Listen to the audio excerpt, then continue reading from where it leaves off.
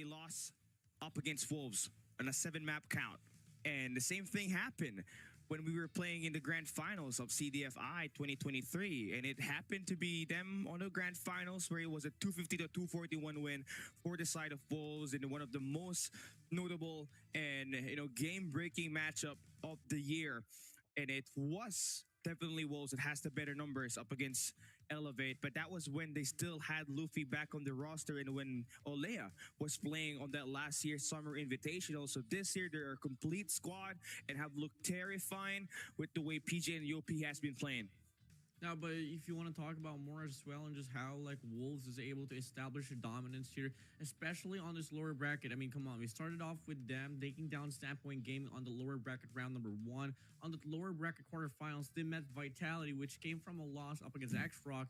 And, well, it was looking to be a near sweep as well here for a set of Wolves, but all of a sudden, Vitality came out with a surprise. I mean, they were able to respond back with Arsenal and Summit. But it all went down with Grana, Metropolis, and Raid.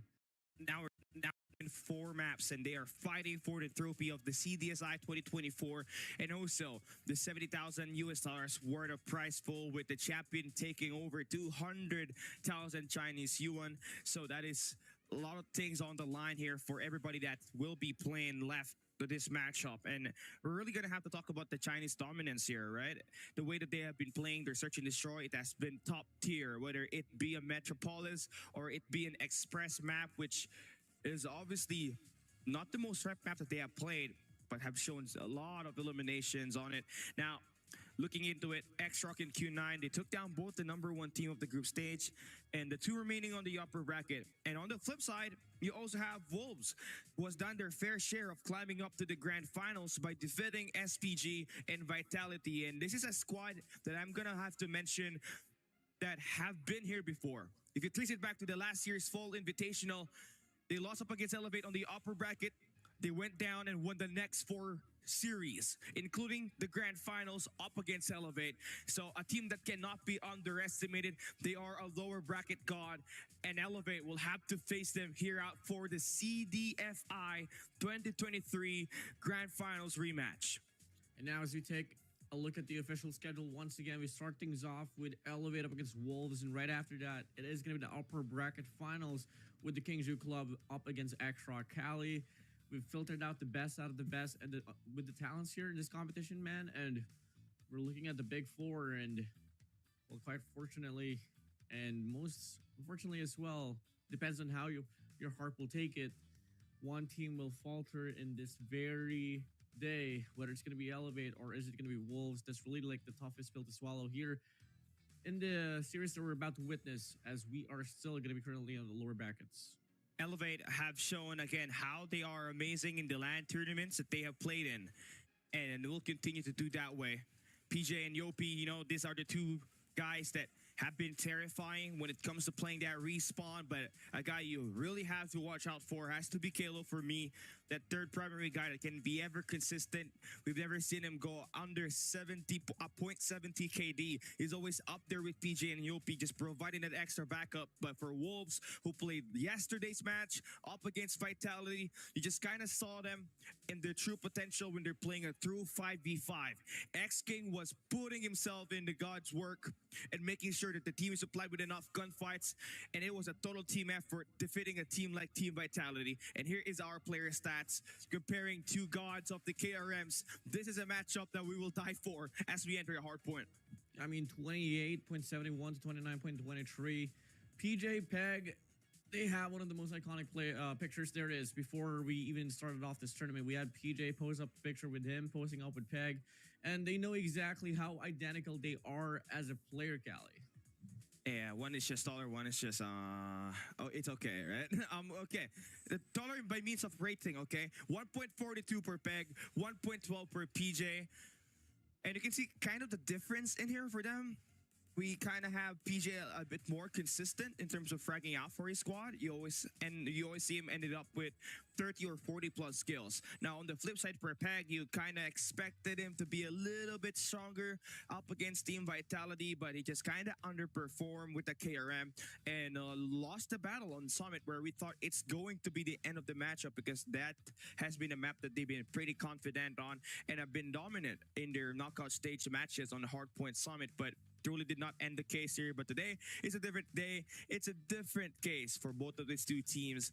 Whoever wants it more, Warden. And I believe with Anzai looking pretty motivated after that yes from her girlfriend, you already know this team is in it to win it. Yeah, for sure, man. I mean, before that, though, we're going to have an interview. So let's get it on here. Let's find out what we can unfold in this interview, Scally. You will against with Team Wolves. Can you predict which score you will get? And do you have confidence you will get that? You will beat that? The team is confident to defeat Wolves, so we can even already match on CDFI. And my prediction score is 4-2 or 4-3 in our favor. PJ 说他觉得他们非常有信心能够拿下这场比赛，因为他们的队伍非常的棒。然后呢，他觉得他预测的比分是4-2或者4-1。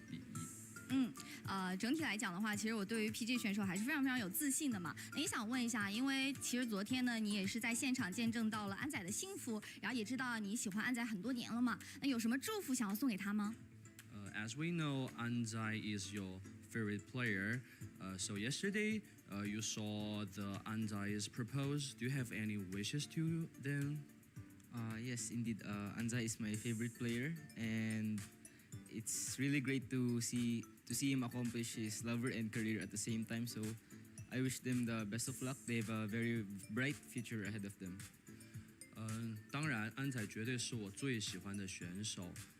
我祝福他们，希望他们有一个非常美好的未来，一切顺利，都会非常的幸运。是的。那最后的话，我们也一起说一声加油，好不好？来 ，Elevate， 加油！好的，欢迎来到狼队的赛前备战间呢。我们在赛前呢也是抓到了安仔啊。那刚刚其实我跟 PJ 聊天过程当中了解到，他其实喜欢你2-3年了嘛，而且也对你们之后有一个非常非常美好的一个祝福。那今天面对 PJ 也是你的小迷弟，有什么祝福送给他？同时的话，会不会下手轻一点呢？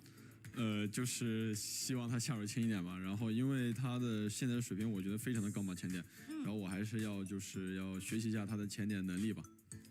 我觉得这个强队就是这样的，总是惺惺相惜的。那其实也想问一下，因为在接下来过程当中，如果我们狼队想要夺冠的话，赛程是非常非常艰难的嘛。那对于接下来的路有什么样的这个展望，或者说你对于自己在这次有什么样的目标吗？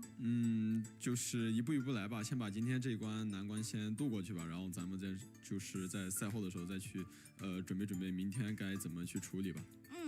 是的，那也想问一下，因为在接下来的话，其实是 X-Rock 是面对到了秦9，对于这场比赛你有什么样的一个预测？我预测的话还是XRock 就是4-2战胜秦9吧。OK，4-2也期待。那在此祝福狼队吧，期待你们好运，加油！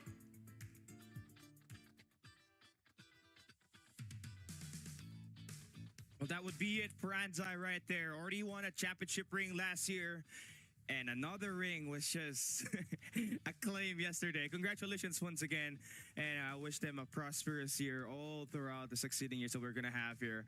Anzai definitely is going to be a key player here. I hope he would not retire next year. I hope he gets to play more because, a talent like him, it's such a waste for him to not really get his full potential because this guy had been continuously been up there as the top 3 player of all time. Yeah, for sure, man. I mean, the consistency, the flexibility.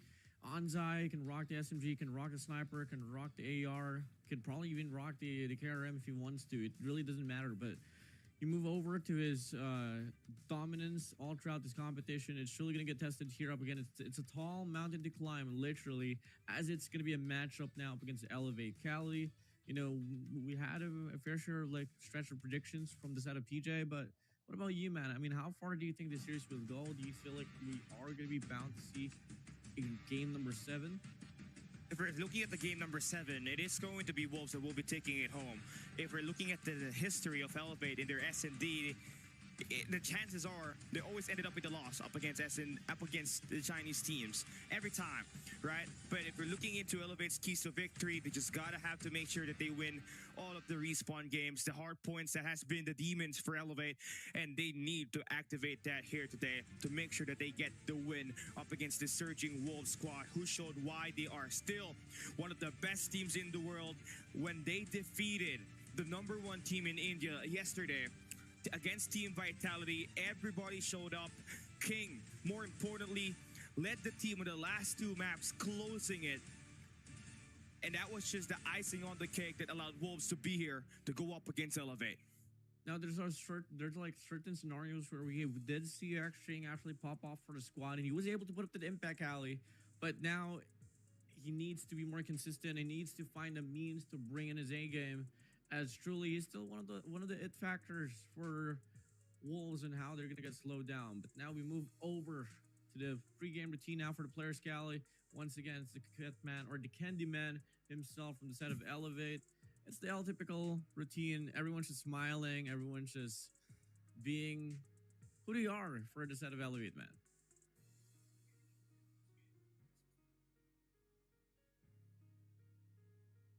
Yeah. You would think that he'd always be there at the 3rd or the 4th frag, but yesterday he was lighting things up with the DP50, especially at a hardpoint standoff. And speaking of another demon here, man, Halo with that equalizer have been looking devastating when he is facing any team when it comes to playing seaside control. So that is something that Wolves needs to watch out for. And why are you hiding your bangs, PJ? That bangs gives you 100% buff on your hit shots, your hit markers, right? So it's all right. This guy is definitely up there. King PJ along with Yopi, this duo. This is enough, right? You would need these two players to really step things up and earn their victory up against Wolves, because anything really, Warden, in the lower bracket, they haven't won up against Wolves, and on their last 2 matches, everything has just been not looking good. Now we move over to the side of Wolves here, where you talk about Neon, Cali. Neon, arguably the most consistent player right now for the set of Wolves. I mean, consistently dropping positive rate of eliminations, whether it's going to be Search and Destroy, Hardpoint, or Control. The one and only Anzai here. All hearts out, all love in the air. Here just doing his own usual routine as well. Now, we talked about this guy, King Cali, truly one of the biggest difference maker, especially when we talk about Search and Destroy. I mean, also, the way he played at Metropolis, he was lighting Marvel up, clutching everything that you would think is supposed to not be clutchable, and he almost pulled up one of the best performances. He did not have any MVP yesterday, but after that Metropolis, he took one and then almost ended up with another on the Control raid, where they ended the hopes of Vitality to forcing a game number 7. But you're looking into this guy right here. He has a tall task of going up against against PJ today with that KRM or either 8P and R9. It's a matchup of pacing, and you gotta have to make sure you do not fumble as you're currently down in the lower bracket. One more loss and it's over. You're gonna get sent home packing. It's quite nice that we were seeing a best of 7 here for this lower bracket, Scally, because you kind of hate to see a team go out quite early on, especially if you're a fan of Elevate, because they do start things off here on the lower brackets. But now we move over to the map Vito, Scally. If you are on the side of Elevate or Wolves, I mean, what are you looking to ban for? Hey, Wolves, you gotta ban APOC. Okay, I was thinking Summit would be the best map ban for them, but you rather get out APOC, who's been a pretty good map for Elevate. No matter what kind of hard point, it looked like it's a scrappy hill. So there's no one-sided things in there. So it is looking like a very default map bans here for Elevate. They don't want Hack DR, but it's interesting. They want to open Takeoff and banning out Tunisia for the time being. So Wolves, what's going to be the map ban like? It is going to be Firing Range, which is going to be their default map ban. It is just a map that they haven't really found good strides on up against any top teams in the competition. And that will leave us to Summit, Ascenda, and Standoff on our hard points. And you kind of like the idea there, but it also does kind of favor a team like Elevate. So with Summit open, is it going to be a Wolves pick, Or are they going to be opting for a better map like Hacienda where their ARs are going to be absolutely shining? Well, we'll see. We'll see. We'll come and find out. I do have a strong feeling that, this hardpoint run, Kelly, might just start things off in Hacienda. I mean, we haven't really seen Hacienda quite a lot, and I think this is going to be perfect time for any of these teams here to whip out Hacienda. Both Elevate and Wolves is pretty promising in the map of Hacienda. Like soon enough, we are about to see the map itself. Cali, I'm pretty excited here, and if you guys are excited as well, better make sure that you guys are sharing the broadcast because you don't want anyone to miss out the action that will possibly happen here between Elevate and Wolves, and looking like we are heading straight to Hassie, baby. And it's all about utilizing your team's presence on the assault rifle. Anzai, King, and Nian, they have been absolutely amazing. But can they absolutely get the win up against Elevate? Let's come and find out as the last year's Fold Invitational rematch is about to commence. Elevate, the last team standing outside of CDM region, is now good to go up against Wolves. We're not even waiting at all. We're not wasting any time. We're just heading straight into the action. Here we go. Open hall control needs to be found over here, especially if you want to win things off here on this P1. And clearly, it's going to be Wolves congesting this one through, but PJ finds a double. But at the end of it, it's going to be Wolves getting more map control here on the hallways. Nice shots coming through for Elevate as they find 4 players to go down for Wolves.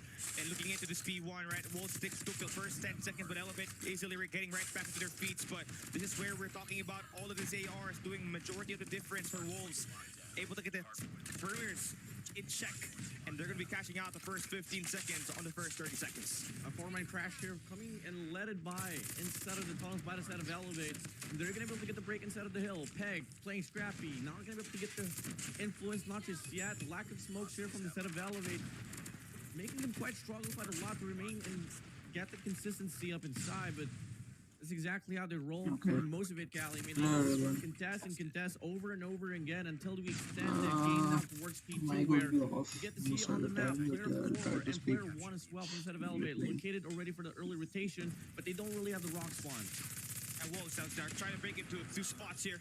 Nice shots for Nian. His teammates is going to be breaking through the short side, but Kill is going to be there to reinforce. A lot of players is inside of the hill for Elevate, ready for the charades to happen. Here comes the wave for Peg. He takes one guy down, and here comes the collapse inside for Elevate, but Susano making the plays. PJ shots down the push in the white room, and they maintain the hold inside the hill. Oh, wow. I mean, I haven't seen a team dominate P2 without rock spawn in such a long time, and Elevate so far, they claimed the first 30 seconds inside of the hill. Until then, they are still fully in control as this last 30 starts to kick in. 54 to 18. Wolves stagnant. It's really not all about the ARs here, man. I mean, now it's looking like it's just the pacing. Elevate is just throwing at them. The moment that you're seeing the spiral in control for Elevate, it's just so easy for them to make the break inside of the ARs. That's nice. Really doing the job there for them. But it's also the SMGs that's been creating the opening picks here for Elevate. And that's why this hard point just turned into a money hill. Wolves going to have to figure out something as we enter the next hill. They're going to have that early rotation. Number 1, Yellow and Peg is going to have that pillars, but he does get cut down. But at least you do have a couple of players ready to enter inside the hill. If you look at your top left of your screen, 4 operators already available here for the set of Elevate. War Machine going to get invested by the set of Kendi. They could possibly zone things out, especially now they have a claw as well on top money. Susano bagging it down. Cash directly inside of his pocket. Wolves having a hard time to even get near inside of the hard point because they are fully locking this one down. Sparrow gets contested as well. And here we go. It's looking to be a full 60 here, Cali. With this investment here, Elevate accumulating more resources in the process. Susano fully streaked up. They're on an overdrive. They're on an overdrive. It's not looking good for Wolves, honestly. You take a look at it. King was underperforming up until now in his first 3 hills, only having 3 eliminations, and that's not going to be helping this team at all. If you're utilizing yourself an SMG, you're going to get completely eaten up by the Yopi and PJ combination that already has themselves 32 kills in this elimination department. So it is just currently top for the squad at the moment as you just kind of gave up 2 money hills for Elevate. 101 and 39 as we start this last and final hill before we go back for the reset. Anzai, Annihilator is out. split spawn situation here for a set of Elevate. It's only going to be Slow here, actually anchoring towards the garage, but Zai's going to go for the cut on towards open hall.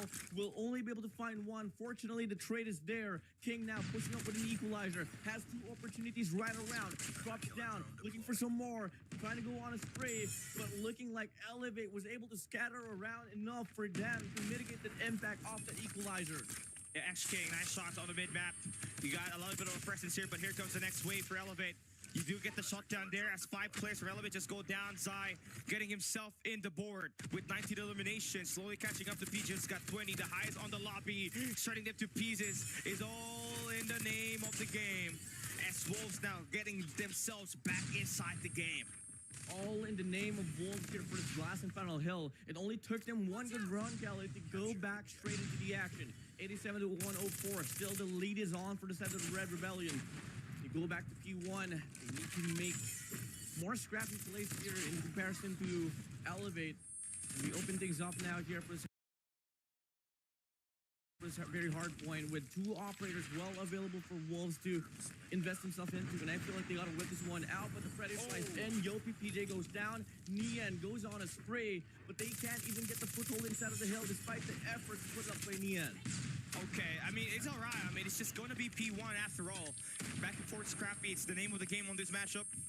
But you still need King to step things up, as it's currently not being felt in terms of the SMG presence inside of the matchup so far. PJ going to be utilizing the smoke to hide around the corners and get more time and get this hill contested. Peg going to be inside of the hill, and PJ gets the swing by. He still stays alive. King going to fall down like a fly as Wolves still trying to scrappily get these attacks with their ARs, but you can see the counter there for Elevate is just utilizing that smoke to make sure that they get the most time on this P1, turn it into a mud hill as we enter the next hill. A big fight here will be fought over here on towards Rock's side. Come again, Wolves will be able to get that spawns there towards Rocks, but does it really matter? I mean, we were able to see Elevate prosper coming from the spawns on towards Driveway, but they decided to push up now. They flipped the spawns away.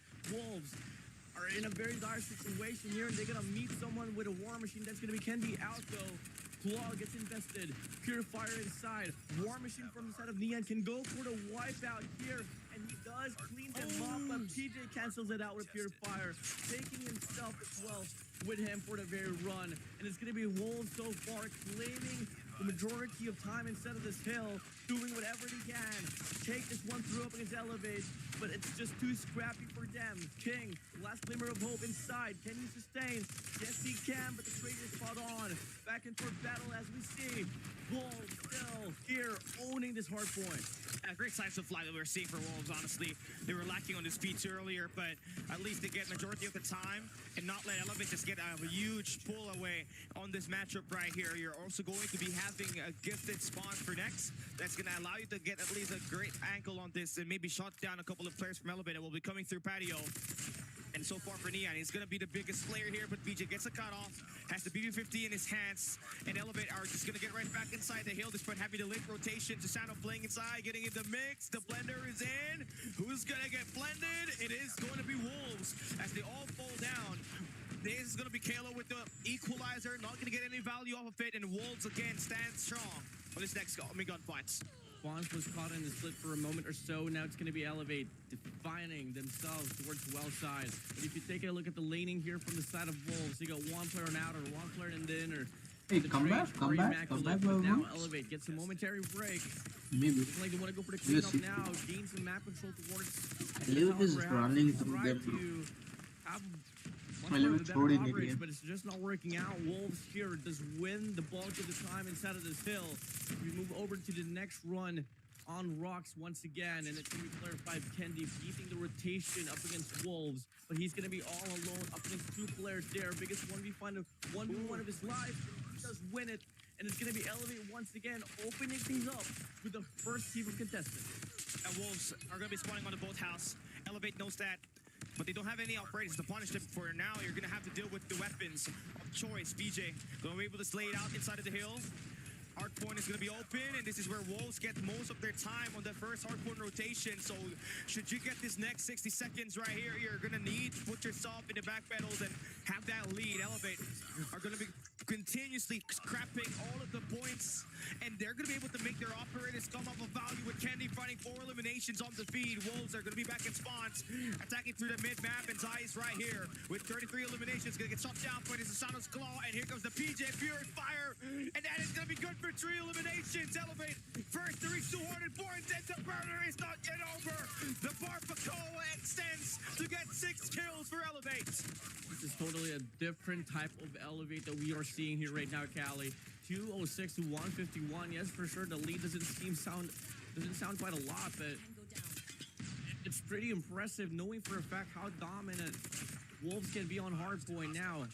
They have set the tone here, but in this very run for P1 so far, early strike, first 10 seconds, gonna go to the hands of the side of Wolves. But we've seen Elevate break this hardpoint over and over again, and it's not gonna be a surprise if they can do it once again, and looking like they do, convert with it. 2 players now gonna be found inside. They clear up the top side as well, and they're gonna be in it for a show once again. I kind of like the POP there for Kennedy. I mean, that kind of looked like a KRM at that angle, but now for Elevate, you're looking pretty good. You see, you got PJ with 44 kills, and he's just being a demon at the moment, the king of KRM. You know, he is definitely insane with the SMG. The Fennec in his hands. He might just be able to explode for a 50 bomb here. But on the other side, you're also going to have to watch out for Peg, who's got 42. He is up there with BJ, going in for the slaying department. But for the moment, it's still Elevate that has gotten that lead. We're moving on to New. It's 270 to 178. Elevate is close to winning this match. Wolves needs this next coming hill contested and turn it into a money hill. Elevate's gonna be firmly holding on to their lifeline here, and once again they got another Hey, offer Leonard, here, no, invested what inside लगाई Spirit भाई? Hill, but King whips out his own What equalizer. लगाई It's a भाई? 4-man investment here from पूरी the set of तरह। Wolves. Claw, खत्म Pharaoh, Wolves। Annihilator, Equalizer is out, and hopes for them to retain and get consistent inside of this hill. And so far, the first 2 waves of gunfight goes into the hands of Wolves. Yeah, Zai just playing with his life. That's 44 kills for him. Peg with 48. Nian just playing on short side. Getting the 3D activated. It's a multiple attack, and Peg is going to be successful in just slimming it down. But BJ with another Purifier invested, and he's going to give himself 50 bomb. With this matchup, they only need 15 more points to win the match, and Wolves Wow, are going to be well trying done, to bro. throw their figures. But This was DJ 50 with kills, the bro. denial of the Damn. operator. He is going to single-handedly hold down the Wow. single lane. 53 elimination, and Elevate will successfully hold down the fort to take the Let's go, guys. Let's go. Elevate taking map 1. Come on, guys. I think this is ये सब भी maps best of 7 ही रहेंगे.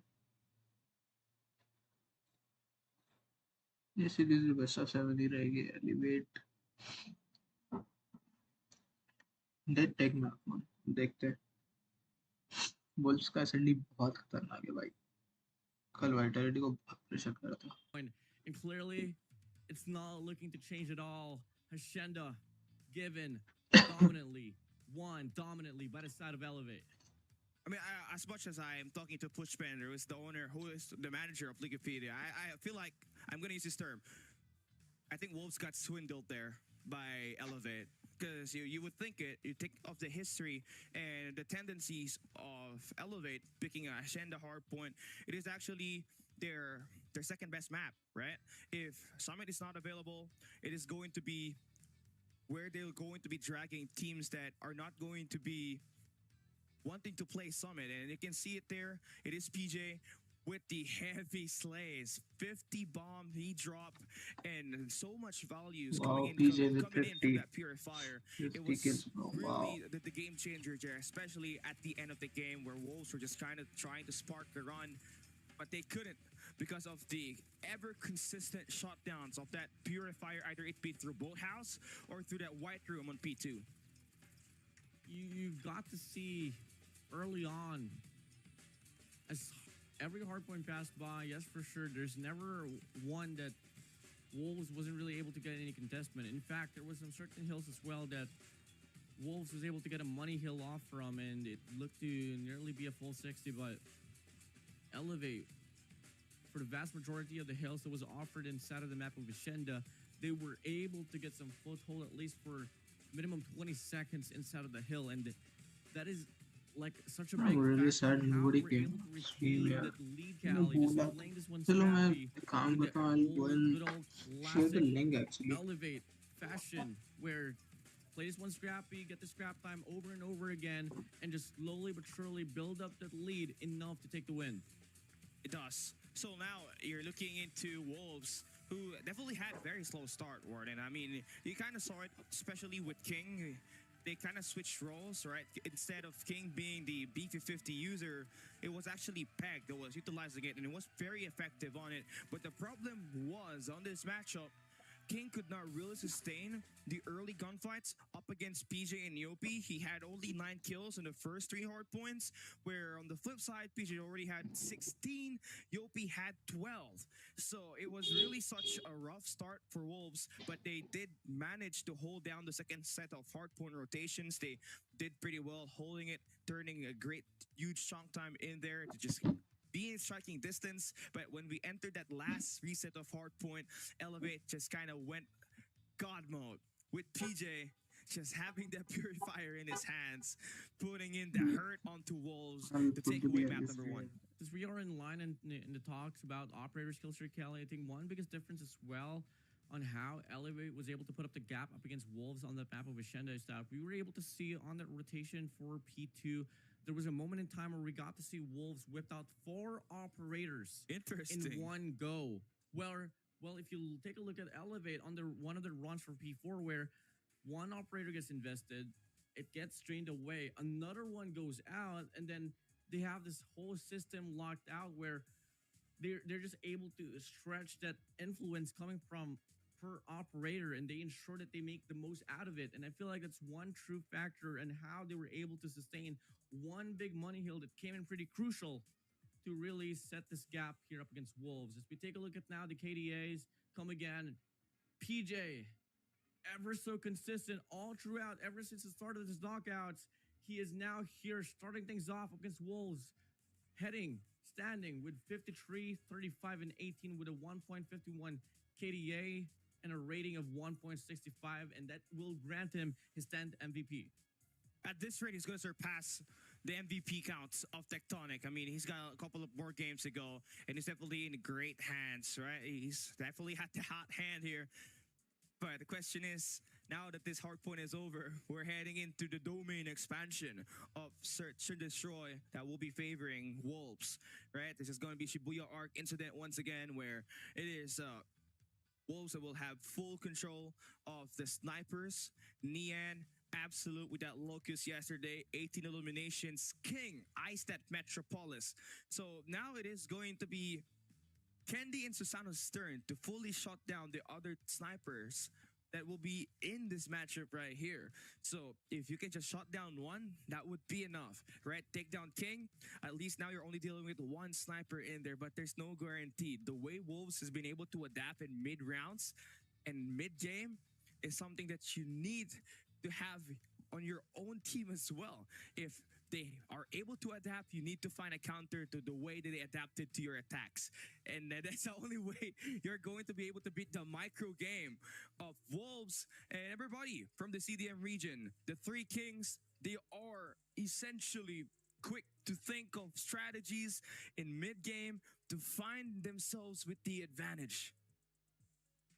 There's just simply not enough time in this world to prepare a search and destroy up against any teams here from the side of the CDM region. For the longest time, they've been putting a lot of reps in S&D, and it's just a totally different level here, Cali. But come again, we don't exactly know what Olea has been working on directly on search and destroy. Yes, for sure, on paper, Cali, their S&D is not really the most promising one there is, and it's just all going to come down to changing the narrative here in this very series so far. Elevate, taking a look at them once again.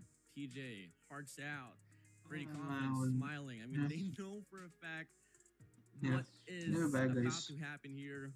We're just waiting for the game to start. Callie, how far do you think the story will go? I mean, it will all have to depend on the snipers here for Elevate. How will Candy and Susano be able to interact with the ever-growing resistance of King and Nian over time? And also, I'm also going to be pointing out one extra player for Elevate. PJ played great up against Stalwart Esports, which was uncharacteristic. He took an MVP on a search and destroy where you would normally think it would be Candy or Kalo that would take the reins. But he scored 12 kills with an MG42. And if Elevate does get this map pick in their side, which is going to be Express, oh boy, we are in good hands right here. This is one of their playgrounds. Although they may have had a lot of close games, especially up against DVS on the group stage, and Wolves winning this map up against Team Vitality, this is still your comfort pick. So now let's get this game started. Map number 2. Can we see Wolves tie up the series, or will Elevate go up 2-0? Let's come and find out. Yeah, let's get it on here, Cali. Starting things off here for a set of Wolves on the offensive strike. They're going to be heading straight for a quick, aggressive default here towards this mid-map. Truly, it's all going to come down to the snipers here to make the plays. Nian here pushed up on the railway. Chloe's going to be on the other side. Anyone can get the first initial kills here, Cali. It's just all going to come down to the timing. Bomb's still not going to get picked up. And you're just waiting for King and Nian to maybe make a play here. At the moment, it is just a pretty spread out push, but you're liking the position here for Kendi. He'll be able to watch the cross on the mid-map with the elevator position that he's got on the left side of the map. And Yopi's going to be able to pick up the first guy on the Wolves spot. That's going to be X-King, Agent 007. Taking the same angle, and Kendi finds the read as well on towards Nian. One player, bottom side, Zai. Concussion is out. Spots Zai, relays that information towards Yopi, and he makes the most out of it. From the top we go, he's going to be Peg all alone. 1v4 situation. First up in line, and it's going to be Kendi going down. Trades coming out quite quickly. Smokes get deployed, but it's not going to be enough to mitigate the pressure that Elevate is building up. First round's going to go to the side of the Red Rebellion. You're going to have to give it up to Wow. Yopi there, who found the first kill onto X-King on the bridges. Elevate is and on also next extended out level towards right now. departures to make sure that They're the just team is going to be going supplied with a ham. numbers game. And all they just had to do was go and win that 2 eliminations. We enter the second round, and it's going to be an attack side A. And Wolves going aggressive on it, with Zai holding down the admin building. It's going to be 3-4-1 splitter. Getting Nian to watch for the flank, and with a sniper in hand, if ever plays towards the mid-map, he might just be able to catch a few players off guard, but looking like he does related information instead. And he's going to go, and his teammates are going to go for the rotation. And 3 players from the side of Elevate still hasn't gotten the call. It's only going to be PG with an R9 waiting for the perfect time to strike. AK cannot push himself all on his own here. There will be many trades, especially in the head glitches, that will be held down here by King. Back is going to make the rotation onto mid-map. Kind of liking that attack, so you're not really trusting your players around the train tracks. And Myopi, again with the first blood, finding the route, and Kendi just supplying the shots with the scope. And now we got some trades going through for Nian and Peg to take down Kilo and Kendi. Now it's a 3v1 situation, all down to Nian with the LW3 Tundra. But just settled there for the shutdown. No clutch will be made as Elevate wins the retake. This is so much different than I kind of expected, Cali. I mean, I don't want to jinx them. It's only 2 Wow, rounds, but 2-0 and what the way that they're fashion. maneuvering around Wow. the map and the way that they're choosing their Elevate gunfights is goes really to show playing that good. they are truly working on this S&D now. We've seen a lot of teams outside of the CDM region go up against Wolves and Search and Destroy, and they start things off pretty strongly, but they lose the train of thought. And they do falter in the midst of the game itself. As we start things off on this round, the end gets the first blood. Yopi responds back with 2. Klo finds 1 as well. Peg in the process spots Yopi. But the numbers advantage once again granted for the side of Elevate. Now it's an equalized out with this shot sphere for King. Should get that ID on to this players. PJ, they're going to get attacked by Nian, but still, we have a bait and switch happening for PJ. It's going to win that fight up against Nian, so now we got a 1v1 situation. Bossing. What are you going to do, PJ? On this B side, you got the better range with that BB50 in this close and under this medium range, but King has a sniper. Wow. And it's just going to place himself on train tracks. He's got a good angle on that. Just going to have to wait for that clock to expire. And he's got a good look on it. Easy as spy. Wow. The timing. Spot on, but PJ decides to check. The IQ is tested. Oh my god. PJ Okay, gets okay. the clutch and the read. Let me Gets the defuse as well. 3 in a row for the side of Elevate. Yeah, let me break that down. He saw where the bomb plant was at. It's exposed on the train tracks. And what was the rotation like? All the way to arrivals. Head down to the bridges. He saw King, Pronin, and the backstab was successful. And emotions running high for PJ. High IQ play. This is what we want from the consistent MVP of Elevate. He got the aim, he got the brain, bro. And now, I'm going insane here. Elevate 3 in a row. Promising takes here over and over again.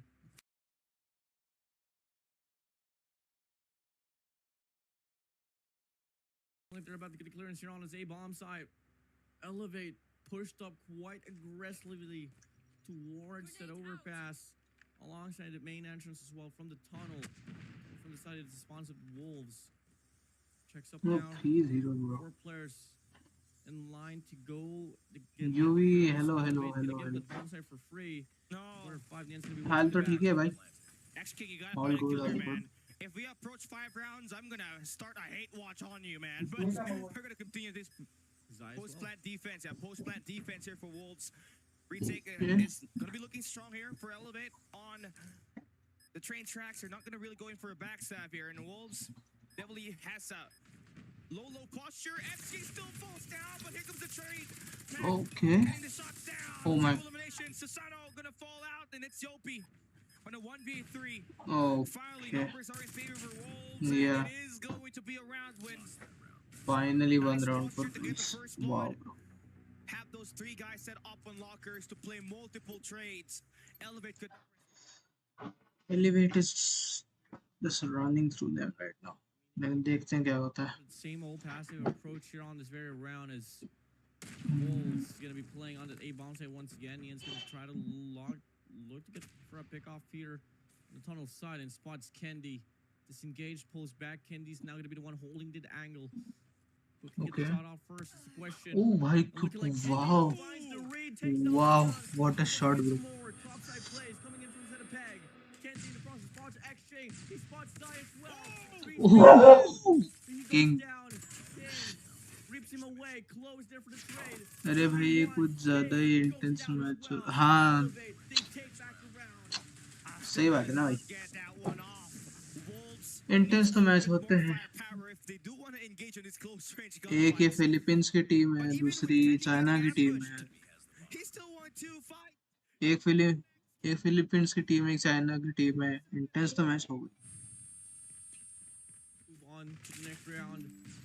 Wolves looking to get a break here on the speed bomb side.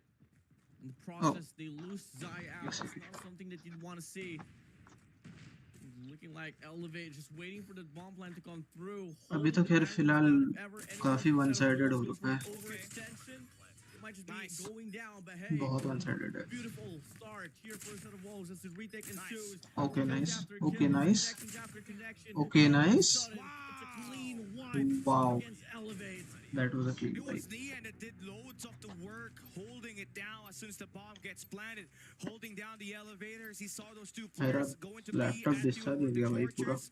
अच्छा time And पे देख लिया मैंने. gets those eliminations. वरना पंगा हो जाता. Those 2 key players was enough for Wolves to earn that round win, and they're slowly gaining ground. Remember, yesterday they started 1-4 on the first half and immediately won the next 8 rounds. So if you elevate, this lead is not that safe. You gotta do everything to win this Wow. matchup, and it starts here with Kalo, who secures the flank, taking down Nian, who is the hot sniper that we got here on this Express S&D. भाई ये नियान बंदे ने बहुत मारा था कल. This is not going to be a good gunfight to take. Uh-oh. No way he gets 1 kill out of Damn, this. There's that 3 players Kundra watching was clean. here. Yeah. Yep, Zai's able to get the shot off. Flo disengaged. भाई इन लोग की shotgun और sniping बहुत मतलब next level की Flo है भाई. still not able to find any kills whatsoever, but Yopi makes the difference. He finds a double. Extra peg Wow. with his hands. He saw the fine Zai. ये लो भाई. 1v2. The defusal is on. ये ले भाई. Influence and Elevate. They claim back the भाई round भाई lead. भाई. It just kind of just kind of how do I say it? It's just kind of पे खड़ा रह के unfortunate डिफ्यूज कर दिया, कुछ नहीं कर पाया बंदा. for King. I don't think there was a comms that was enabled there because Elevate just kind of saw it, immediately went to the bomb. King was just respecting the flank that will come out of Kalo, who had that deliberate early presence on there. So you can see Elevate is absolutely playing mind games in here, not just straight up rushing all of this fight. Saw Wolves stay true a lot of Mirage utilities on that A bomb side. They are not Few of the coming trophies canceled from it out. this. Got Let's the see, call that there let's might see. be a stacker on his A bomb भाई side, so Wolves they है वो, divert things towards B. they They know have the मतलब strength right now, so this is इतना also going to be easily another तो retake. The question is, हार can नहीं they मानेंगे. find an eliminations before even the bomb's gonna get planted, or is it just gonna come down to a 5v5? Looking like it's a 5v5 retake, Alex. जैसे उसमें क्या है, कल vitality ने भी अच्छा करा था.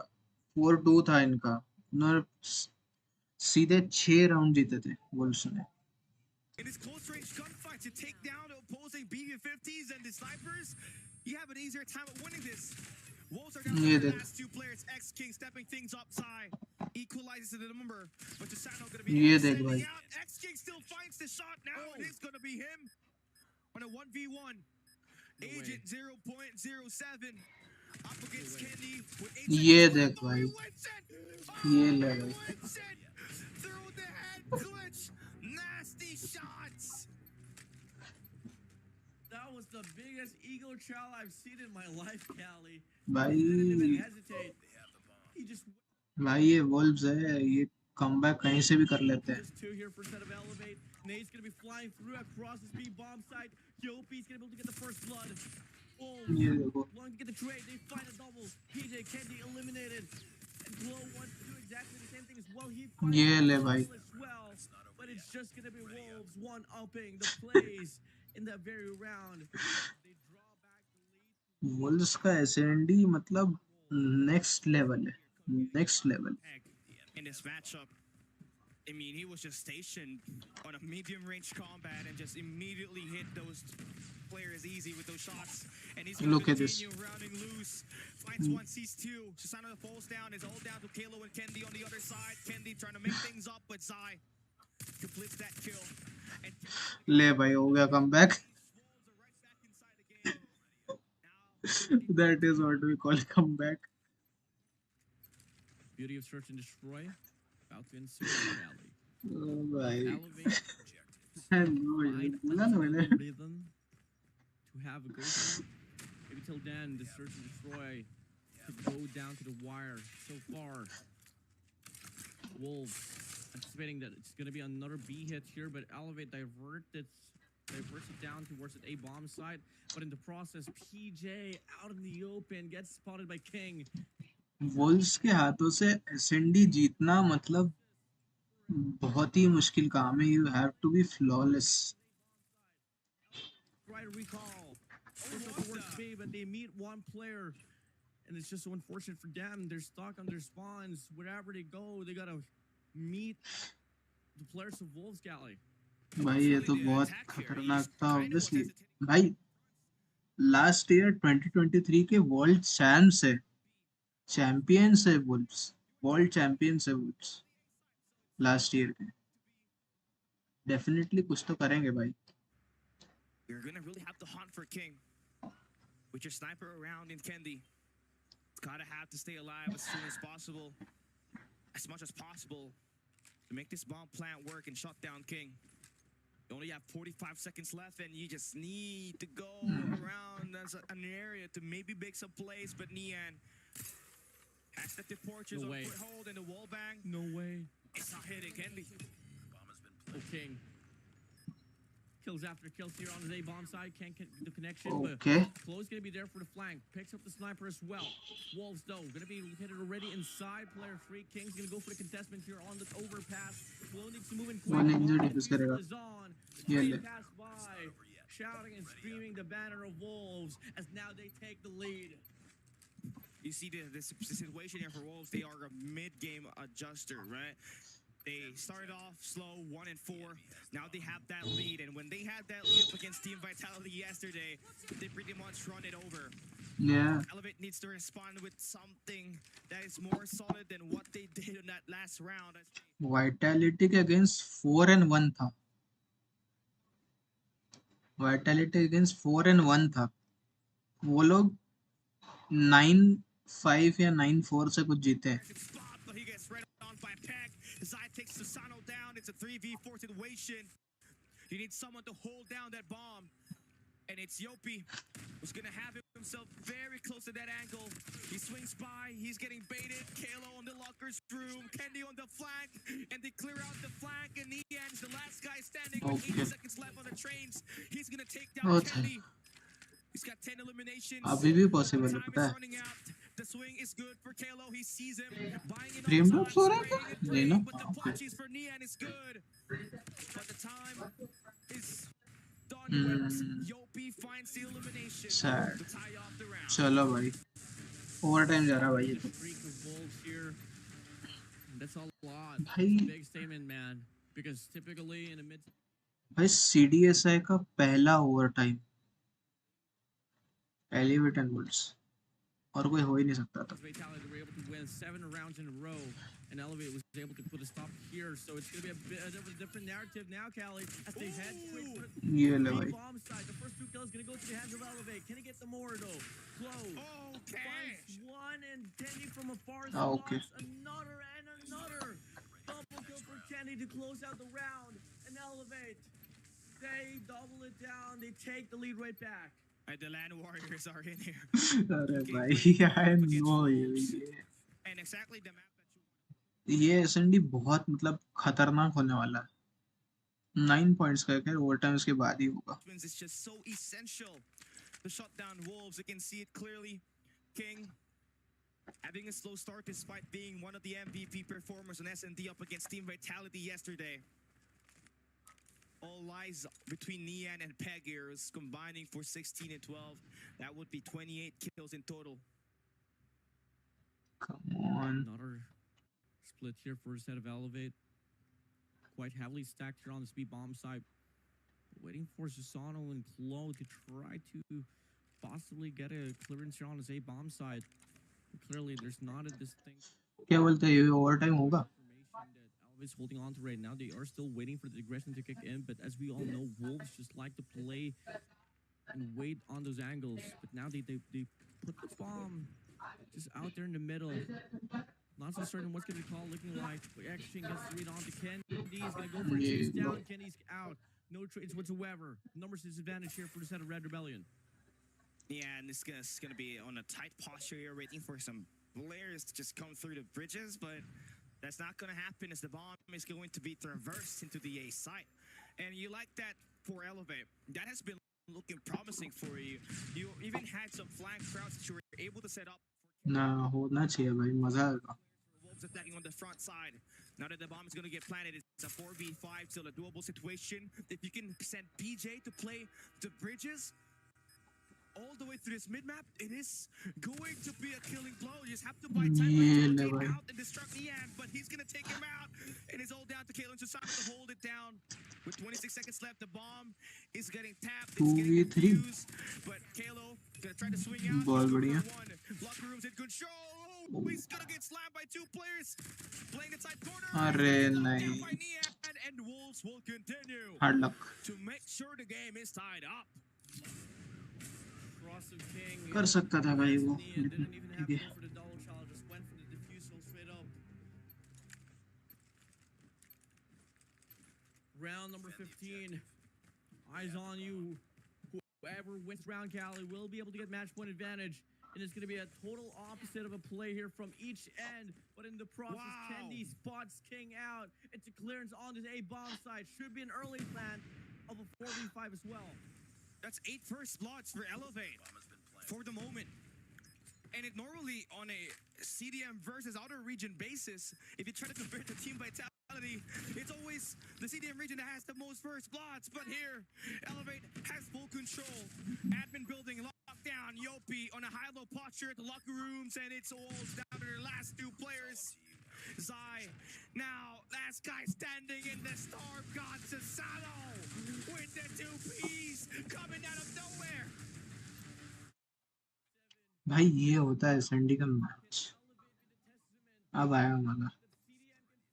Search and destroy a lopsided take of Elevate and S&D beforehand. If that guy prone after moving back could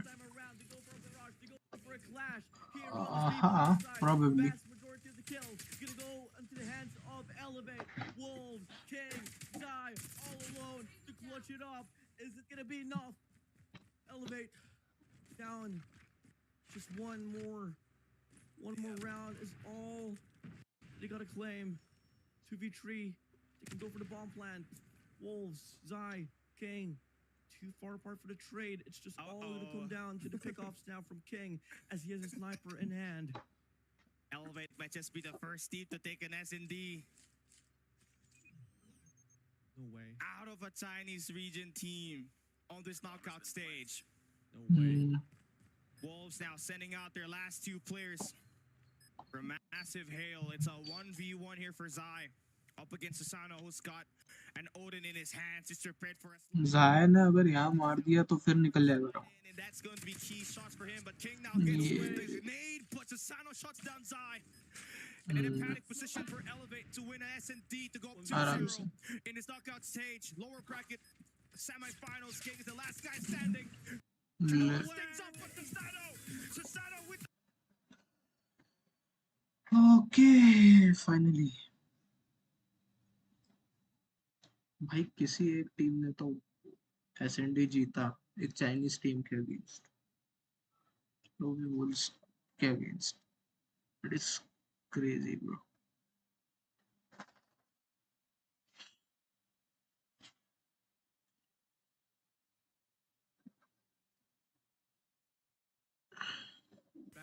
sad है, आई थॉट ओवर टाइम होगा, नहीं हुआ sad.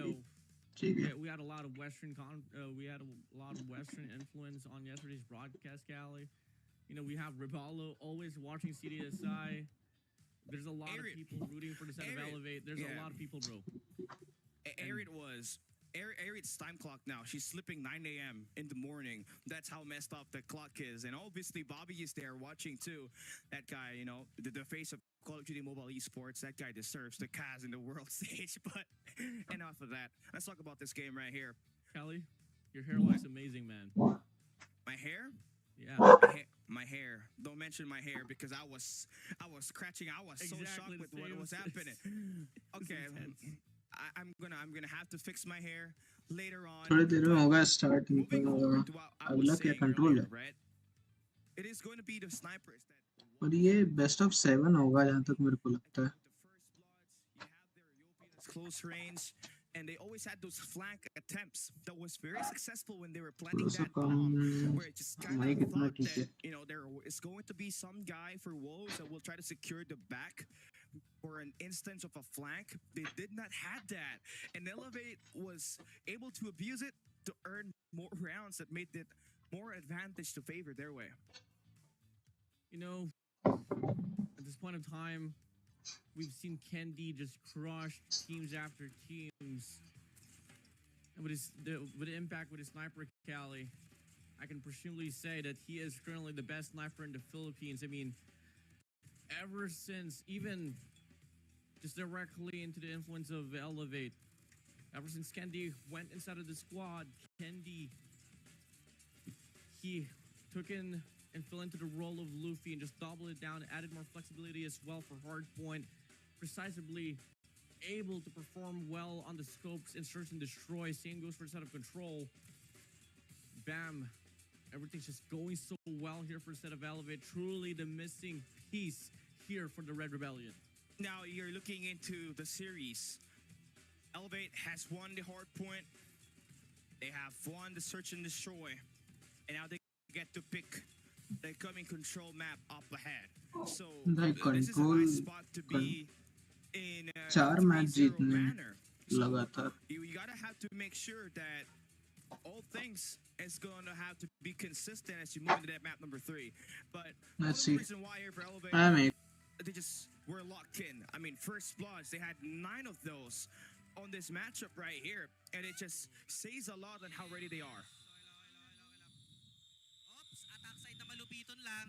Tara, rush B. Sama ka, Susa. Tutukan mo ilalim. Pati ako. Tataas kami, ha? Dead siya. Yeah, triple damage. May nakatingin ng bap lang. Ako. Sige, triple damage. Ito dito na. Klo. Dito na. May sniper pa. Pinas ko yung grass, harap. Meron pa harap. Gayaan nyo lumapit. Hayaan nyo lumapit. Glitch. Hayaan nyo lumapit. Push. Nice! Last one, pare. Last one, boss. Last one. Rush B tayo. Ilalim tayo, pare. Rush B, ilalim. Ready nyo flash nyo, ha?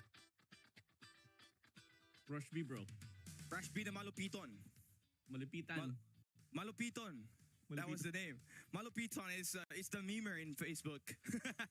Yeah, they are even adding memes to their comms. That's how insane they Dude. are. I mean, that's just in a competitive scene, Cali. You've seen like teams they say, "Oh, let's go for a 3-1-1. Let's go for this." No, they have secret codes for their. They have secret codes for their plays, Cali. And you know, one thing that I observed and I kind of miss hearing from them, as you know, I was in the same org with Elevate back then, or formerly known as BPM Low Kings. You know, in Raid we call it gravel. They call it Boracay. Yeah. I mean, you always love to have extra comps in there just to throw off the people that you're going up against with, and especially things like this where they can read and they can hear your comms, right? So you just gotta have to make sure. लगा था हाँ you get 4 the best for right now. We get क्या ready बोलते with हैं our team results.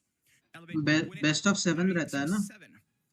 तो First team to 4-0 take करेंगे तो the obviously तभी जीतेंगे SCD ना map भाई outside of the CDM region, looking pretty well for Elevate here, as they had 60 kills and 58. And I tell you what, they have been winning maps where they have better KD. They are winning the gunfights up against Wolves, which is unlikely to the playstyle that Elevate always brings into the mix. But you gotta have to give it up for them. It is a different day. They had been demons. And there's a reason why they're called the Land Warriors this year. 4-0 करेंगे तो हो सकता है 3-4 करेंगे तो हो सकता है Wants to win. And Kendi gonna have to be showcased pretty well, especially on the first half. He was 4 starting match the जीतने low साथ में offense. से Then at the ऐसा end, भी where he सही was just kind of laying back, Susano popped off. You saw it to get that 8-round win. He dropped a 2-piece to end the round to make sure that the team is definitely winning this match. But Elevate Kendi gonna take his first MVP, especially with that Okio buff. This guy is gonna take everything to his own hands. I mean, ever so consistent, getting his first MVP. He's just such a good filler here for the squad, and got to keep in mind this guy was able to bag a lot of memorable moments, especially they're running for Green Master 6 where they were able to close it out, all because of Kendi just able to get a clutch. I think it was like a three piece with a Tundra on Terminal Search and Destroy. Everything goes way back here for Kendi, as truly, for me, Cali, it's my own opinion here, truly the best sniper in the Philippines. He does. He's currently the best sniper ever since Green Master 6 when he went to Elevate. You saw it. You casted it. You ended it. Mr. Pakakman himself with the 1v to clutch it. That's the value of having Elevate Kendi in this roster right here for Elevate. And if you're trying to compare this year's roster to last year's, I must say, it's just the experience and the veteranship that Kendi can provide to this team. And I believe he's the most reliable here, especially in the Search and Destroy. He has proven that for so many times in Search and Destroys, and that had made their इनको सुनना है कि थोड़ा सा गाने लगा दो elite क्या level. बोलते हैं I'm gonna say elite because their last year's Search and Destroy was abysmal. It was dog water, Cali's all I can say. I mean, Yo, dude. Keys to victory for the side of Elevate every single time. Win every respawn. You reach game number 5. Okay, we're gonna choke another round for the grand finals, perhaps, or the upper bracket finals. That's the storyline here for the side of Elevate, at least for last year's run. But now here with Kendi in, everything's just pretty spot on. And now Cali, we neglect Search and Destroy. I'm sorry. Hard point. ध्यान Getting देना straight to the game mode in the middle. It's gonna be control, Cali. I mean, bring us back with the maps, man. I mean, what do you think will get whipped out here for the first round of control? okay, you know what? If it's an Elevate pick, you already know. It is the PJ बंदे Cali के Wombo combo. उसके headphone पे ribbon देख भाई, Purifier छोटी FC सी into red Live, and you ribbon. already know what map I am thinking about, and I'm about to spew out of my mouth. Oh my It's god, gonna be Seaside. You it's just cute. take away the raid. That has been your worst map. You just play your strength, and that Seaside has been amazing. Especially with the Purifier for PJ just being so effective on the first map. You just had to play today. Let's go and get it. I mean, wherever you take Wolves, they have for sure something to bring into the action. But we'll see about it. But it's just not daring to see when in the midst of the series in the pregame, Yopi's just throwing some funny faces. PJ is just throwing some hearts out. Well, if you take a look at the other side, every player from the side of Wolves are all fully locked in. They just want to head straight instead of the game and take back, finish off what they started. I mean, Wolves have always been in a position where they're down for the count. And if there's anything that you can highlight for this team right here, is their experience. They have been here multiple times, having fielding this roster for the past 2 years. They are going to be playing in Control Raid, so it's going to be a Wolves map pick. So this is where King made the absolute MVP plays on that B side. And he's gonna need to perform with that same kind of consistency as he goes up against the Candyman for Elevate. I've seen Elevate clutch up rounds after rounds, games after games in a map of raid control. Not totally being biased here at all, but you just can't deny the history line, the narrative that they haven't been able to put up in this very map. It could either be the best or the worst map for a set of Elevate. So let's come and get it. As we start things off here on the first round, it's going to be a 4-1 split, just having one player sent out there towards the mid-map, and he's going to go down. Heavy push now here on this B control point. Will not happen at all, and they're going to give off this room and space here for the set of PJ to extend up, while Wolves will try to go for a push my on this gosh. A control point. This is a pretty rather quick attack, and you can see it. Wolves responding So on Jim. phone se They bol immediately raha turn their heads towards the bottom side of the map. And you can see Yopi just kind of getting that info. Wow. Immediately goes back towards the bottom bedrooms. And now he gets to pick out Nian, who's got that sniper. So he's going to continuously funnel these players to go around the B side, which gives more map control for Elevate and just kind of leave the A side pretty wide open for Elevate to continue to abuse. First 5-kill metric does go in favor for Elevate. And just like that, they're going to be winning the gunfights. But here comes the wave for Wolves with Nian leading the pack. Aggressively pushing it up here on his B control point, but 2 players goes down. 2 more to go here for a set of Elevate to hold on to. Zai बहुत here on अच्छा top hold red. करा हो भाई, अभी भी PJ's बहुत looking अच्छा for the hold करा हो. backstab. So far, Wolves now going to be falling to shambles. Looking like they are longing to get the split perhaps. Probably trying to divert things here on his A control point instead. As David life advantage भी है. push that they had to offer on Bravo, but Susano meets him at the middle. And he's going to be able to go on a free sprint exchange of 1 quite a worth of hold भी करा हो भाई. नहीं भाई, नहीं लेंदे रहे He's लोग. only going to be able to find 1 information. 20 more seconds, it's Still looking to get some more. it's nearly impossible. The trades are just much more better so far here for the set of Elevate Cali. It's just a lot more map control again. The mid-map presence, Elevate has continuously owned it on the defensive side, which is what you expect since it's the favorable side of this Okay. control raid. Hmm. Wolves are not down to their last 3 players. No. They need to play a दो capture. Player But their खत्म. lives are running out, and their only option is to just get that A side where they're open in the map. King says takes himself down to the ground, and Elevate gonna have that win in the first round, and that is gonna be a UV are you there? UV है क्या chat में? How Hello. you play for map control is just focus on one side. UV. At the opening, it was a 4-1 split for Elevate, having their players to attack that B side. Then once they get the first 4 kills, immediately sending BOP to play the attack on the enemy base, filter out their spawns, and just like that, another follow-up for Sasano on the opening pick of this B, this round number 2, and that is going to be good on the attack side as they're doing time inside the A side. Such a good read here for the set of Elevate. They went for a mid-surge, not even contesting towards Bravo, because you know for a fact, just extended map control on towards Alpha, and you should be able to get the spawn trap. थोड़ा सा background में disturbance आ रहा है, मैं बंद कर रहा They get the kills first, and now they start to put up the progress here, Cali. It's looking to be another round here for Elevate, especially if they can retain and play their cards right until the very end. Yopi's now going to be here. Sparrow in his hands, and that is going to be Susano again, making the plays.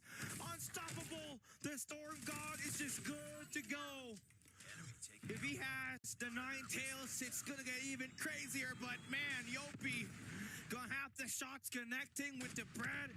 And now you have yourself an opportunity to stop the clock with the A side in your control, and you also get the full capture on it. So now you can just fully embezzle the B side. But Zai's gonna fully defend that with the Annihilator in his hands with King at the backup. They're going to connect with every shot off their operators, and so far, Anzai can get nothing off his Annihilator. War Machine, King, has been able to play one. It's enough to zone out the players of Elevate here. Formation's granted, but he's not going to be able to get anything from that, and now it's going to be Kendi's turn here with his War Machine, but he gets denied as well. 15-9, Elevate, all they're going to do is play for the trays, and this should be another round once again.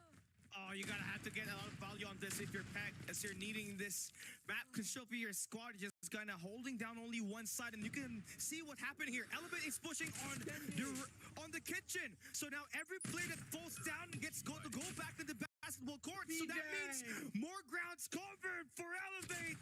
Damn, bro. He's gonna continue the rampage. The King of the KRM, also the Demon with the Annihilator. It doesn't matter if it's not a purifier, if he does have it in his hands. Elevate is in good hands. He is not stopped.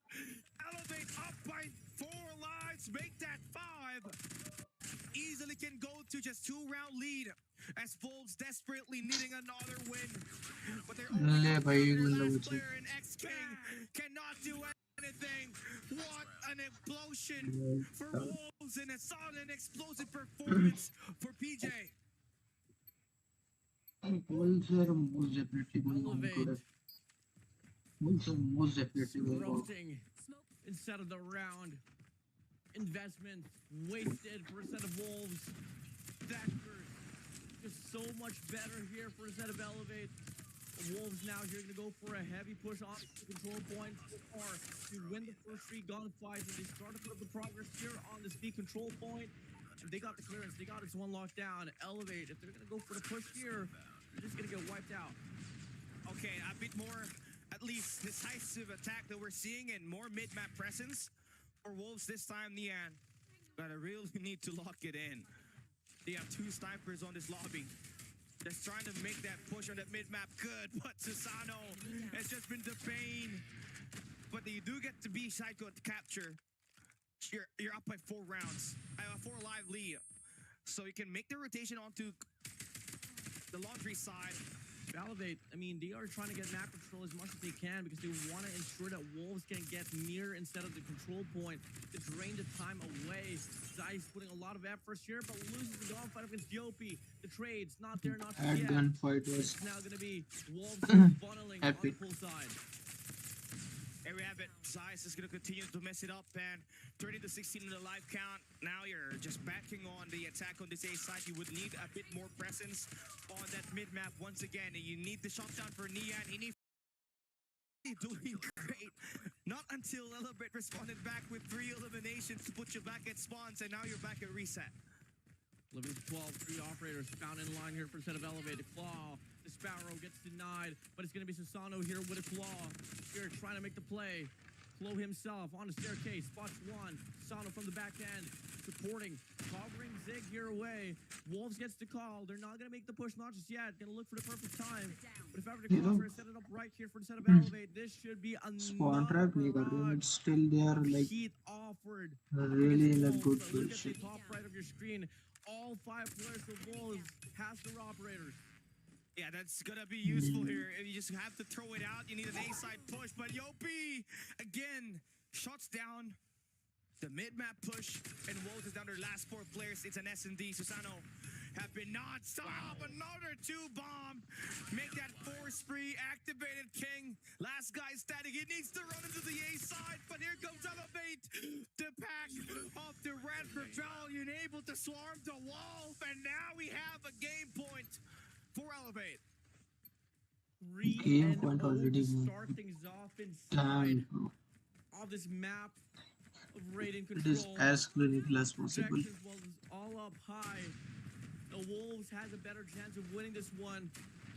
But looking like it's a totally different story as we head straight inside of this game, Cali. Now, push this here on his B control point. उनके पास warming off Kendi. अभी भी 3 operators है भाई Wolves के पास कुछ भी हो सकता है इस राउंड में. He gets denied, and the life count is just getting reaped away off the hands and the side of Wolves, Cali. Oh, this is not looking good if you're Elevate. I mean, if you're Wolves, man. I mean, looking into this, you are gonna be stuck in that mid map, but you can see what's happening here for Elevate. They are gonna get the B capture. That's an extra minute of the clock. Kenny is able to push out, smoke through, and the pistol inside to take down Nian. And this Sparrow is gonna be taken down. Zai needs to do something. X-King as well needs to light it up. He's only got 14 kills, even worse. King has 9 eliminations. You are facing Elevate at their peak at the moment. You need a 5v5 to make this win work. PJ has his operator. Same goes for a set of Claw. And Claw here has his equalizer. Timing is right. Should be able to get a pick off. Could have been a collateral. Can't find the gap. And he's gonna get cooked. Looking to hold it jungle side down to try to offer a pinch here from multiple angles. Elevate funneling through. It's only gonna take one more big push here for Dam to close out this game in a dominant fashion. A clean slate of a 4-0. PJ's turn here with his annihilator. He's going big. See you later, Neon. और Wolves are trapped.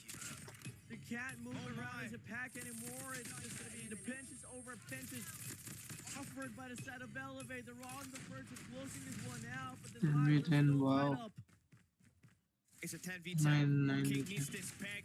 Brings up the equalizer. Oh, good for 2 eliminations. And Wolves चलो right back ठीक है. into it. Wolves It's the पहला next round तो 5 ले kills, लिया. and Elevate are back at spawns. With only one operator पहला round equalized. तो ले पाए. Here for Peg, it's good enough to maybe earn one more, and it should be a round win for your squad. Yopi gets shredded to pieces, and Peg making the best plays possible, but Candy for the shutdown. 4v9. This should be a round win for Wolves, but Elevate still's got 40 seconds to play around this one. Your Wolves play this one safely. You don't want to give more chances here for a set of Elevate to accumulate more points and gather resources to head straight towards the next round. Susano, the Hunter Killer drone comes flying through. The triple challenge comes in, but King finds a double. Beautiful shots coming in, and looking like we're still in it for a show. Wolves finally took them 4 rounds, Cali, but they have finally scored a round.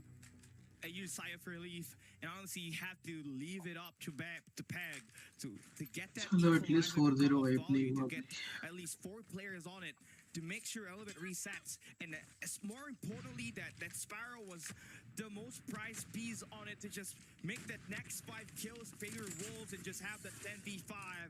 They had the numbers live advantage, and now they're looking pretty strong on the opening star. They are gonna have that A side access. Elevate looking to leave that one easy for Wolves to capture, for them to set up an attack with Kalo initiating the spawns. On trap could happen.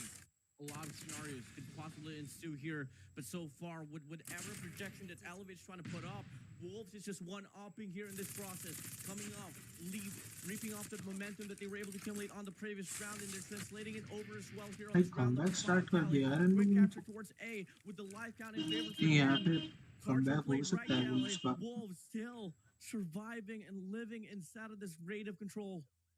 Aggle being taken by PJ is going to be a nice killing spot to counter anyone who would like to try to take the attack on Tiki. PJ just get teared by King. You're in a nice position to really put yourself into a full surround.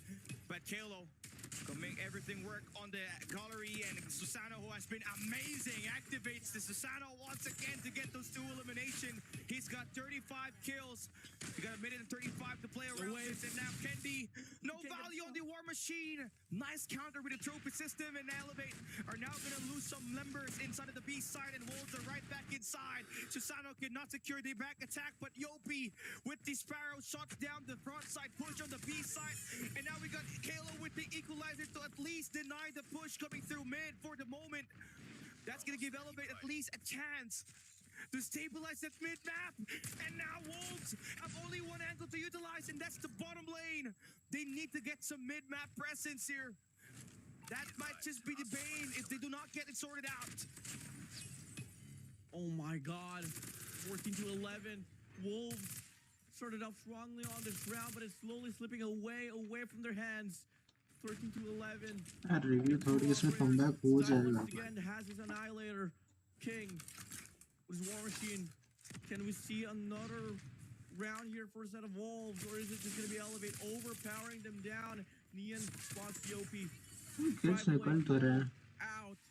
Slowly but surely now they're working through this driveway, and this Annihilator from the side of Zai could seal this one down for this round, but they need to move in quick, Callie. 25 seconds left on the clock, but at the end, नहीं हो Auto जाएगा, is हो right जाएगा. there with a बोल claw. से एक और round ले सकते हैं. Pretty dire here for the side of Wolves. And they take him out in exchange with the War Machine from the side of King.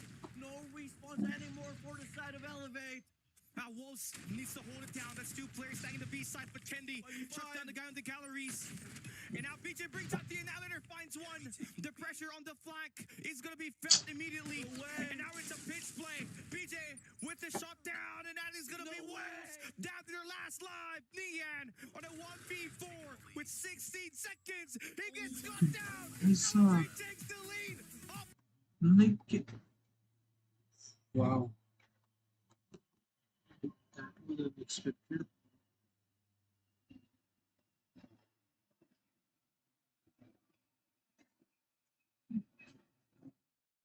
भाई इतना अच्छा चांस था यार, और जीत सकते थे. They really had a chance.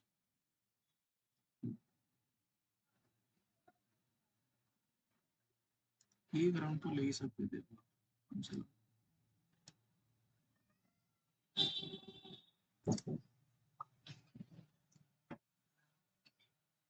Now Elevate here is on a striking distance to eliminate Wolves off the top four here, Callie. I mean, I don't exactly know what to say anymore. This is just something that was way afar from the projection sheet that I had. I mean, certainly thought that if it was going to be a raid, should be the map 4-0 for हो Seven जाएगा Wolves. भाई. 4-0 It was going to be लग Search रहा and है. Destroy and Express. It could be still for the set of Wolves, but clearly everything was just leaded here by Elevate right from the start until the very end. In every game mode, Callie, from Hardpoint, Search and Destroy, Control, you name it, the mastery is on for Elevate. And there's a consistent guy just playing on it. Right? For the past two maps, it was Kendi. It was PJ.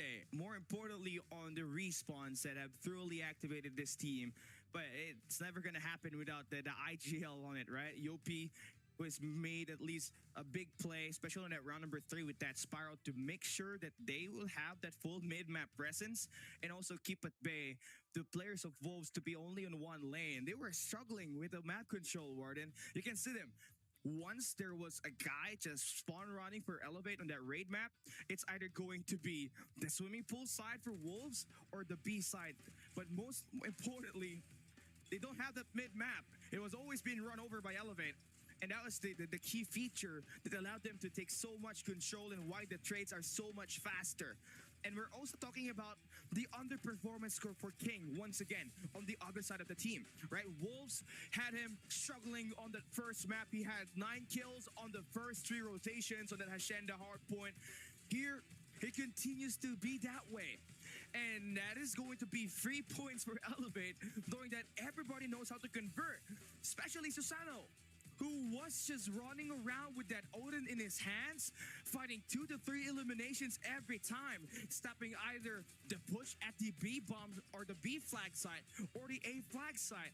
And it was just a textbook offense and defense performance that Elevate was just able to showcase up against Wolves. Masterclass performance here for the side of Elevate. Can't get better than this, especially up against a squad like Wolves. Soon enough, we move over to go back to Hardpoint. We saw how much dominance that Elevate was able to put up on Hardpoint, Cali. I mean, hills after hills, retaining this one until the very end. Momentum is on the side of Elevate, and this is a very momentum-based team. And once you give them that confidence that they really ask for, could just be a clearance here. A totally unexpected 4-0 Wolves. I mean, if they truly want to stand strong and defend their pride, not really their title for the World Championship, this is CDSI. Their pride here is tested. You are the defending champion for the World Championship, and if you go down 4-0 up against a team that hasn't even went to stage 5, Cali, it's truly such a big statement that will be brought to you by Elevate. And it does. And again, it's just all about the map picks here. I mean, it is just insane for Elevate to just get it out the way. But I feel like for Wolves, they could have banned Summit in this matchup right here and not देखते हैं भाई Apocalypse, क्या होता है. because now you're just going to be dragging to that and then the coming map. But here is our team results. On all the 3 maps that we have played, Elevate has been able to outslay Wolves in the gunfight department. And even better, 2 of the marksmen, right? It was Candy with that sniper. Susano had to switch into an Odin here. Was able to drop 39 kills and 25 deaths, and overall has looked to be the most consistent control player for Elevate up to date. And we're not even talking about Hardpoint yet here. He may not have a lot of eliminations on it, but he secured key gunfights for them and has always been in the back line, silent but always deadly. On the flip side for Wolves, you know, for sure, King was able to elevate himself at the end, right? You kind of saw it, but not enough, as Elevate just continues to make sure that the Land Warrior status is still completely within their name. Susano will take the MVP here with 39 kills with a 1.93 rating, just his 4th MVP. But that MVP performance from him just secured them a commanding 4-1 victory on the control raid. You know, we have a lot of watch party going on here, Cali. We got Bobby, we got Eric, we got Kings, we got G-Shots here having their own coverage as well for the CDSI. You know for a fact that they are all eyeing out here for the set of Elevate. So huge shout out to you guys for having this watch party going on. Now with this being said, Cali, what are the probable case? What are the percentage looking like for it to turn down to a 4-0 Cali? I mean, it's high now. It's Hardpoint that's going to be right up next. And it's a Summit Hardpoint that you're going to have to be begging here if you are Olea. And it is open. It was not banned. And I get it. Teams don't like to let Wolves play that Hardpoint because Spag, just like what I said yesterday, scored 63 kills on it on one game, on one of the games here in CDSI 2024. Submit hardpoint मतलब Elevate को इस favor करेगा.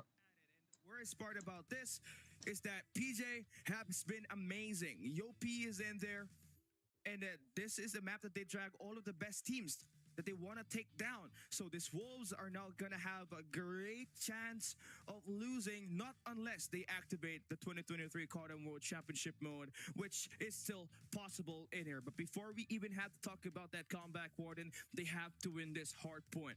And it starts with X-King still making sure he remains consistent, because he did for the first 3 maps. I mean, it's tough. When the pressure is high, you are at a line of setting, your opposition is just directly across you, and you're down by 3 games. Do you think you can keep yourself composed? It's going to be tough, but come again, you are titled to be part of the squad of the world, being the champions for stage 5 last year. So they really have to bring in their A game. They really have to bring in their primal form here. It's the perfect time for them to strike and just demoralize Elevate. That could be a big statement that they could counter with Elevate statement all across this last 3 games. So, Cali, I don't exactly know what to expect. Personally, I still believe it's going to be a 4-0. It's tough. It's a tough thing to say, considering it's up against Wolves. But with the way that things are playing out here with Elevate, they are on a different level here for today's broadcast. I mean, they want to win this rematch badly. I mean, all of the 7 maps that they have played up against Wolves was in CDSI 2023. Lower bracket finals, they lost 4-3. On CDFI grand finals, they were able to win 3 maps, but still came up short. It was a hard point Summit. They lost by 9 points. It was Nian holding down the cable car platform to take down the players inside of the P3 hill for Elevate. But that was back last year, where eventually Wolves became the champions here. To start the year, they have been pretty shaky. King step out of the roster. They experimented with a lot of players. At one point, they had Suiwon playing, they had Island playing, but they could not really get the right mix. They had to bring back King, and now they're back with their roster that's been playing for like the past 2 years. Can they activate that full experience and regather themselves, put the mental reset on them, and play that map number 4 greatly? But it's going to be tough, knowing that Elevate have been fully amazing and have been pretty chill about the situation that they are in. Well, let's come and get it now. Soon enough, we are moving inside of this game. Cali, the Wolves are not looking too happy at all. You know for a fact it's never over, not until it's over. Elevate, keep it calm, cool, collected, composed, and just stay confident. Don't really have to change a lot of the things that you guys were doing coming from the last 3 games. And now we move over to the transition inside of the game, Cali. Ladies and gentlemen, we're heading straight to Summit Hardpoint. Summit Here Hardpoint, we let's go. get it, bro. Numbers not looking so bright for the side of Wolves. Elevate We can have win been this careful in easy. this map a lot of times already. Let's just come and get it. Elevate. This is the perfect time for them to end this series off. Up in the mountains is Summit. And what's the logo of Elevate? It's a mountain. Now, can Elevate secure a 4-0 and eliminate Wolves in this lower bracket semifinals? Let's come and find out. That's Hardpoint Summit is on their way. Let's get this game started. Here we go. Hardpoint opens up here. It's going to be Wolves getting a lot of those pressure up inside of the hill, but you got to worry about the power positions here on 2F alongside computers as well. And looking like Wolves just wants to retain bottom staircase alongside computers to get some influence inside of the hill. And clearly, it is working out quite well, but the numbers or the gunfights is not really favoring them at most. Elevate now still going to continue to pursue this mid-map, and PJ having that KRM in his hands. He's going to be deadly with that. He's called the king of KRM for a reason, and Peck needs to make sure he remains consistent in providing the frags for Wolves to make sure that the pacing is going to favor their way. Shots fired in the long range, and Zai picks up 2 eliminations. Picks up 2 eliminations, but PJ right back inside the hill to find that double kill. A great start for Elevate PJ, but Wolves are right back inside the hill. When can we see Peg whip out the KRM and actually put up the impact? Just as like PJ here is going to be going out of his mind every time he survive and live on inside of the hill. He always finds 2, he always finds 3. Currently he's on a 6 combo spree, 29-9. Wolves was once in the Summit, but what's happening right now? They're plummeting. 1 minute on this V2, and you need all sorts of points. You have the favorable spawns for Wolves, and you're able to take down the guy that's trying to flip that spawn for Elevate. King has been amazing off the start, and Bang is there with that eliminations going through. On towards that mid-map, you get the 5 players to go down for Elevate. You put them back at reset. KRM is out as well here for the side of Yopi, but he's not going to be able to get the kill. Now PJ early investment off that Fury Fire. Got a bit too greedy there to get some cut forward and spawn control, but it's not going to connect other than that one singular kill. Yopi's turn here to enforce the hill. It's not going to be enough as well to sustain this one all throughout. The spawn still well given here for a set of Wolves, and now they take back control.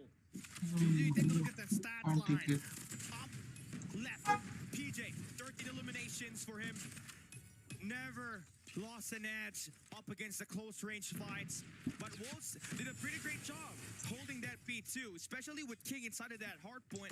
Now it's all about putting your resources to flip that spawn onto next. You got 5 operators that you have for Wolves that you can utilize to make sure that the break here is gonna be strong, but Yopi gonna have that Sparrow gonna be locked in. King gonna have the equalizer to solo break the point, and Wolves are right back in.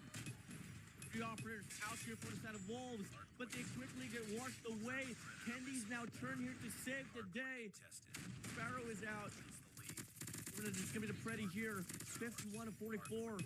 Hardpoint contested by each and every single player here from the side of Wolves. But Close going to go for this wrap around to clean it up. The backstep comes through, and they take the hill right back. Okay, I mean, now where you still got some safety net here for Wolves. You've done a great job contesting. You're just really stopping a lot of this time to favor Elevate. So you're just going to have to continuously do that. But PJ, 16, going to get himself eliminated there by Shotgun Ian. play But by nice shots for Wolves to make sure to contest this there, to not turn it into a mud hill. But nevertheless, Elevate still got a huge chunk of time on this hard point number 3, and they're also already set up for next. And your players for Wolves are just kind of spawning out. So it's not going to be pretty friendly, especially with Yopi. He's trying to flip that spawn. Zai is gonna fall down, but Snean, big play to make sure Wolves stays in the right side of the map. Yopi PJ try to go for the flag right there, coming from the catwalks. Now Peg here into the cargo, has 2 players up front. Will be able to get the first kill. Connects with a second as well. So Sano and Kenny gets denied. Nice kill, bro. Still gonna be favoring Wolves, but flies through. Kenny gets the kill, and that's gonna be enough to flip this ball. Elevate back in track.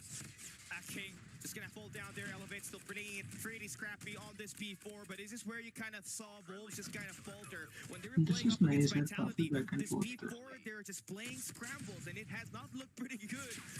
In the same exact moment where they have all been gone down on the kill feed, that's 4 players going down. That means they play a reset, and Elevate gets to secure a 60-point lead margin as we enter P1.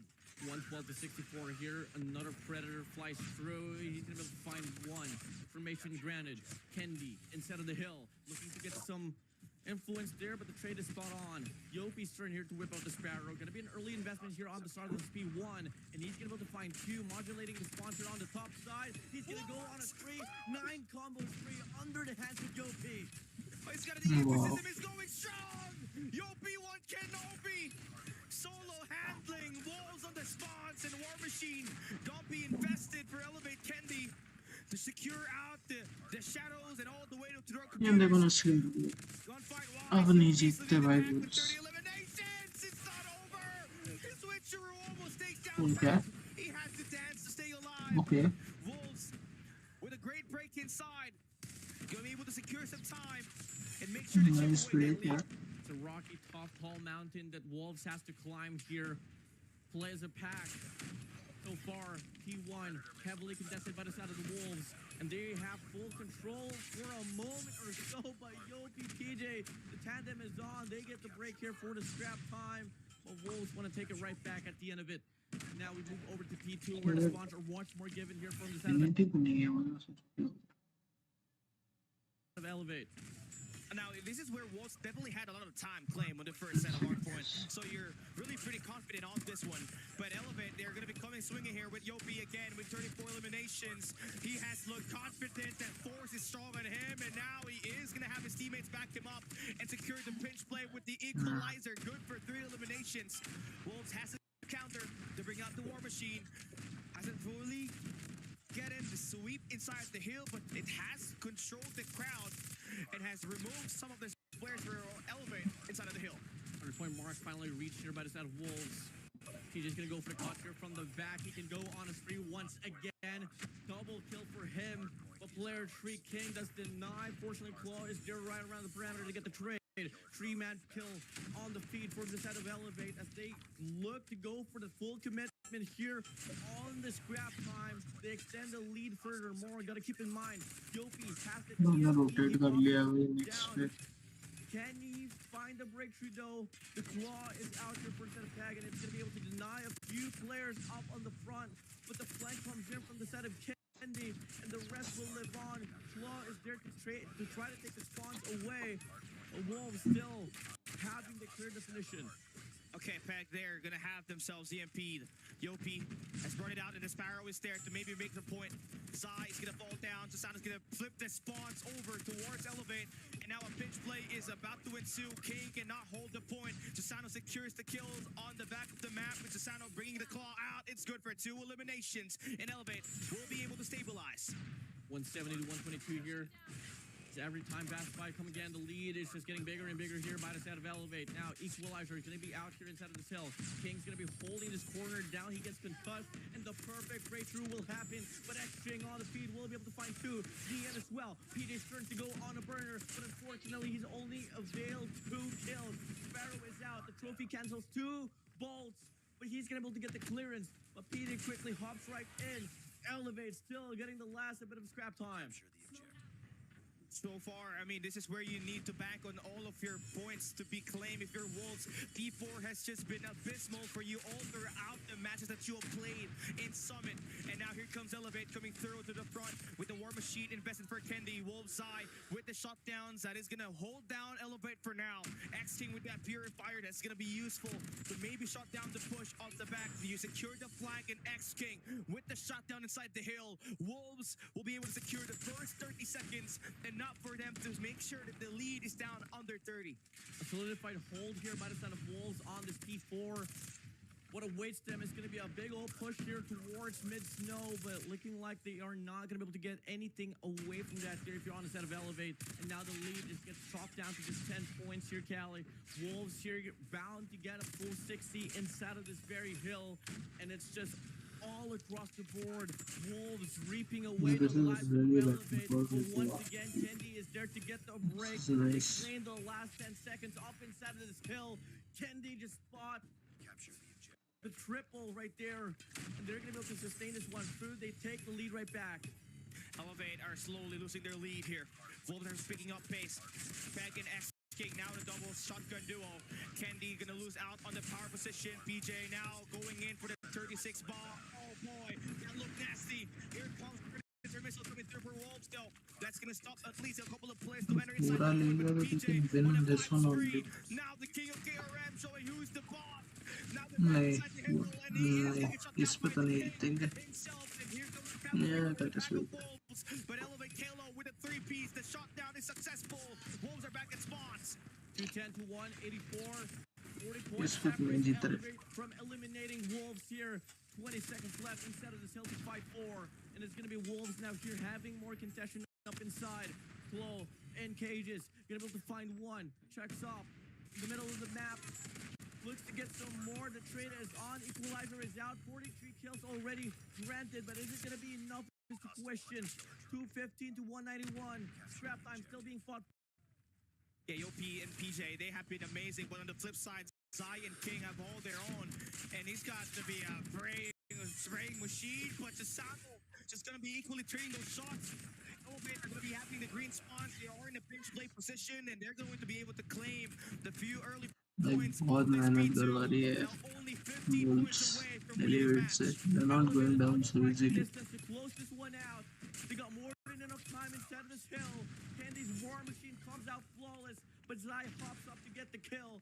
Nian with his own War Machine about to clean up the hard point, but he can't get the shells to connect. PJ's waiting for the push to ensue with his Purifier. They can in win hand. on this one. Should be the full lockdown. Definitely. Time is ticking away. Points are drained out. Wolves, they need to 4-0. hold it right now. Wow. But looking like they're struggling over and over again. Ladies and gentlemen, boys and girls, children of That is it. 4-0. Come on, guys.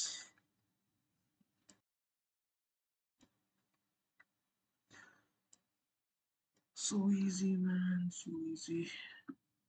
Like, God, this Philippine team is खतरनाक. बहुत खतरनाक है भाई ये Philippine city.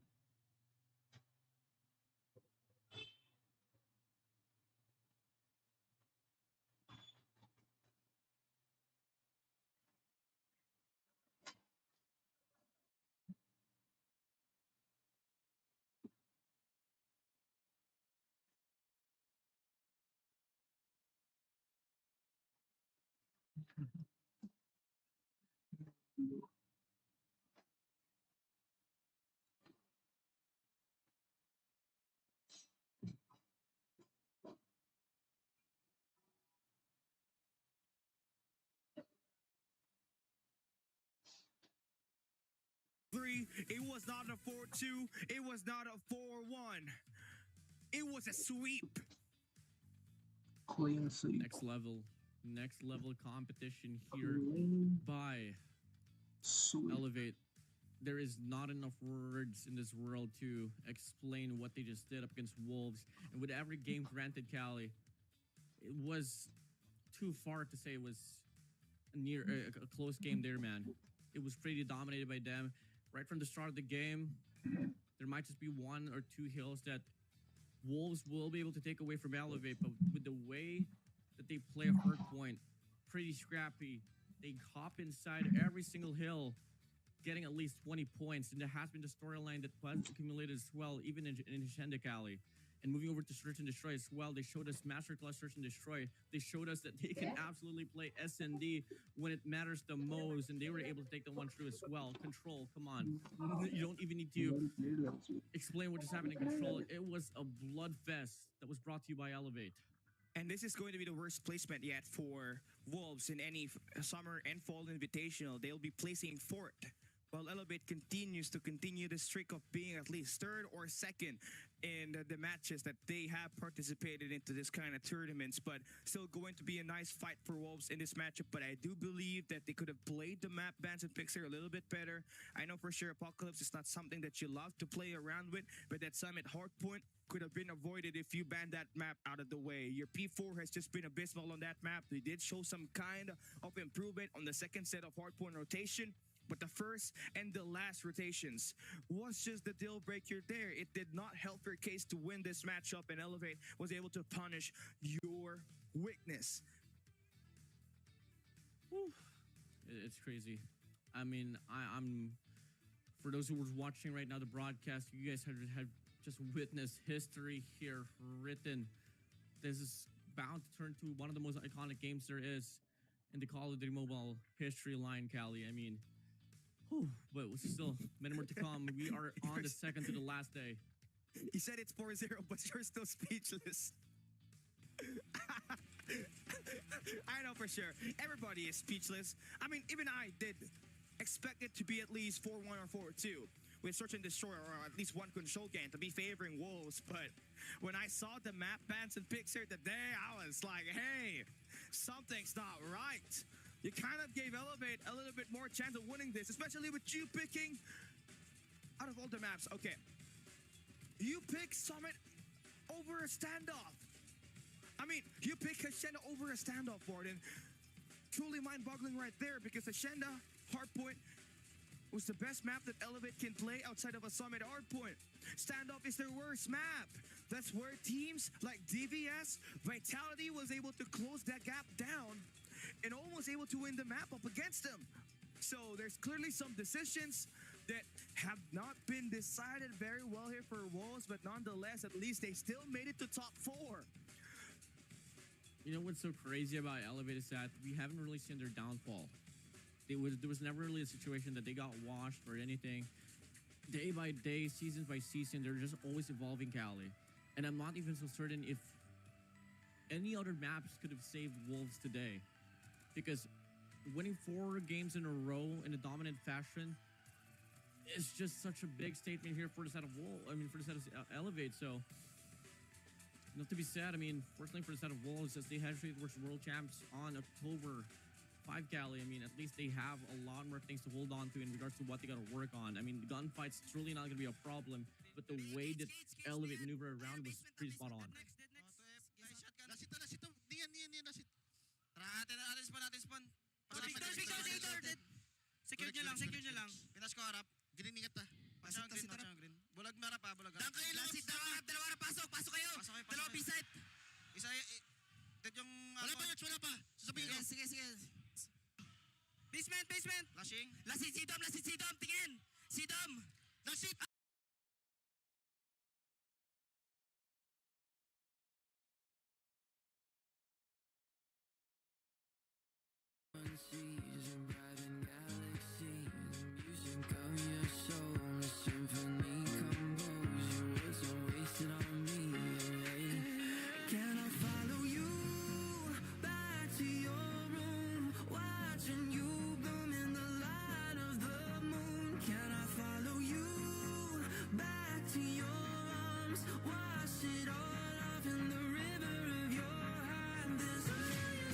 Songs that I like to sing.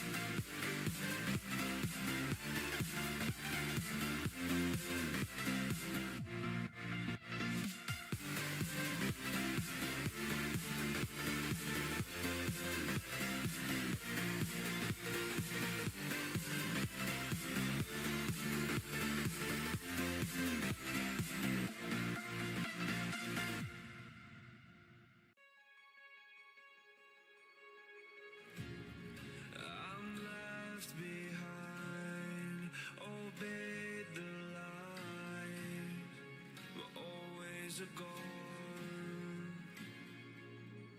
You're for me at the bottom line. I lie afraid. Are we in the same place? Falling.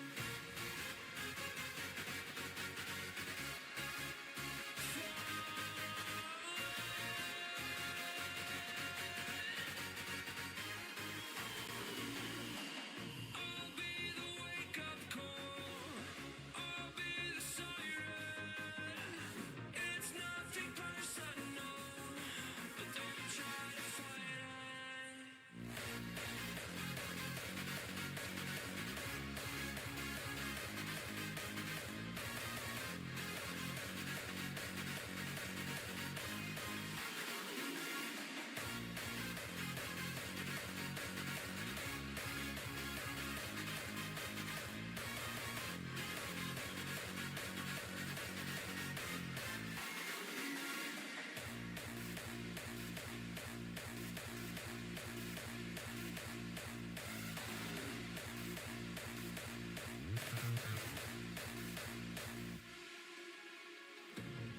I'm left behind, obeyed the lies, but always a gone. You're for me at the bottom line.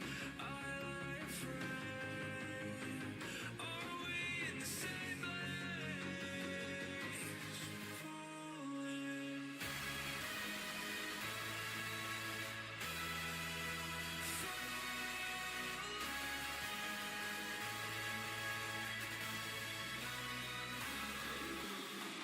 I'll be the wake-up call. I'll be the siren. It's nothing personal, but don't try to fight it. I should have known, I would have known. I didn't know the answers. Bring it down, fade it out. I'm calling on a broken telephone. I should have known, I would have known. I didn't know the answers. Bring it down, fade it out. I'm calling on a broken telephone.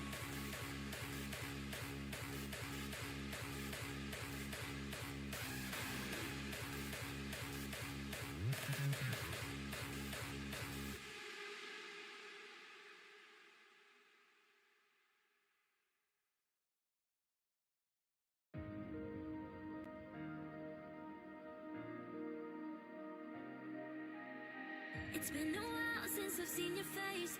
How you been? I'll admit I've really missed this place. Just so you know you haven't been replaced, 'cause I still think of you now like nothing has changed. And we just can't deny our hearts are beating time. We're both still synchronized. Whoa. And we can't let a lie in between you and I. There's always love we hide, but it's always been you. It's always been you. You. It's always been you.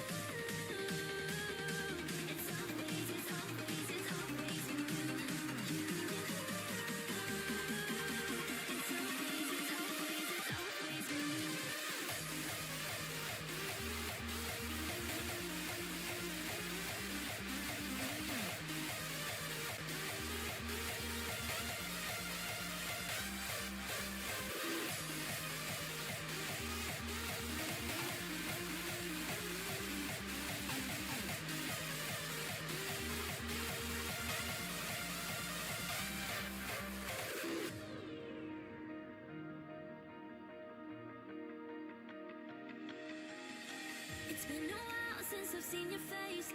How you been? I'll admit I've really missed this place. Just so you know you haven't been replaced, 'cause I still think of you now like nothing has changed. And we just can't deny our hearts are beating time. We're both still synchronized. Whoa. And we can't let a lie in between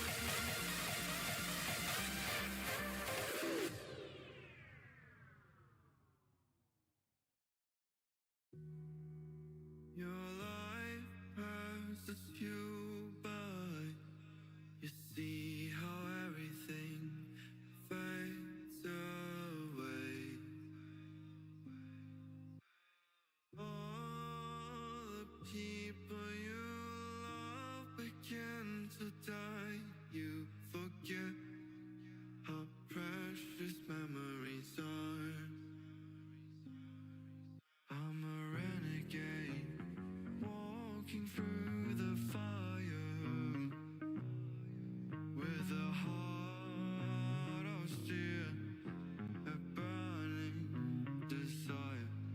I'm the voice of the voiceless, the misunderstood. With fearless conviction, I rise as I should, breaking down walls. Let's challenge the norms.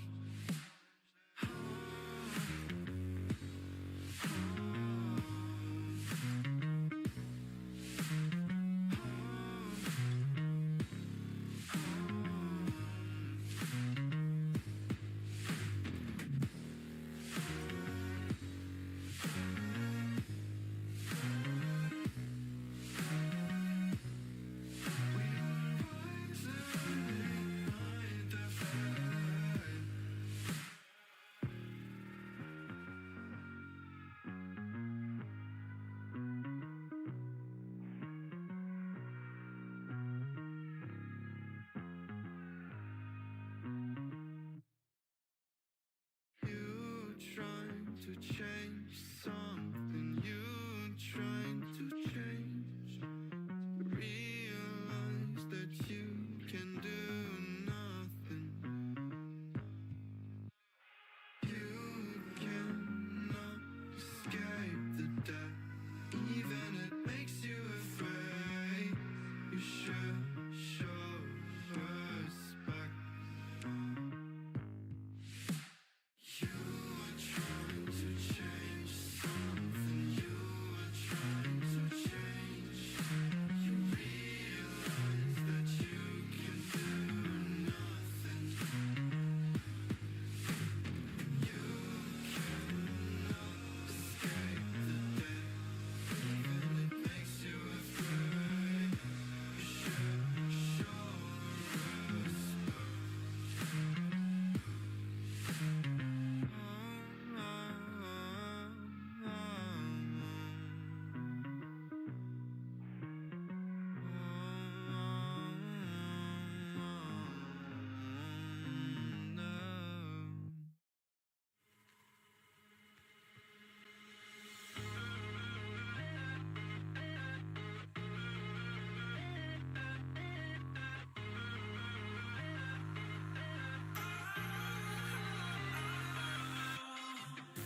I turn off the lights, I got off the wires. When I close my eyes, disconnected and tired. I see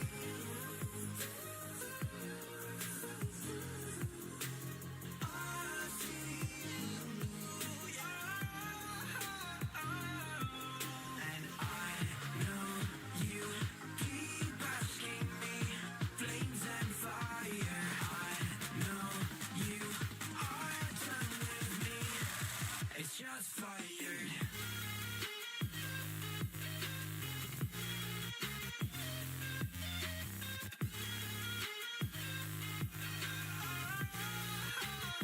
It's just fired.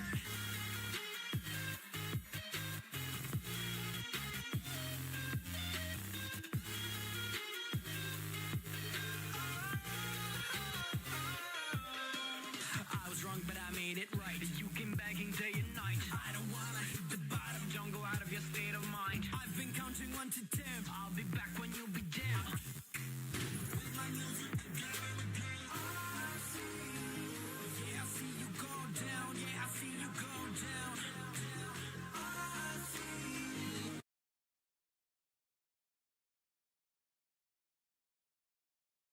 Is let Sun be at least consistent in terms of fragging out and not go out there dropping 0.70 KD and lower, because X-Rock is going to punish you for playing a 4v5.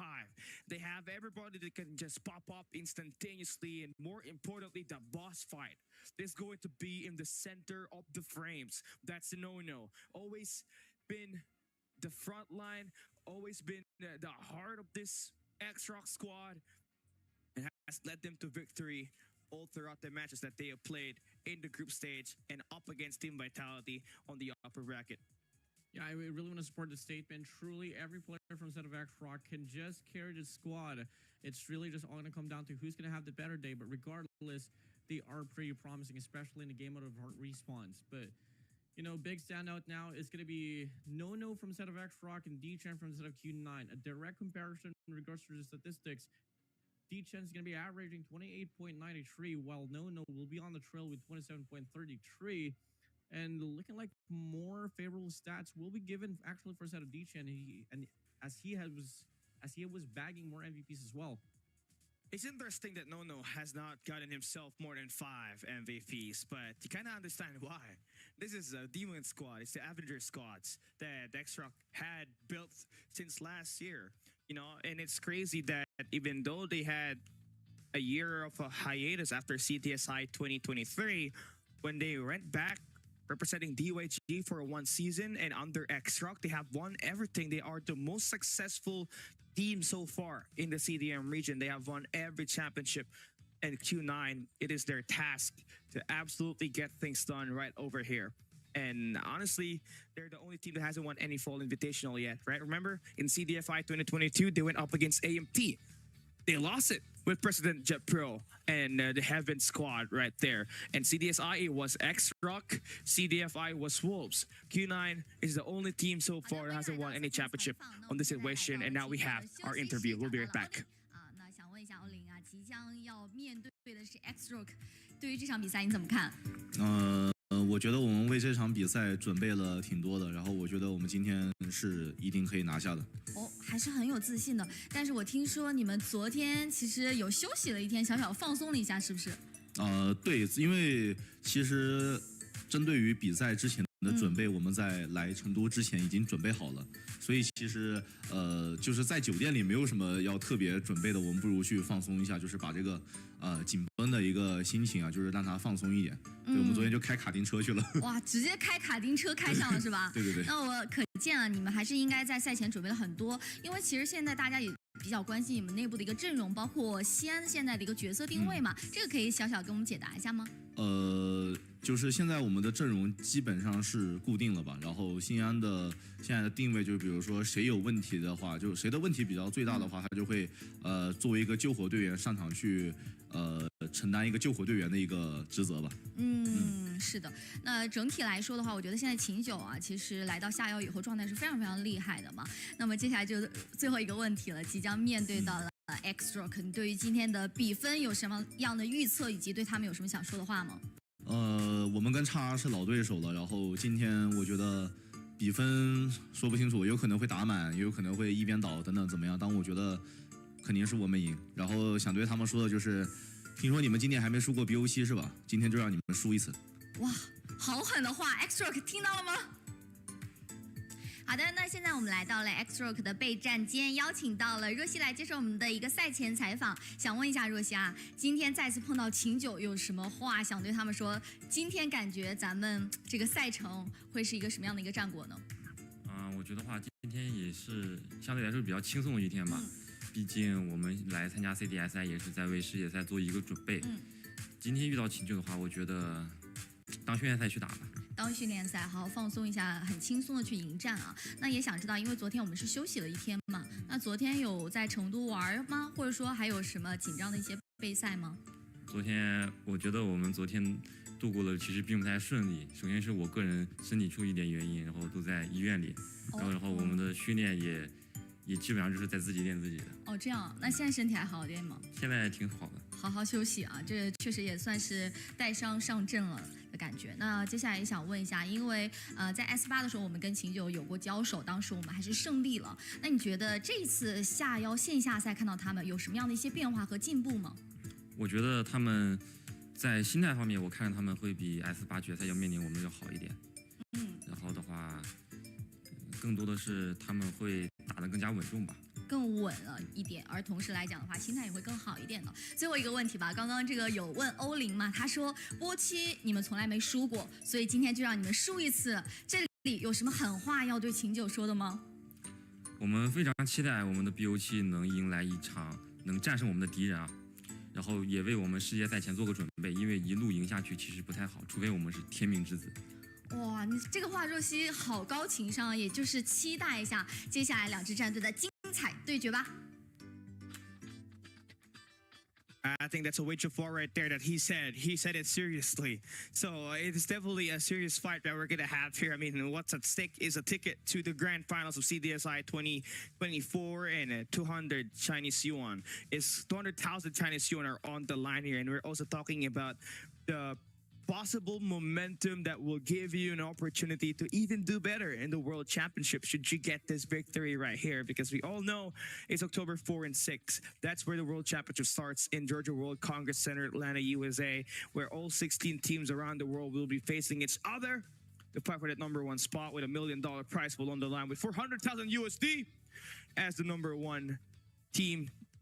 You're bagging that, you're good to go. You can retire, Warden, because you have a ring already. But enough of that. We're going to be focusing on what this game is at hand. Q9 looks to be, for me, is a better respawn player. So I hope that X-Rock gets the ban out Apocalypse Hardpoint, which have been the strongest map for Q9 all throughout the games that they have played in the group stage. I think you can put in as well Ascenda into the mix, but obviously you can only ban very few maps here. And so far, there is bound to be one map that you're just not too comfortable at, and that is exactly the beauty here for a set of best of 7. Really brings out the best of both worlds, Scally.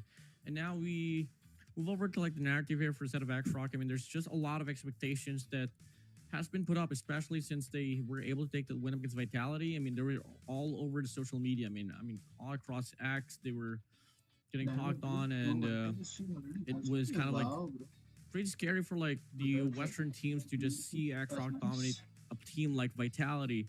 But what awaits them as well at the lower bracket, if ever they do take this L up against Q9, is going to be Elevate. And I feel like X-Rock and Elevate really is living up to the hype here in regards to this competition. But you did say on this series, Scally, you are rooting for Q9. And I'm trying to beg to differ, but I mean, I'm trusting your words here. I'm trusting the process to see if the Emperor Uling has something to say about this. I mean, you don't have to agree with me, man. You can have differing opinions. You can be Stephen A. Smith. I'll be Shannon Sharp. Right? We're good. But here's all I gotta say, right? With Q9 Uling playing on land, you're gonna see this. Yeah, that's the emote right there. But No and crew are obviously a talented bunch, so they can really never be underestimated. I'm just going in for my personal opinion in here. Production Q9, one of the most decorated Call of Duty mobile team in the world. The 2024 Mobile Masters champions. They have removed Yang Won and added Curly, and the team has looked good ever since. Respawns have been faster, and with Uling leading the pack, the Emperor, they are good to go in facing the demons in X-Rock. Cue in the boss music because we're ready to hear it out. And you take a look at Rusi, you take a look at every player here except for Sentinel actually, which is going to be struggling in regards to his rating, but his percentage pretty up high as well. And it's just a well-given factor. There is always going to be that one scrappy player that he'd love to just barge in and put himself into more gunfights. And this will live on. I mean, it's not really all about the individual placer, Callie. It's just more about like how cohesive the whole squad of X-Rock is.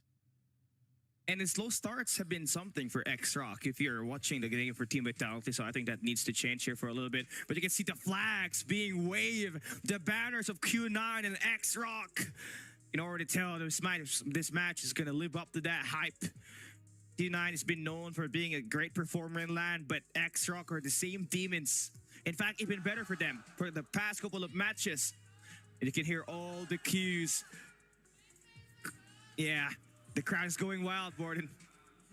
Crowd is wild. Everyone is just all in for support. And I got to say, the fan base here for X-Rock is pretty up there, Callie. I mean, they have their own flag swinging side by side with every matches that they play. And that's just something that is pretty nice to see. I mean, you know, when you are competing, Callie, you'd love to have a crowd or a fan base like that with X-Rock. But for the time being, you know, we take a look at Q9. We have them just having their pregame routine once again. And, I mean, I just can't wait to see Uling here. I mean, smile is on, the grin is there. And I'm just so curious how dominating he can put up in regards to his gunfights or just the overall impact for the squad. But Cali, I mean, it's still going to be a tough call. We don't exactly know how far this one's going to go. The next thing we know, it might just be under a clean slate because we totally expected that the run for Wolves and Elevate could come into to the distance. But once you reach the knockout stage, Cali, there's always that one team that shows a different type of nature. And X-Rock, they've been pretty insane. I mean, although they have played only one knockout stage game, it was convincing. They went up against the #1 team in India, that's Team Vitality, and No flat out performed with those eliminations. But obviously, the team had its fair share of moments, especially for Ma. I gotta say, when it comes to playing in respawns and the inhaler is gonna be brought out, Mahas always has a high chance of bringing good value off of it. And I think that's one of the key strengths of this X-Rock squad. If they're going to be able to bring out their operator values, it's always been pretty consistent. So there is definitely that reliability for them to come up on top once those operator DOMs are going to be coming into play in those Mon Hills like on Standoff, Hardpoint, P3, and P4. I mean, it's like there's a lot of like factors that we can bring in per hill, per hardpoint here, Cali, but again, the one big infraction here between these two squads is really going to be the gunfights. And on paper, I truly feel like on respawns, X-Rock just has it better.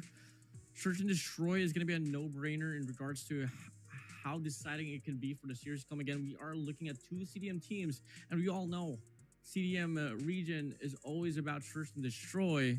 Well, not really the same case on the lower brackets with Wolves. I mean, I just hate to bring it up, but I'm still surprised. I can't get over it. But we got to focus on the press in True Cali. Yeah, we got to do it. I mean, X-Rock, every map that they play, they love to do a lot of great jobs at it. Firing Range has been a pretty good map for them.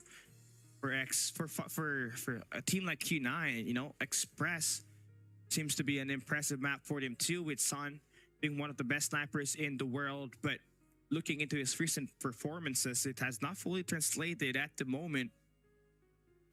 So you kind of need him to really bag it. This X-Rock squad has Ma and Sunuo, who have been ever consistent in building out frags. Now, if you take a look at the running here for the side of X-Rock, I mean, so far they have been pretty flawless in regards to their narrative. But now we move over to the maps and modes here, Cali. Let's see what the map man's going to be looking like. And looking like it is going to be Summit, banned by Q9. We move over to the other side here, X-Rock. What's going to be respondment? You want to take Apocalypse? You did say Cali. Is it going to be Apocalypse? It's an APOC Tunisia. Oh, they took Ashenda. Okay, so they'd rather play APOC. They feel pretty confident on it.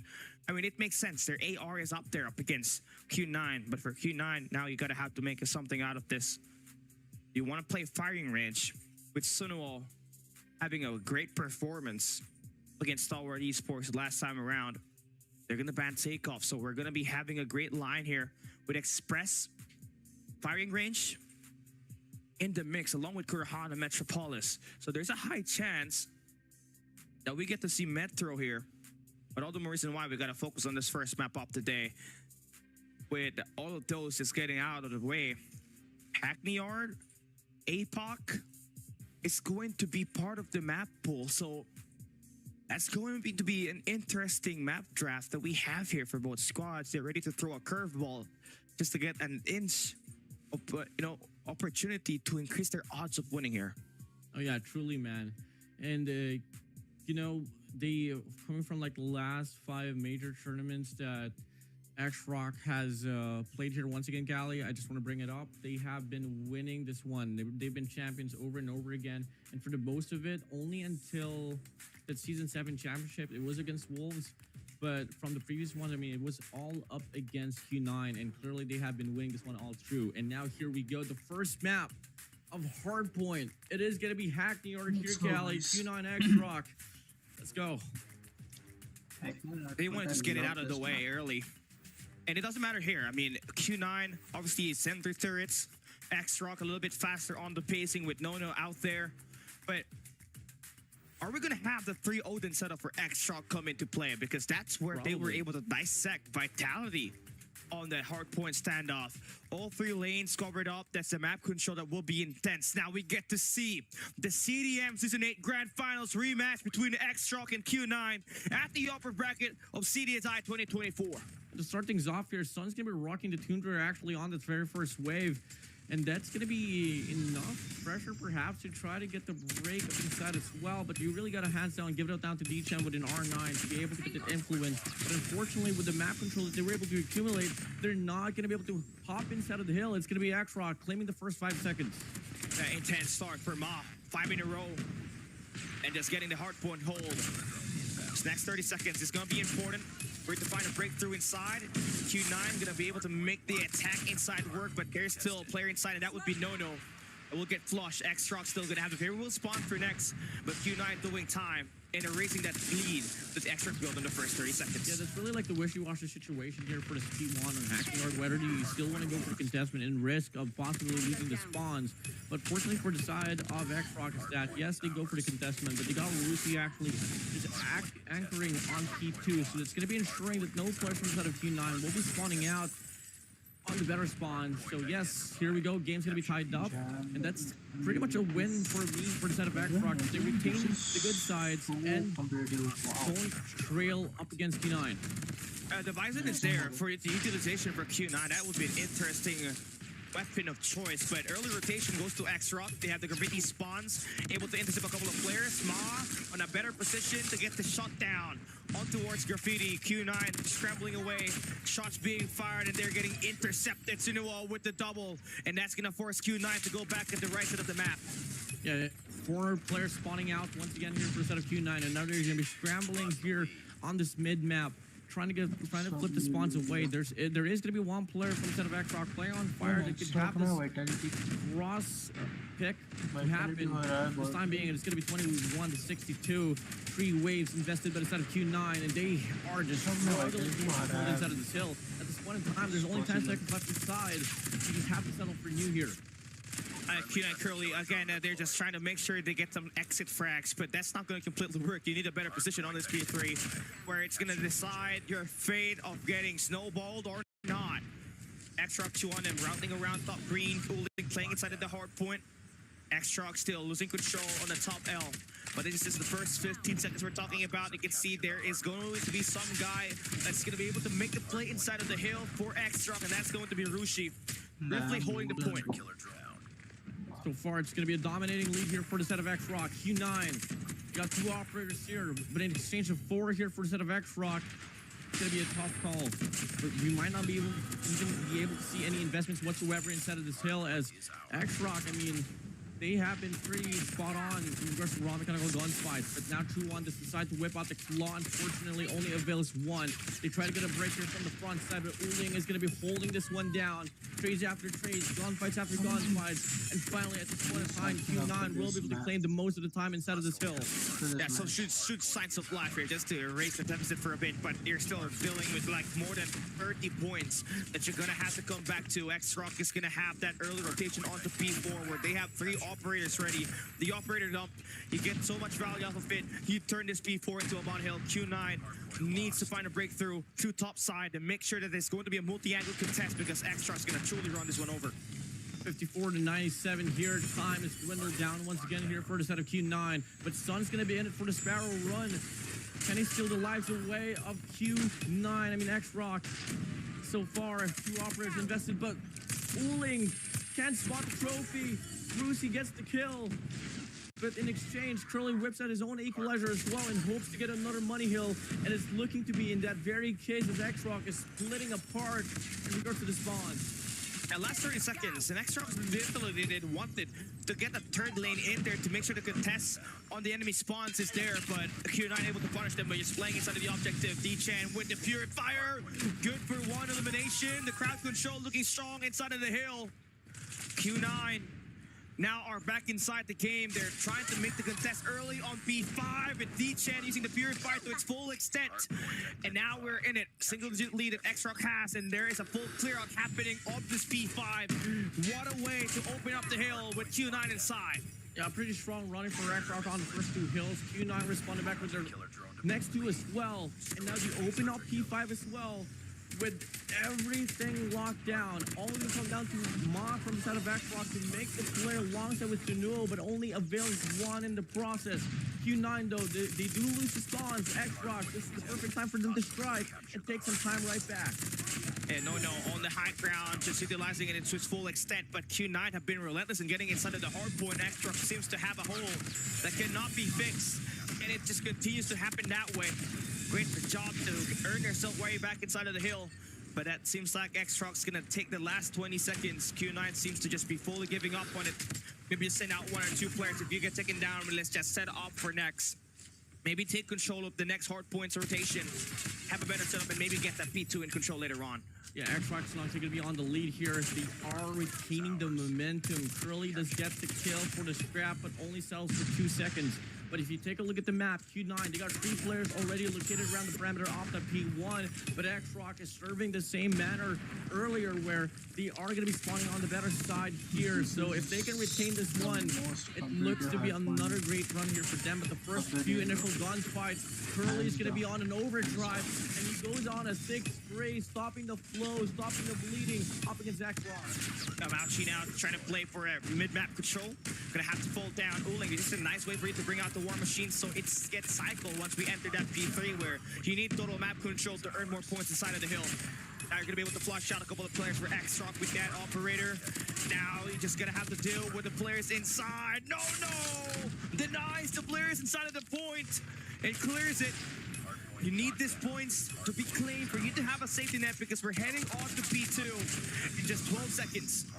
Okay, players gonna go for the bench here. Q9 still continuously snowballing away up against Xrox. Ma, Annihilator out, missing the first shot, missing the second. DJ wins the gunfight.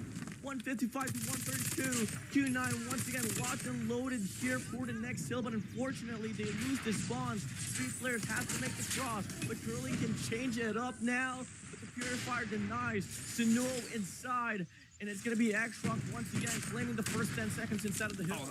Oh, you have Sam with the Sparrow. Able to find one inside. Sunuo still has got that Sparrow. That will cancel it out. Nono with the equalizer for the backup. On this next 20 seconds, that is huge. Q9 still spawning on the bottom right side of the map. And every entrance is completely going to get shredded by this operator right here. He's got himself 27, the highest on the lobby for his squad. And yeah, it just looks like a bad way for you to go out. No! Getting the afterburners done. But Q9 manages to break the point for the last 15 seconds to earn back that lead to their side. Lacking the trade, Q9 once again, they were able to get the break here. They're going to be able to take back the lead, but fortunately this time around, Xrox having a better look here on towards P3. They got the better spawns.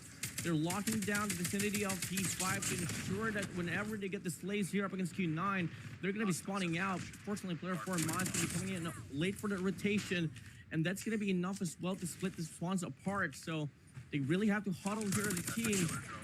Hold on to the hard point, hug it till it's dry, and maybe till then they can find more consistency because clearly Q9 makes the most out of it. They do get a break for a moment or so, and spawns little steps here for the side of Q9. They're about to get the break once again and get the definition. Yeah, I mean, right now, Xrox, they had the best position there. Had the top yellow, top green, and top L. But they could not just really get inside of the point. And that's where you just find a counter. If you're Q9, you don't have to fight for position because you're clearly at a disadvantage. The way for you to move them out of the way is just put yourself inside of the hill. And that has punished Xrox, and that has given Q9 that 20-point lead for the moment. This fight is still not yet done, though.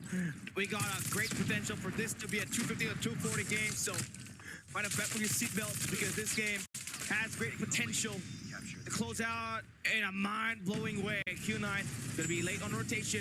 Xrox gonna be having the top floor in control. And they got Mauchi again, having so much attacks, working with the annihilator here so far. Information is out, good for 2, good for 3. Mauchi flushes out the plays of Xrox, and they're back all the way to the top. That is a long walk, and that should be more time for Q9. Mine's gonna be anchoring here for the squad to ensure that the spawns get flipped away. Now, 3 players, 4 players from the side of Xrox inside of the hill needs to get the cleanup and find the means to get the clearance and the break. But they got to worry about the possible pinch here as well from this mid map. 2 players from the side of Q9 trying to go for it, but they get overwhelmed by the players inside of the hill. X-Rock now retaining back the momentum, but Q9, they have another pinch set it up, but they just can't seem to win their gunfights consistently. But Uling has something to say. 2-3 for him. Can he find a break from the top side? On the flank we go. 2 more players remaining here for the scrap time for instead of X-Rock. Q9 gets denied. X-Rock still retaining back the lead. And they're going to be able to get the spawn as well here for the next hill. Yeah, great adjustment that you're seeing here. Now you're just going to have to completely pull it through and get yourself that consistent assault inside of that point. Hardpoint just about to open up. You got a Predator missile locked down. You see the information. We know where Q9 is going to take that hit. And just right through one side, Sido has got a Purifier in his hand. That should be deadly. There we have it. Predator missile is locked in, but Q9 Curly gets out alive, but now gets burned by the Purifier by Sido Rushi with the takedown. 2 more players for the bench for Q9, and they get to enter inside of the hill. You got 35 seconds to make the contest here, and you have to make sure that Q9 gets themselves damaged and ravaged. And you are successful. You let No inside with a killing chamber with that equalizer. Does he convert it? Sees one, but he gets shot down by Mouchy all the way from the outskirts. Pretty stronghold here for the side of Q9. 235 to 227. More than enough time for Q9 to end this game off. Q9 यहाँ पे जीत सकती है. In exchange, Q9 they let go of the hill. They want to settle for P1 instead. They could have ended it there, but they couldn't find a reason. That doesn't matter is the question. X-Rock, they beat Q9 into the rotation now. They win off the gunfights, but the War Machine only might be the denier of it all. Mouchy inside, hopping inside of the hill, keeping contesting going through. Sun gets the kill. Curly hops in, and Q9 they close out the deal. Hacknord goes to the side of the Kingju Club. ये भाई नहीं. हाँ. That is good.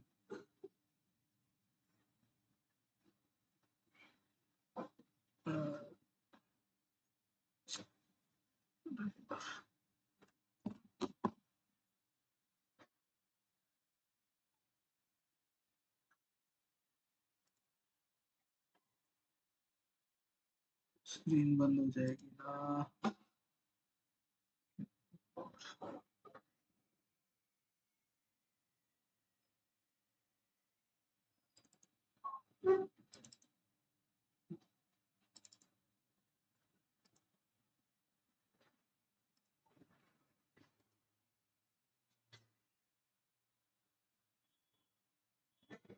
Okay. Well, BRB just a second, guys.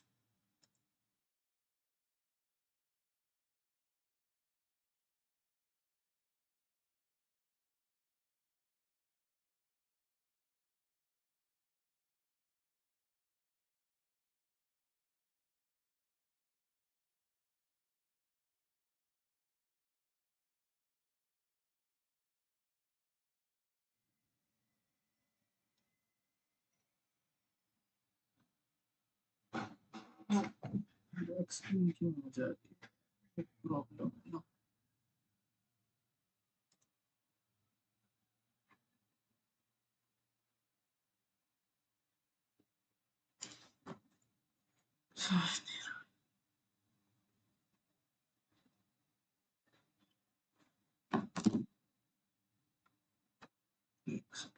Casually bust through with that combo, especially on P3 and P5. Now, for X-Rock, they did a pretty great job in terms of getting those early rotations. The map manipulation is there for them to have the early map control, but when it comes to getting the breaks inside of the hard point, that's where things just kind of fell apart. X-Rock don't know what angle to take and where to defend.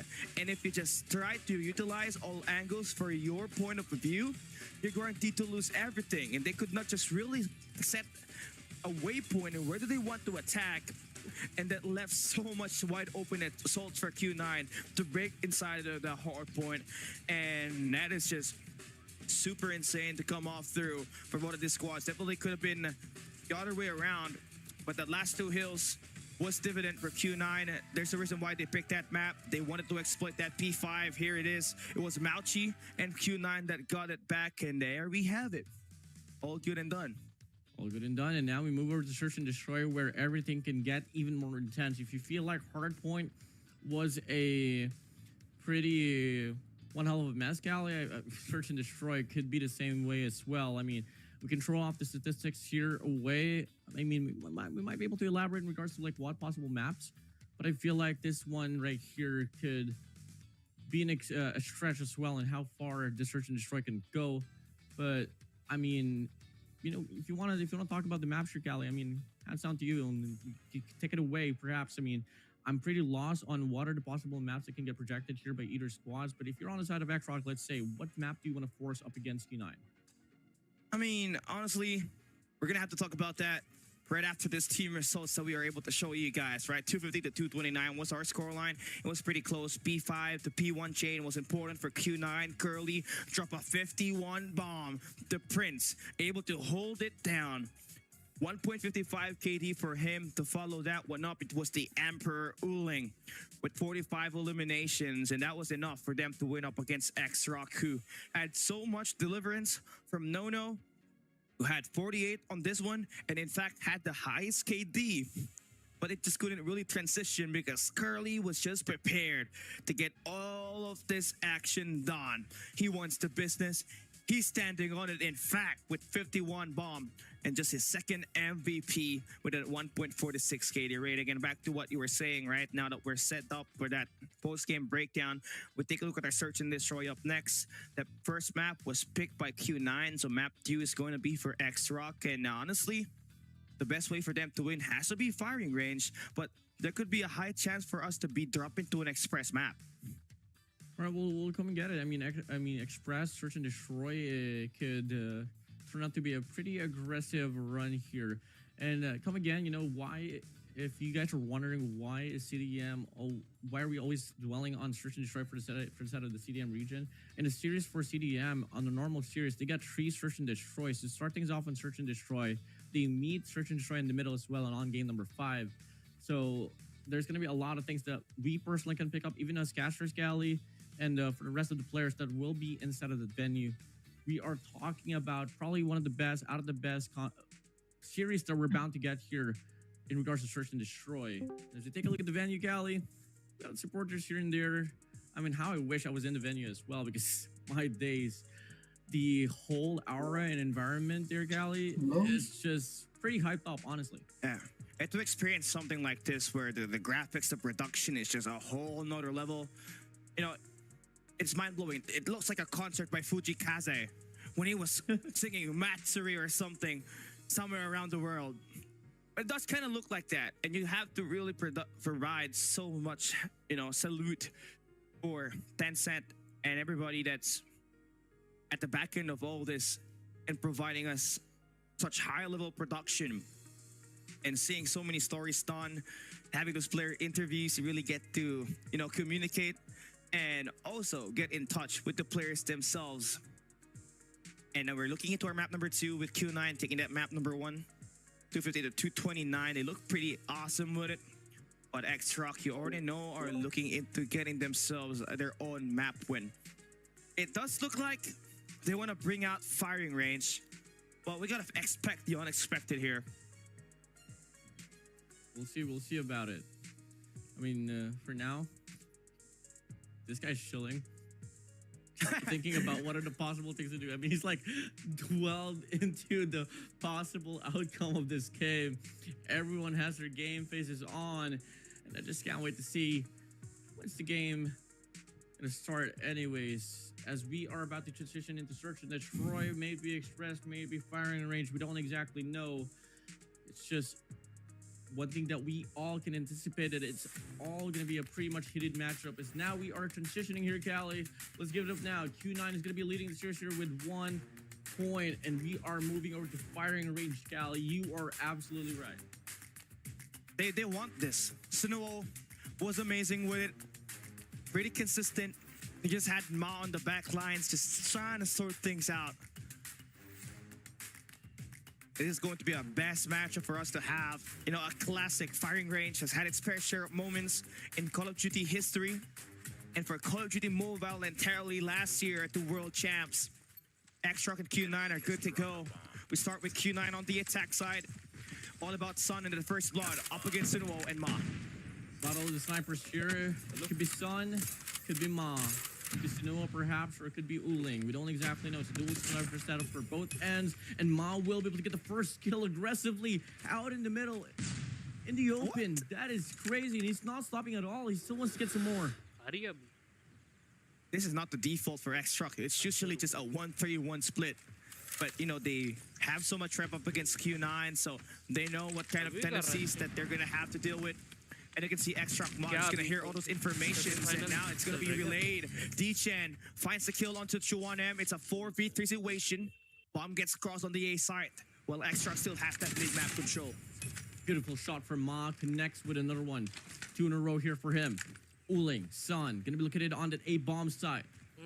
That's 2 snipers here for you for the side of Q9. It is going to be planted out in the open, but it's going to be tough to defend when there's going to be 1 AR and 2 ARs and 2 snipers to deal with. And there we go. Ma gets another kill. 3-3 for him. Can he find the 4 kills? He can. Ma claiming the round in the spotlight.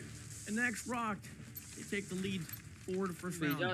And that's what you want to have. That shot is brought to you by Red Magic R9, the official gaming phone that his teams and his players are using in CDSI 2024. We're live at AG Esports Center. And man, what a showcase there for X-Truck Mod. Just going aggressive through wood and just nail down shots after shots. They even have the info on the guy on Scout Tower already. Sun's going to be dropping down. Spinning a push as well from Steel. Ma still holding that Steel tower down. Looking like Q9 is going to be barging in here towards the trailer side. 2-1. It's the bullets of D-Chen. Picks up that MG42 as well to suppress the fire. For this time being, Uling's going to get the bomb planted, and it's going to be a 5v4 retake favoring the side of Q9. That guy on the Scout Tower just created so much distraction that, you know, the player holding for X-Truck was just in it for a distraction play, but nice shot coming through for Sinual to tie it up on the numbers. But you're dealing with 2 guys inside of that points. Now look at this. It's an ambush towards Americans. But they're going to get right back into it. Again, Rushi on the flank. And now X-Truck Ma continuing where he left on the last round. It is going to be Sun as the last guy standing, and he gets himself taken down by Rushi. X-Truck continues the dominance on the defense as they win the commanding 2 rounds. Pretty good assessments here for the set of X-Rock. Last 2 rounds has been won over without too much casualties going to their way. The Q9 has went towards the A bomb side 2 in a row already. Stick to the default for the first 20 seconds perhaps, and then try to lean towards a bomb site. Now, can we see a different approach here, or is it still going to be leaning towards the pickoffs? Ma's doing exactly what he did on the first round, pushing up extensively here on this mid-map, looking to get an opener with this Tundra. There's plenty of opportunities right around. The question is, can he hit the shots? What? Oh, yeah, first block there just favors Mount Chia, but you're going to have to like the confidence there for Mont to just be good. Here comes an aid lineup. Gotta have to save it. Screenshot. If that gets cooked, well done. That should be a clip, but no. Shots are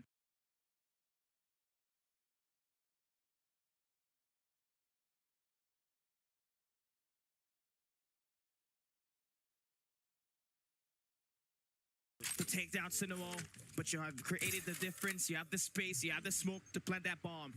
It's all about securing the trailer now, which you want them inside. They just wait. They don't even go for the bomb plant at all. They just try to go for a retake, and that is a big mistake there. Q9 anticipating it. They cancel out the bomb plant. They play off the crossfire inside of the side, and that was arguably the biggest shutdown, the fastest shutdown that we were able to see off any retake so far here on firing range. God damn. Well, that's X-Rock for you. They're taking risks just by playing off angle and off pace. Now you're seeing a pretty respectable 1-2-2 split for Q9 as they're on the attack. Wallbangs. Denver for Rushi. Getting some info is enough for you to know that there might be some guys holding that woodhouse, but not exactly the information that he's got is he barely gets stuffing there. X-Rock sticking with a 2-1-2. Q9 still leaning towards to go for that A bomb side, just leaving Uling to watch the possible flank there. But now they're slowly but surely funneling in here on towards A long. Suns looking for some sense of information, but can't really spot anyone. And in the process, Uling takes down Rusi on that mid map. The rest of the players off the side of Q9 will be surging here on this A bomb side. They're going to be able to get this bomb planted, but they got to worry about the player on trailer, and that's going to be true on with an MG42. They're going to back away. There's no support. They're backing on to that sniper to make the plays for them.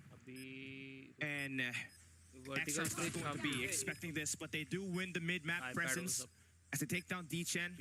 Now they're on to play that retake. They need someone to flank the Woodhouse. And Son, it's on to him to make the plays work, but no, get the shot down. 3v3 situation. And look at number 2 in Uling. He's going to make a long flank right here. It's not going to be expected. Curly, the Prince, has to hold on for the King to survive. And there we have it, Emperor plus the Prince combination to earn that round win. P9 is just able to find the perfect time to get the pinch to happen as well. It's going to be X-Rock here, slow down in regards to the pace. And it's going to be Q9 barging in here on the trailer side. 2-1 once again, just failing to hold on to this part of the map. And Q9's looking like they want to divert things towards the B bomb side. The bomb is headed straight there.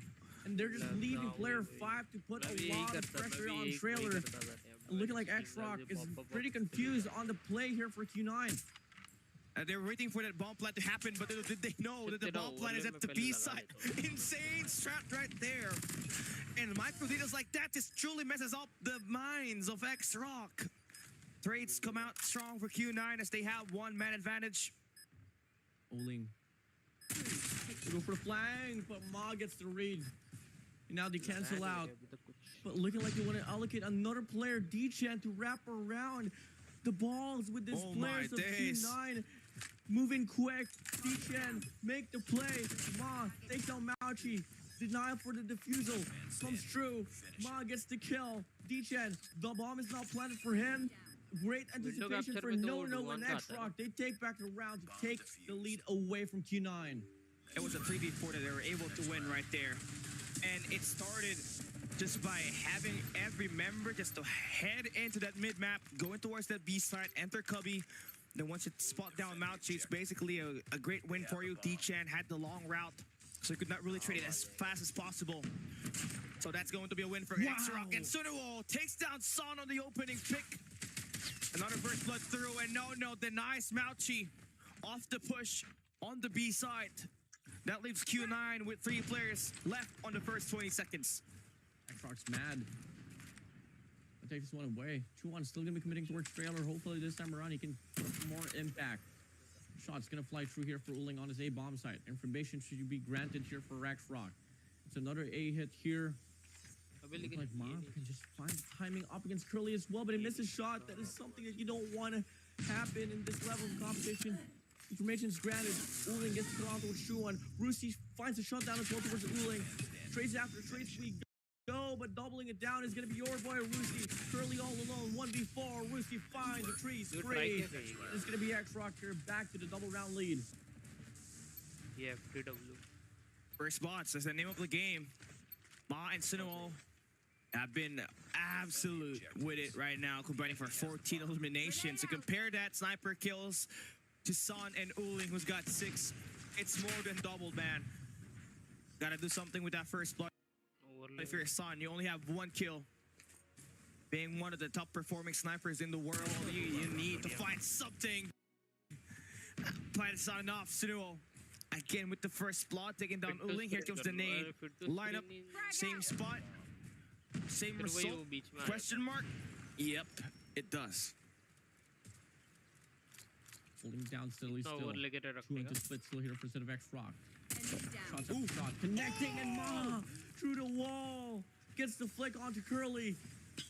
Q9 is just playing this one too slow. X-Rock's catching up to that play. And all of a sudden, it's just bound to be another round here for a set of X-Rock. Q9's caught up in the middle. Wherever they go, they still have to deal with any altercations. It's just all gonna come down now. When are they gonna make the move? Oh my, Sunuo just prediction on Way 100% too- level.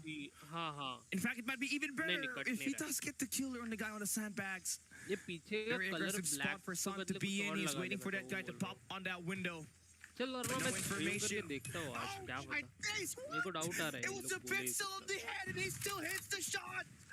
Hold down the Sun on a 1v5 with 35 seconds हो left. गया। And X-Rock is not going in for the killing blow. They are disengaging. Waiting for him to pick up the bomb in the open. Ma has had that information. where He the knows the A side is where the bomb will go. And here it is. He pops so wide open and he gets taken down. This snipers for X-Rock. The Sunuo and Ma combination has combined for 19 kills. Anticipation here from the side of X-Rock in regards to the sniper is just shutting down single-handedly Q9. And now Q9 wants to change it up now. They want to go for this pusher on this trailer side, but Chuan is not going to be there. Good readjustment. Going to be playing on the right side of that entrance for trailer. Chuan gets the read as well. Going to go for straight off into Uling. Rusi finds the shot onto D-Chen. Uling going to go on a double screen instead of the side. And it's 3v3 here. X-Rock, are they going to go for the push or are they going to wait for the bomb plan? Q9 goes for an aggressive take. Uling gets one. Same goes for Mauchi. And a big shot from Mauchi from behind as he gets the clutch. 5-3, lowering down the lead to just 2. Now we switch the sides. Oh my days. It is insane. अभी Freeze that you इसको just थोड़ी ना witnessed उतना right there. इसको अच्छा मतलब फिर बाद में कम करूँ वैसा High trades, by the way. But, you know, basically this game is like a 4v4. Son has 1 kill, Chuanem has 1 kill. So, the question now is, who's going to have their other player wake up first? That might just be the difference maker here, especially for Q9, who's got Son on that sniper, had been outdone by Sunuo and Ma on the first half. On the defense, he's going to be postured here on the B side. Not exactly a friendly spot to be in. That is going to be handled by Sunuo or X-Rock. So we 5v5. X-Rock shockingly just playing this one pretty slow. They're waiting for some sense of aggression, but it's just not happening at all. But the bomb is going to be leaning towards the B bomb side. Number अच्छे से Well, दिख only a minute and 4 seconds left on the clock. They need to make a move soon enough. But if it ever was an elaboration, the right answer would be the B bomb. It's only going to be Sun. Uling though on this mid-map spots Rusi out. No trades whatsoever. The bomb's going to get dropped as well. Uling gets that information, and that's going to be pretty precious. 46 seconds left here. For you to make a move. You're still sticking for finding another pick because you're currently at a numbers disadvantage. Sunuo still barely getting anything. Does he spot Mauchi there? He can take a lucky shot. Maybe would have connect, but now you have picked up that bomb. You have somewhere to go, and that's going to be on the A side. No finds the opening, pick on that mid-map. Trying to steer some chaos, maybe caught off the guy. Get off of that tunnels. Sunuo now gets a kill up the Curly. D-Champ with the R9 goes for the double. And now X-Rock is down to the last 2 players. 10 seconds is left to make a rotation. Ma cannot clutch it. Mauchi can't get that kill. Give Q9 that 1 round difference. 5-4. I mean, you know, when you have like the biggest impactor here for instead of X-Rock, it is going to be Ma and Sunuo. Off the sniper, Sun really has to step up. I mean, so far the setup that they're doing right now is that Sun's going to be rocking that sniper all over the side of Q9. A bit of an extension there for D-Chen, but he gets punished. Not something you'd like to see, but aggression starts to kick in as well here from the jungle side. Curly Uling finds Rusi and Chuan out. They fall back. The damage has been done. That's going to be a good call here for the set of Q9, enough to equalize the situation. But still, the last 3 guys that are remaining for X-Rock are the 3 best players, the 3 kings. I guess OBS में तो That's been absolutely phenomenal. More importantly for Ma and Sunuo with 21 kills combined. But for Q9, they got something even better. Look at them, they're swarming like ants on the back alley of the A side. Most likely trying to make a play to counter the attack for X-Rock, who's been taking too long on the jungles. First shot in for Sun! The double is in! And the triple! Almost had it, but Sunuo holding his own! Response back with the battery clutch! A 1v3 Chinese बंदे तो अलग level है Side control for Sunuo. God's gracious. Oh my freaking god. Sunuo, what are you on? Ma gets the shot onto Sun. Snipers locked in here for X-Rock. They're just shutting them down all because of the scopes. As you thought that Sun was taking the spotlight, Sunuo said no. No, no, no. Just like his name, Nuo. Uh-huh. 6-4 on our scoreline. Yeah, this is the default X-Rock that we know. When they face Vitality on this firing range map, the 1-3-1 split, where they're gonna take the most absolute time, keep these guys on the other side of the defense very impatient to overextend, and that's exactly what they're looking for. Angles like that being taken by the Emperor. और उधर से देख लेता Almost died there under the hands of B-right Ma. में को सब मैं यहाँ But से here we लगा have it. लेता हूँ। Maybe यहाँ से मैं Here comes the सामने onslaught. Hear him. Yeah, Malchi has heard that shot. He's heard that shot right there. The first shot is not You going don't to know. push through. Yeah, Patience game is looking strong. Here so far for Q9, Malchi is not exposing himself. Waiting for the bomb plant to Oh my God. arrive. But he gets picked up by Sunuo. Great counterment. 5v3. अभी It's not even going to go down to the bomb line anymore. It should just go down to the kills. D10 spots सब गायब हो Sunuo. गए vertical Spawn gets the nade as well. Uling fights the kill off. No. He should इधर just में goes out. पहले से इतने सारे sources He's out with an MG42. Looks to get a refrag. But D-Chen's far away. Picks up the R9. Roos's going to go for the bomb plant. It's 1v2. D-Chen, all eyes on you. Spotlight granted. D-Chen. Can he make the play? Gonna whip out the Tundra here. He's gonna be checking out. Tires clear. X-Rocks playing for the crossfire. Spots the angle on R9. the 2-on now to 1v1. R9 to the face. But Roosy with an Odin shuts him down. And it's gonna be another round here for the set of X-Rock. Yeah, 2 more rounds to win this matchup. Looking pretty good, even despite having some underperformance for Chuan-M. But it's all right for Q9. It's a lot of things to do. उसको कैसे डालूं लेकिन Lots of errors made. You just really have to be very patient here. You have nothing to do but just wait, especially for the way X-Rock plays their attack side. That has been their profile. We're gonna wait for 45 seconds and then we hit the attack. So it is essential for Q9 to exactly know where the attack will be coming from. If ये not, क्यों आ रहा है you have the snipers just postured up in a nice position for X-Rock with the bomb plant, and it's pretty much hard to retake unless you got some utilities to back you up. We have 5v5. X-Rock. Default. 3 players still from the set of Q9. Gonna go for the challenge up against Chuan. Unfortunately, Chuan is just so dry inside of this game. It's really the hit factor here, but it doesn't really matter. Ma, Sunuo, still gonna be in line. They still look to go for the commitment on the B bomb side. Q9 bit the rotation, and it's only gonna be Uling here, but it's an understatement. Holding triple boxes down. Triple kill comes through. Spots one. Can he get a double? No, he can't. No gets the trade. The rest of the players of Q9 will be biting the rotation here towards the B bomb side. X-Rock knows for a fact they just can't go for the open plant, not just yet. They're gonna go for the isolation, and Snow finds one. Can he find a double? No, he can, but Ma from the back shuts him down. No. No as well, and all of a sudden, by surprise, the odds was against him. It's now a 2v1 situation. D-Chen once again all alone. Can he redeem himself in a 1v2? This is what we're talking about. If X-Rock had the nice position, they're gonna set up their snipers in killing blows positions. Had that with that sniper. Now they're gonna make the rotation.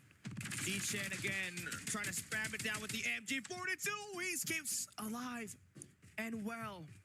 Right through the mid-map is where he's gonna take that wrap. He's gonna plant that bomb. D-Chen has the right read. He defuses. That's it. He takes down No. Vouchers the air. He knows he won the matchup. What a battle of patience right there. What was Ma doing? They had no time left. They went for the chase. It would have been too bad if Ma played for the trade, but micro mistakes like that could lead you to a loss at the end of it. Now you gotta move on, learn from the mistake. 7-5 now. Once again, one more round here for X-Rock. Them to take that match point advantage. And look at this. Ulan push up and Odin aggressively spots Mao. He wants to get some more. He goes for the chain. The communication's not there. Unfortunately, the triple gets denied. But that's going to be good here for Q9. You'd want to have that numbers advantage for your side. Yeah, 3v4 situation with Q9 again, just making sure they play patient. That's how you want to play it against X-Rock. Loves to be a menace around the positions here. Nice shots for Mauchi. Taking down Rushi on that attack. Don't know which one is exactly positioned in the killing area, got killing spot, but that's going to be Curly. And in the elimination, they gotta pick up that bomb. Finals It's a ka lo, 1v3 with finals Chuanem. Last guy standing has got 3. Look at Q9 once again, swarming like ants, waiting at the red showers. Now, the only way for you to stay alive here and keep yourself in a spot to win a 1v3 is put the bomb down on the B side. And I like this angle right there. You can make a long wraparound, get the scout tower in control, and you might just be able to stop these players. Vertical में भी मैंने सब setup And getting किया this था, attack साला to line अजीब up, अभी but ऐसा easier क्यों said than करा done. It's a पता नहीं। 1v3, and here they are, about to line up towards mid. MG42 in hands, is it enough? Curly is gonna be damaged. Mauchi gonna push out. He's the first one to fall down. 26 seconds for Chuan to win it, but Curly going to be able to stop that bleeding and reduce that lead by X-Rock by 1. Lost that round, but it's not over yet. So close, but yet so far. Chuan's still Yeah. pretty cold inside of this game. Still only on 4 kills. होनी But चाहिए। अच्छा, रुक, same browse replica करता here हूँ। for the side of Sun. And the objective. 76. One more round here for Q9 to equalize the situation, equalize the rounds. And X-Rock, they're going to go for a full-on rusher on his A-bomb site, which Q9 gave it all for free. Ma's going to be anchoring अच्छा, here towards ये the media back. file नहीं डालना है, He's not image going to be able to get डालना any है। opportunities. It's a free plant here once again for X-Rock, and it's going to turn into a 5v5 retake. The bomb has been planted. That's a number 4 in yellow in Mauchi, wrapping around jungles. Number 5 in Curly, just pushing around trailer side. Son is just trying to hit that shot. Does he spent the barrel? Oh no, Ma finds the better out of that shot right there. He takes down Curly. Chuanem gets one. Uling gonna fall down. The retake is frail as the opening picks was won by X-Rock. 6. Q9's not going to be too far to get that overtime. Our first overtime here on this knockouts. Can it happen? Bomb acquired. Much more better. अबे एक We're वैसा वाला seeing चाहिए two पता है CDM मैं जब teams अभी just live showing us the stream कर beauty रहा of हूँ search and ना, destroy. एक पूरा कैमरा वाला चाहिए मेरा। Juan's going to be out here. Full screen top जो मेरा wooden, कैमरा होता है ना, looking to get an angle here towards trailer. मतलब ऐसा There is going to face be to one face player जो बात there, and that करते is हैं। going to be D-Chan holding that angle Without, down on the front just side with an checking it. MG42. A lot of eagerness to get the pickoffs, but both teams just taking this one patiently. ये देख इधर साला वो गायब हो गया। Yeah, they're waiting for 50 more seconds to make a move. तेरा overlay गायब हो गया You इधर। know what? क्या Scrap है? that idea. We're going ahead towards the A side. We're gonna abuse Sun. We're gonna abuse Sun right here. He's only got 4 kills. It's not gonna hit his shot, especially when we throw a smoke all the way to the अच्छा, barrels. loop नहीं किया इसलिए तो। Well, they're gonna fake A, but that's not going to be beaten by Q9. They're gonna stick the B side defense. लेकिन ऐसा scene change And in fact, करके they're gonna तो overextend. Uling has the barrels in control. Here's the hideout. Rushi. Oh, they're gonna get slammed. No, with the backup. Wow. Sidwell with the shutdown. Mauchi, only player left defending the B side. Good for 1. Cannot get any more than that. It's all down to Sun in a 1v3 situation. Swings in a miss. Chuanem with the takedown. And it is X-Rock that will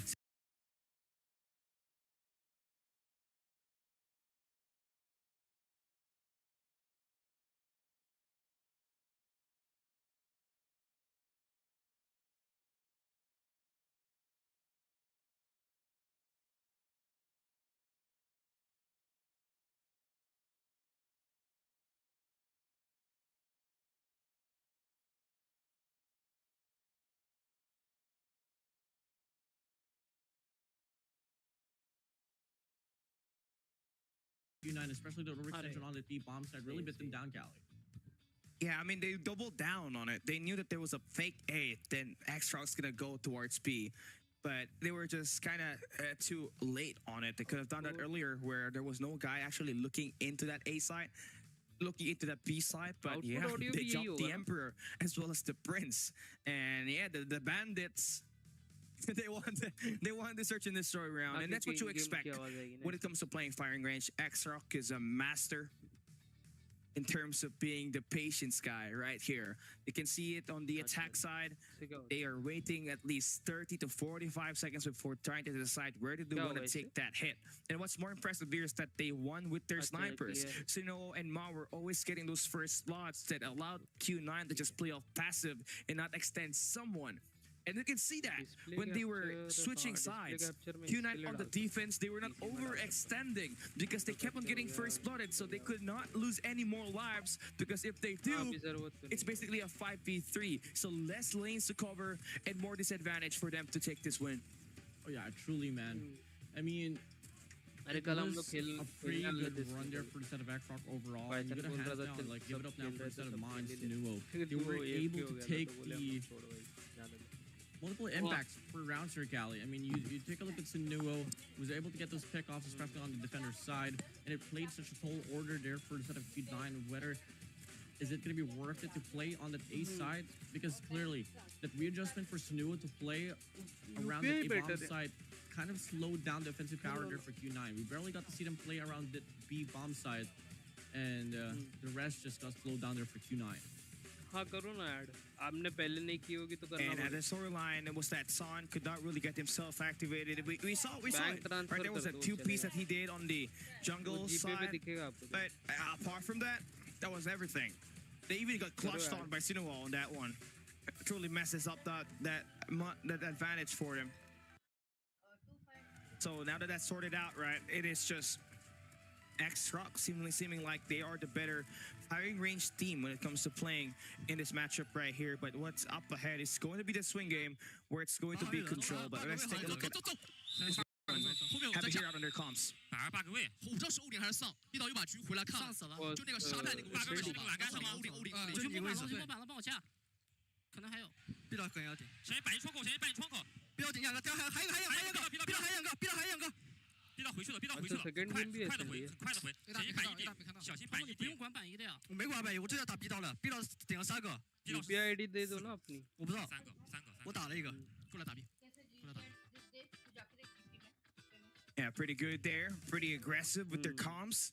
That's X-Rock for you. Now, Control is going to be the next map that we are going to be having, right? But I feel like, we could have seen a lot more for Q9 Son on this firing range map. It was hard for him to not hit his shots. They were not in stride, and only having 2 kills before the end of the first half is abysmal, Warden. Oh, yeah, I mean, it was the same scenario with Son and Chuan, where he did take Hollywood. They were basically playing a 4v4 because clearly those 2 players for each squad wasn't really helping the odd. But fortunately, it was pretty even because come again, they have for a player in their squad that was kind of struggling. But I mean, Son, there was a certain time where he was almost close to redeeming himself, but it just didn't happen. Same with Chuan at 1v3. I mean, it was doable, but the problem there was he was able to get the first pick off, but he decided to peek out in the open. And obviously, a double trowel out in the open is not going to go into your favor. If he decided to play ISO, just pick them off one by one, maybe till then he could have redeemed himself. But it doesn't matter. Fortunately, both players here will have their own vengeance run here for Control, as we are obviously moving over to game number 3, and that is going to be Control. Now we think about our team results.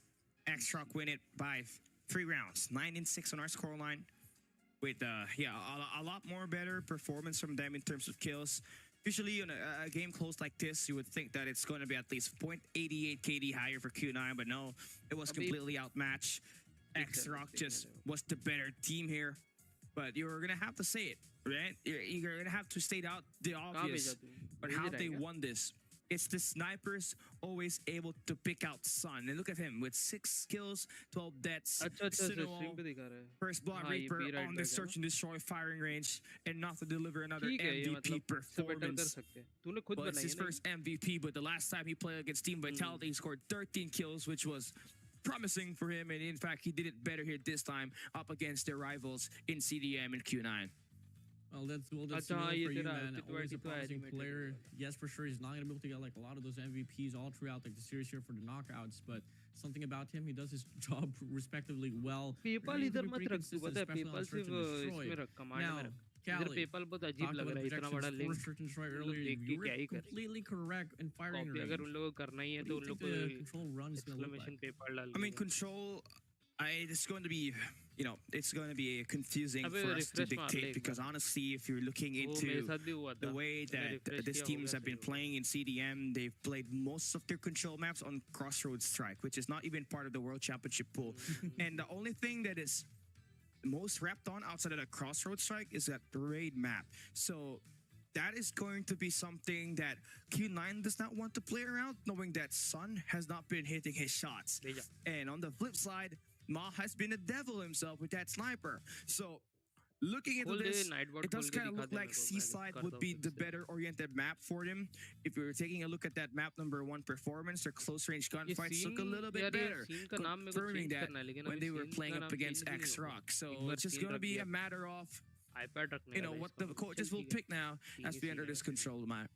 Yeah, I feel like if it's going to be Seaside, the viability of the sniper does get mitigated, and I feel like we're just going to get forced into those subs and those ARs. Probably the हाँ, तो R9, नहीं of side course. पे I think जाके the देखना R9 night can board के absolutely side get पे used जा in और Seaside, वापस especially उसमें when we're सब talking ये about कर obviously ले मेरा भी तो Q9 बीच and में बंद हो X-Rock, गया था which लेकिन are चालू हो गया pretty R9 dominant. If it's not going to be the R9, could be the KRM, we don't exactly know. Let's just come and find out soon enough. But if we're going to make a call here how far a game can go, I mean, we did see Search and Destroy, we did see Hardpoint as well. It went back and forth. So we're totally expecting that this is anyone's ball game, Cali. We ये can't display really tell capture any हो गया ना anymore. Display It's just capture ही डाल दूंगा truly who's having a better day, who can keep themselves composed. Like, for example, X-Rock earlier, we saw Sunuo, you saw his expression. Same goes for हाँ Seven भी No No. Uh They रहा were है pretty eager, they were display pretty capture frustrated that output there wasn't really as much trades as they wanted to happen. Well, Q9, I mean, they're pretty composed. You got to see that on the camera. For Search and Destroy, it's pretty much all right. I mean, everything was put to sale there, and I think everything's all equal. So it's going to be pretty nice to see here as we move over to control, where both teams has out leverage in regards to like Hardpoint and Search and Destroy. So we might just be able to see the best out of the best here. Could be a redemption run between Sun and Chuan. We don't know exactly, but fortunately, we are now here soon enough. About the transition into control itself, Cali. You'd love to see some Seaside, perhaps. I'd love to see some Arsenal. हाँ हाँ We'll किया see. मैंने किया I guess Whatever it is, wherever they're heading straight into, we just know for a fact it's a bloody camera बहुत छोटा bloodbath नहीं हो there, गया क्या Cali. That is bound to happen. I mean, looking into it, let's predict it right now. Seaside should be the Q9 map that they're gonna have to play. I mean, that X-Rock has got the better sniper out of क्योंकि this इतना matchup right जगह here. देख इतना जगह जो So बच रहा yeah, है a ना little bit of नीचे just का बड़ा कर दे उसको camera performance enhancing here, honestly, जाएगा for अच्छे से Sun, सब लोग because he had himself 6 kills and 12 deaths. Also for क्योंकि Mouchy, ये would वर्टिकल not थोड़ी ना kind है of कि expect him वर्टिकल to के play लिए like छोटी सी that जगह है because he's had a तो lot of बड़ा भी कर सकता MVPs in terms of playing in the group stage. So you really have to elevate yourself right here. Truly अच्छा elevate वो सीन तो होगा थोड़ा is the name of the नहीं game उसको here. मतलब वैसा मत रख Now, notice vertical he's setting ये up. Everyone's here, horizontally well उसको ready, ऐसा locked रखना and loaded. They're square gonna head मत straight रख into the game बड़ा already. कर Come दे again, बॉक्स guys. से Q9, they were able to take down Hacking or Hardpoint away from vertically उसको X-Rock. जितना broad कर X-Rock सकता was है eager वैसा to कर get the respondent, and they were able to पूरा उसको take that स्क्वायर से win वैसा मत in a pretty near dominant fashion on firing range with a 9-6 standing there. So both teams are all equal. जितना मतलब And हाँ if you guys are इतने enjoying the show ये once छोटे again. से This बॉक्स में is जितना the भी day number मतलब 3 of the जितना बड़ा knockouts. होगा We still have another day tomorrow, and that is where we अभी get to लगा see के the देखो lower क्या bracket अजीब लगे finals यार मेरे को लगा and the बहुत grand छोटा finals box itself. We don't really know who's going to be on the lower bracket finals. What we know is that Elevate is going to be waiting there and anticipating who's going to be taking the L for the series. And if it's going to be X-Rock or Q9, regardless, who's taking the L, they got to go up against Elevate down there. Yeah. And it's all about the swing game here now. You take this, you go up by one map. जितना vertical के लिए two तूने steps लिया था ना closer वो into box just winning उतना ही everything vertical up. का ये इधर कॉपी So- पेस्ट कर दे मैं तो बोल रहा How's it gonna look like if you're Q9? You had a great start, you उतना भी won your hard actually point, affordable मतलब and now it's उतना all भी about this map number 3. If you want to win up against X-Rock, you gotta win your control maps, and we're be dragging ourselves into an Arsenal map. कल video Ninja beach Which में ही बंद हो गया that's falling in the hands of the snipers once again. But at least they're gonna need some of your ARs to do your job here for you, which Curly and Uling does well. On the flip side for X-Rock, it has been No-No. It have been lighting things up. He scored 48 kills on the first map, had a 1.63 KD. So it's going to be that guy that you have to watch out for that can suddenly turn things around all on his own as we enter map number 3. Yeah, I truly feel like on paper this should be a game here for Set of Xrock, as we all know as well. Arsenal, especially as we transition to the B control point, it might just get heavily congested by those snipers, but for the time being, it's not going to be the snipers in line. It's going to be the ARs and the subs here, possibly an R9, we don't exactly know, but it's going to be close quarter gunfights, will be included here onto the maker onto the A control point, and Q9 still win the majority of it. Yeah. Great shots followed up by D-Chan. I mean, now you've got full control of the A side. While you bring Xrock all the way back to the left side, you got someone not really playing the altercation towards cafeteria. But at least you got some guy just punishing Xrock for just playing around the perimeter. But this does not look good. Once you fall down, Sinnoh is going to be trying to spawn trap the hell out of you. Especially with a sniper, but Son is going to have that idea. Gets the read out of it. And now they're going to be playing for exit kills. 26 to 30 now. Q9 is still pretty flawless. 5 altercations already, not dropping numbers. Make it 24 to 30. A control point captured. They got the life count. They got the time. This should be their round here. Not unless Xrock can make the most out of the map control that they have so far with Nono alongside Chuanem pushed up. A pretty aggressive assault there now for Q9 after getting that A-side capture. They're sending Deechin way behind enemy lines. And same thing could be said for Uling, who's got that AR just captured onto enemy spawns. But Xrock is doing the same thing, holding down cafeterias. And yeah, no, just a lot better with it now. 3 eliminations, and Q9 is back at spawns. They have stabilized, and now has got the live lead as we enter the B-side hit for Q9. And we're seeing a bit more struggle now here for Q9 as the lives is all equalized. One of time being, no operator still available, not just yet. Still gonna be pretty equalized. And Xrock is just not gonna be letting go this map control that they're able to put up, but they gotta worry about D-Chen and Curly here pushing up towards Whites. And they might just be able to get the cut as well to go for a possible spawn shot, but instead they divert the play to try to go for a pinch here on this B control point. Or possibly go for the split. I mean, they're pretty indecisive with their decisions here, and I think they just want to play off the crossfire, just surprising Xrock perhaps. The Mom Squad's Curly out, D-Chen gonna be able to get the kill onto one player, pushing up now towards the staircase, trying to put some progress here on this B control point. That's going to be the capture here. Don't got any player on the cafeteria, it's going to be over. Chuanem is just going to have himself on the enemy spawn, so that should delay the push. But a Q9 doing whatever it takes to hold it down. But Chuanem, here comes the damage done. Only good for 1, but you're able to stop the bleeding onto B site. If you're Xrock, bringing Q9 back to play reset. D-Chen has his war machine. Bruce and Sinnoh has their ops as well. It's going to be 9 to 13 here. Q9 not looking too good here for the life count. 20 seconds left on the clock. They need to move in quick. Mounty makes the play here on the A control point. He gets the clearance, but Bruce responds back with his own force as well. It's now going to be 10 to 6. And 14 seconds left on the clock. The contestant goes through. Uling's going to be inside of the hill. The double shell comes in, but they walk into the crosshair, and it's going to be a big shutdown from Ma. Same goes for Nono. Uling all alone. 1v5. Plus 5 on the life count here for the set of Xrock. +9. YouTube and the clock's running out. No chance for Q9 to win that. A better response coming out of Xrock after that A-side hit that Q9 won.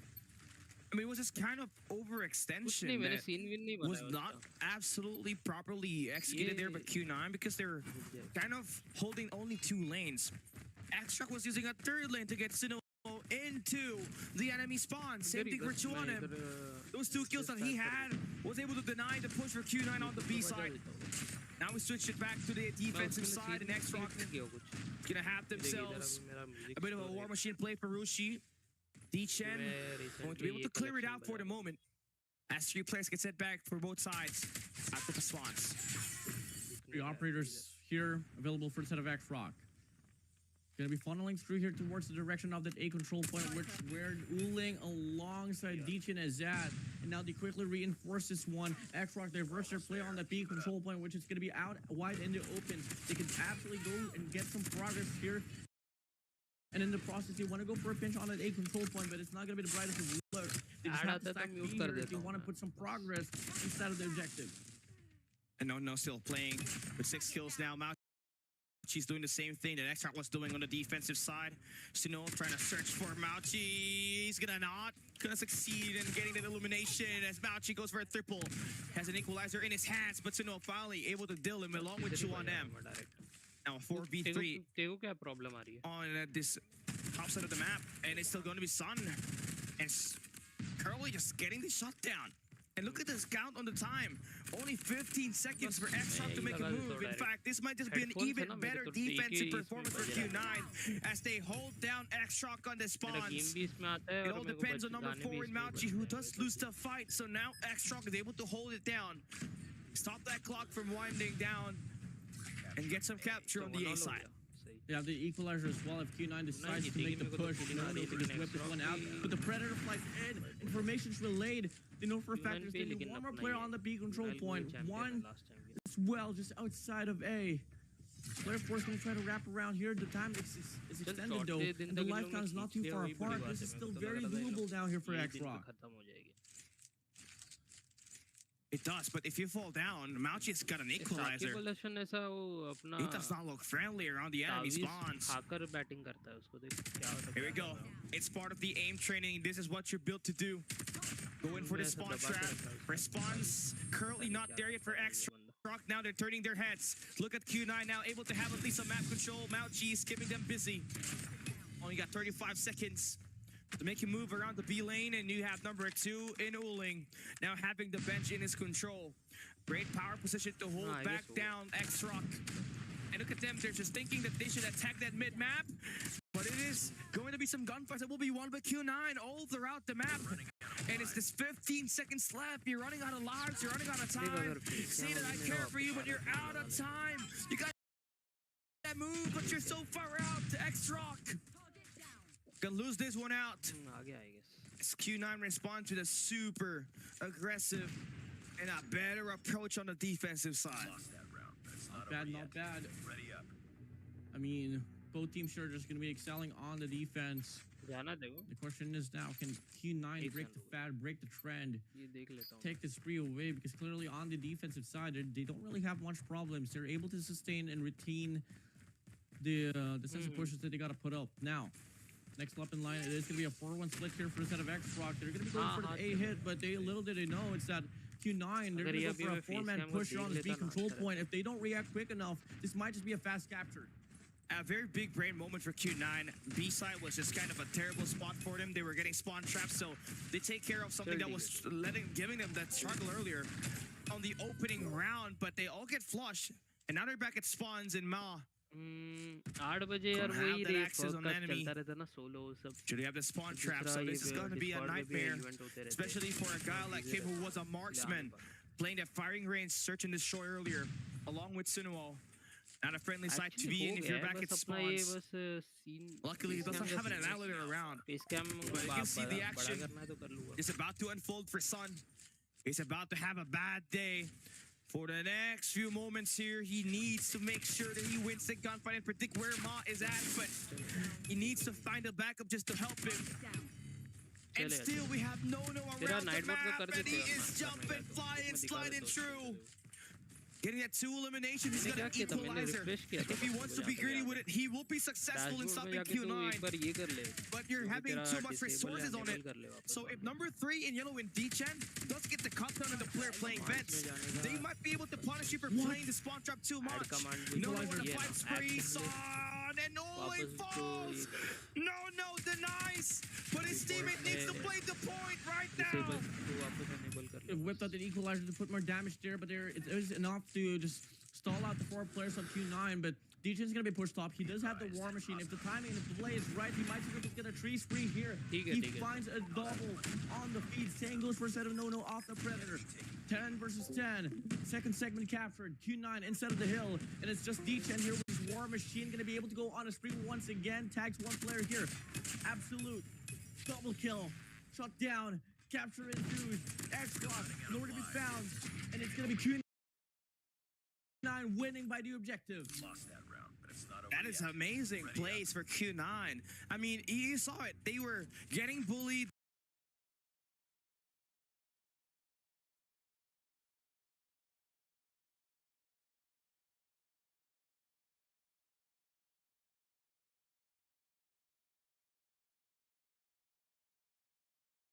By Ma and Sinuo on their spawns. There were two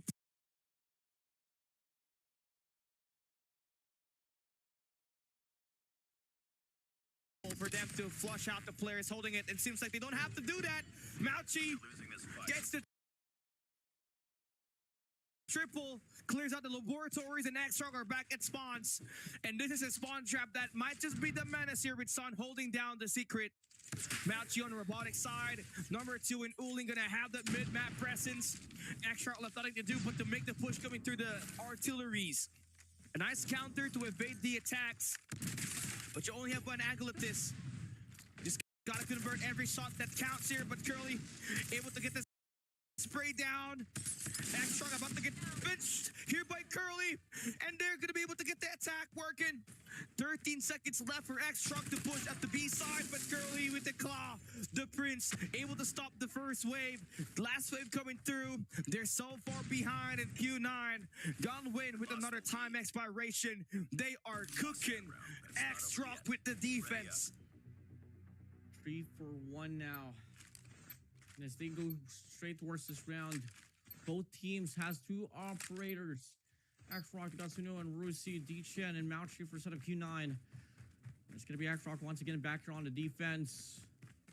Offense we go here for set of Q9. And it's going to be a heavy A push here from the side of Q9. It's just going to be a 4-1 split. Simultaneously, one going towards Bravo. D-Chen's out here with a War Machine. He finds some more. He gets the first blood. He gets a triple kill. Looking to get the bars here. Doesn't check the corner. No gets 1. Looking to get the double. Unfortunately, he's going to go for the chase down. He wants to go for the punch. But no! He gets denied off Uling. And it's now going to be 26-25. Life advantage for the first set of X-Rock, but it's only momentary.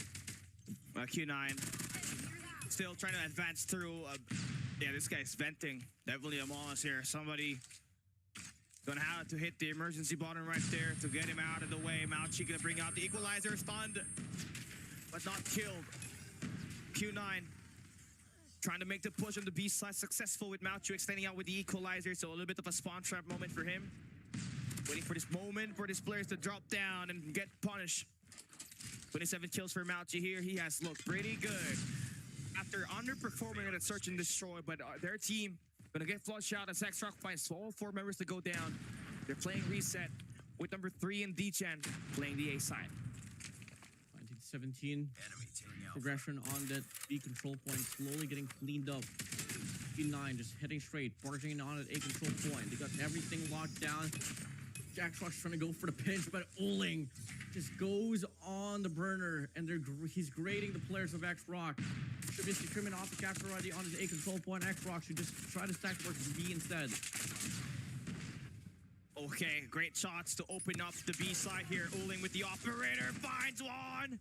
No, still holding down the B side strong, but still not good enough as the annihilator from the Emperor is just super accurate. Finally gets dealt with there by Ma, but look at the offense. Just able to make some attack work on the B side, but Ma finds 3. Now the operator showtime. Mauchi is able to win the gunfights. It's a full-on brawl on the B side with Mauchi making the plays. Dancing, splurging through. He falls down. But D-Chen and No are gonna go right at it to enemy's throat, and they are gonna be able to control the fight.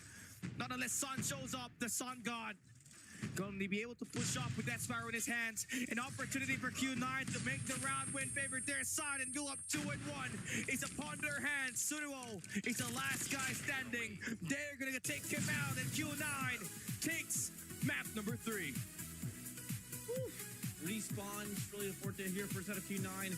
Came on pretty dominantly. Uling's hyped up, just getting his teammates locked in, and that was just a beauty to see. I mean, on paper, if you take a look at the overall standing, it seems to be pretty dominated by the set of Q9.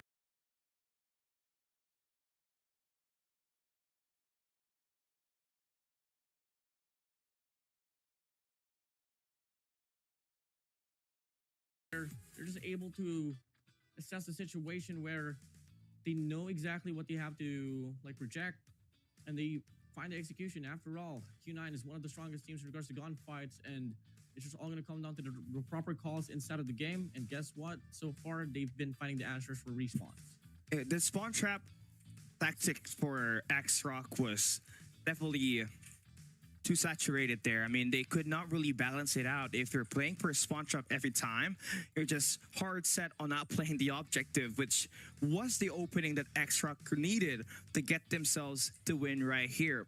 And obviously, you saw the defensive side just a little bit better for Q9 as they went to time expiration on the two defenses that they were able to play. And it starts with D-Chen absolutely getting things done on that round number 2 or 3, if I'm not mistaken, when the players of X-Rock, Masuno and Nono were just all over spawn running their base. He was up there playing the robotics. He was playing that mid-map, and also, more importantly, getting the eliminations on the jet decks to make sure that the team is supplied with that capture that stops the clock for them to regain. And when he dropped the War Machine, they basically was able to build up to an EMP system, which they did utilize in the following round to go up with such great numbers. And obviously, it's not just D-Chen that paved the way for this squad. A guy that underperformed that Search and Destroy, which was the Chancellor Mauchi. He showed up here, making things easy. Back to his old form in that group stage. You love to see it happen. The bounce back is there for Q9 on this respawn game. It was just really nice to see how well Q9 was able to invest for operators as well. And the way that they deal with the spawn trap for the set of X-Rock. Take a notice with Ooling. He takes extra effort to truly go back to the spawn to avoid the damage getting bigger. And most of the times, it is enough to just mitigate the situation and just pull off a reset and look for a better angle as they proceed towards the rounds.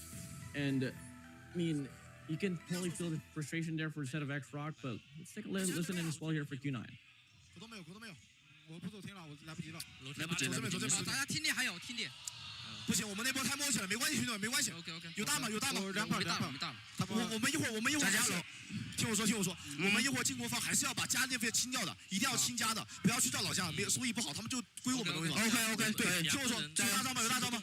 有大招吗？有大招吗？2炮。OK， 我们刚才看那场，然后我们做3线，然后140，孙旭 B， 140。OK， 我跟你们。You can see the Emperor just commanding the Legion right there. They knew that they are going to be chalk in that first round, and what happened? They won the next 4 rounds, Warden. You got me off guard with that line, Callie. What? It was the Emperor talking like he was the Emperor himself. Well, he earned that nickname. He earned it. One of the most passionate guys that you have around the game itself, right? Obviously had a lot of moments in TDM, but obviously also an international champion. It has proven his work, but what he is missing is this Invitationals Championship as well as the World Champ. So he literally wants to give his team the biggest opportunity to step up and get the bag, and also the pride of being the #1 team in this tournament and also in the World Champs the following week that we're going to be having. But now that that's sorted through, it does seem like we're going to be seeing another hardpoint be played here, and it does kind of look like after watching that first map, it is going to be an advantage for Q9 because the only maps that will be remaining has Apocalypse on it. And if we do see the likes of X-Rock playing Apocalypse, that means it is your boys from the side of Q9 that will be able to pick the side. And if they start on the good side, which is on P2, they might just be able to storm the front and just make sure that the game favors their way. But yeah, moreover, we're going to talk about that later on. But this Control, man, what are your key takeaways as we take a look at our team results? I mean, it was just Q9 just able to control the pacing once again. And that was something that they kind of like tried to project as well on Search and Destroy, where they really took it down, slowed it down, especially on the offensive side. And for the vast majority of it, it kind of worked out. But as soon as we move over towards the difference with like the way here for the set of Q9 is they were really able to break the fad. We got to see the first 2 rounds, one over on the defensive side, and Q9 really had to get the breakthrough on the 4th round to win the offense. And guess what? They were able to push through. Now you take a look at the direct statistics in line here for Control Arsenal. You want to talk about Uling here dropping some 24 kills, but Mouchi and Deechin 29 for both, and it truly played a big factor in how they were able to control the situation. Mouchi was on a shaky state earlier, but fortunately here on Control Arsenal, he was able to make it up. But Deechin will take the true spotlight here as he's going to be the MVP. It's like what we said earlier. He was the one doing most of the objective on the mid rounds that we were playing. Round 2, round 3, round 4. He was lighting things up with the weapon of choice, and also the 1v1 gunfights he was winning was so impactful because it stops the time when they're doing the attack side. And even better, on round 3, he had an opportunity to utilize a War Machine, and he was able to build off to an EMP system. In the following round, they were able to utilize that, and Mouchi, guess what, was on the window on that A side, got those 3 players, and immediately X-Rock got flushed. And just like that, it was a win for them on the defensive side. True time expiration. Now that Q9 has got that lead, 2-1 on the overall series, we hop back into a Hardpoint live here in AG Esports Center, Chengdu, China. You're watching 2 of the best teams in the world right now going at it at the upper bracket finals of CDSI 2024. The winner of this tournament and the winner of this matchup is going to have to advance to the grand finals, while the loser gets to book their date with PJ and Yopi on the lower bracket. I don't know about you, Callie, but I'm kind of smelling some 2016 Cleveland Golden State era here. I mean, I feel like we're going to reach a game number 7, man. Especially if ever X-Rock can take this game away from the side of Q9. I mean, I know for a fact they're pretty eager to get this hardpoint run. I mean, after all, it's going to be the map of choice here from the side of X-Rock, so best believe that they have what it takes to actually offer a good fight against Q9. You can see No, he's just, playing with his teammates here, being all playful, and it's going to be a sign of confidence. Probably they can translate into the game itself. Callie, I want to hear your thoughts before anything else. I mean, best of luck if you're playing Apocalypse here, because that's one of the good maps that can play a curveball and just be able to take down Q9, but that is also massive damage up against you, because Apocalypse is the best map Q9 have on their back in terms of playing hardpoint. The map that helped them won Mobile Masters 2024 up against Seminole, and eventually did the 4-0 up against the one and only Glorious, who was the home team at that time. Let's get this game started. Q9 starting on good side. X-Rock has a tall order to do and needs to win this entire series. Let's come get it now. Q9 will be spawning on the better side. X-Rock here are going to have a pretty heavy split to work bottom side of television alongside just the mid-map overall, but the formation from the side of Q9 is just cohesive enough to get the first few kills and the first few points up instead of this hill, but in the process, X-Rock has flipped the spawn, so Q9, what's the session looking like? All right, looking pretty good. Honestly, they do lose out on the spawns for next, but you're kind of giving them a bit of a spawn trap here. Currently the Prince, fresh off the get-go, gets 5 eliminations, and Q9 gets the first 30 seconds. They're just continuous with this actually as well. I mean, take a look at this. 5 players from the side of X-Rock will be still spawning on the good side of the map, but Q9, they want to play this one just down bad, scrappy, ensuring that X-Rock will not be able to get a taste off this very hard point. But finally, a breakthrough will come in, but only good for 5 seconds. Now, Q9, since they stacked this hill, I know for a fact they might go for a mid-search to try to flip the spawns. And looking like they are funneling here just to get some coverage now in line for the flip of spawns. Manchuan Chuan is the guy to watch out for. He has been heavily underperforming on the last 2 maps. Despite that win at S&D, that abysmal .44 was a young one impression now I was not able to expect, but hey, Q9 now able to break the temple side. Chuan M needs to win this. Oh, put him on the burner. 2 kills for Chuan M. The reset back Q9. A tall order for him as the 2 seconds there. Rushi going to be able to supply that needed time inside of the hill, but only for Mouchi, the Chancellor, to get the shots down for them to flip their spawns, and now they're the ones running loose inside the hill. Playing time, but X-Rock doing a great job contesting. Q9 still going to be retaining the spawn to wait. There's only 10 seconds left, though. If I was Xrock here, just try to settle for new instead, but they still want to play this one down bad Scrappy. And they do lose the rotation as well for the next hill, but it really depends as well whether they want to play off Temple side or No Man's. But looking like Q9, they want to play off No Man's instead, and they're going to be able to get the first seed contestant here on this P number 3. And it's going to be led by your one and only Curly here as he whips out an equalizer. He wants to go on an afterburner, grading the players of Xrock, but unfortunately, he gets taken down. Snow now going to be hopping in, but he meets Deechin at the end. Q9, as scrappy as it seems, they're still getting more time inside of this hill. Yeah, Xrock still needs to do a lot better pacing here. You can clearly tell that even if Son only has 5 kills, the weight of the BB50s are outdoing the setups here for the Odin it's just completely something else. Right now, it is going to be Xrock still stuck at the right side of the map. Son with a takedown on the guy in the bunkers, and Mauchi, the Chancellor, good for 2 eliminations. They'll turn this hill into a cash, and man, they're stacking it. Here we go, another punch to the face for Rushi. And now it is just the Mauchi show. 40-point lead that Q9 has built on the first 3 hills. Mauchi's too good. He had to take himself out for Xrock to stand a chance here as he was trying to flip the spawns, but solidified on the front lines. Nona with an equalizer, holding it down. There's going to be 3 opportunities here just right around. Ooling's going to whip out this War Machine as well to get the break here from the front side.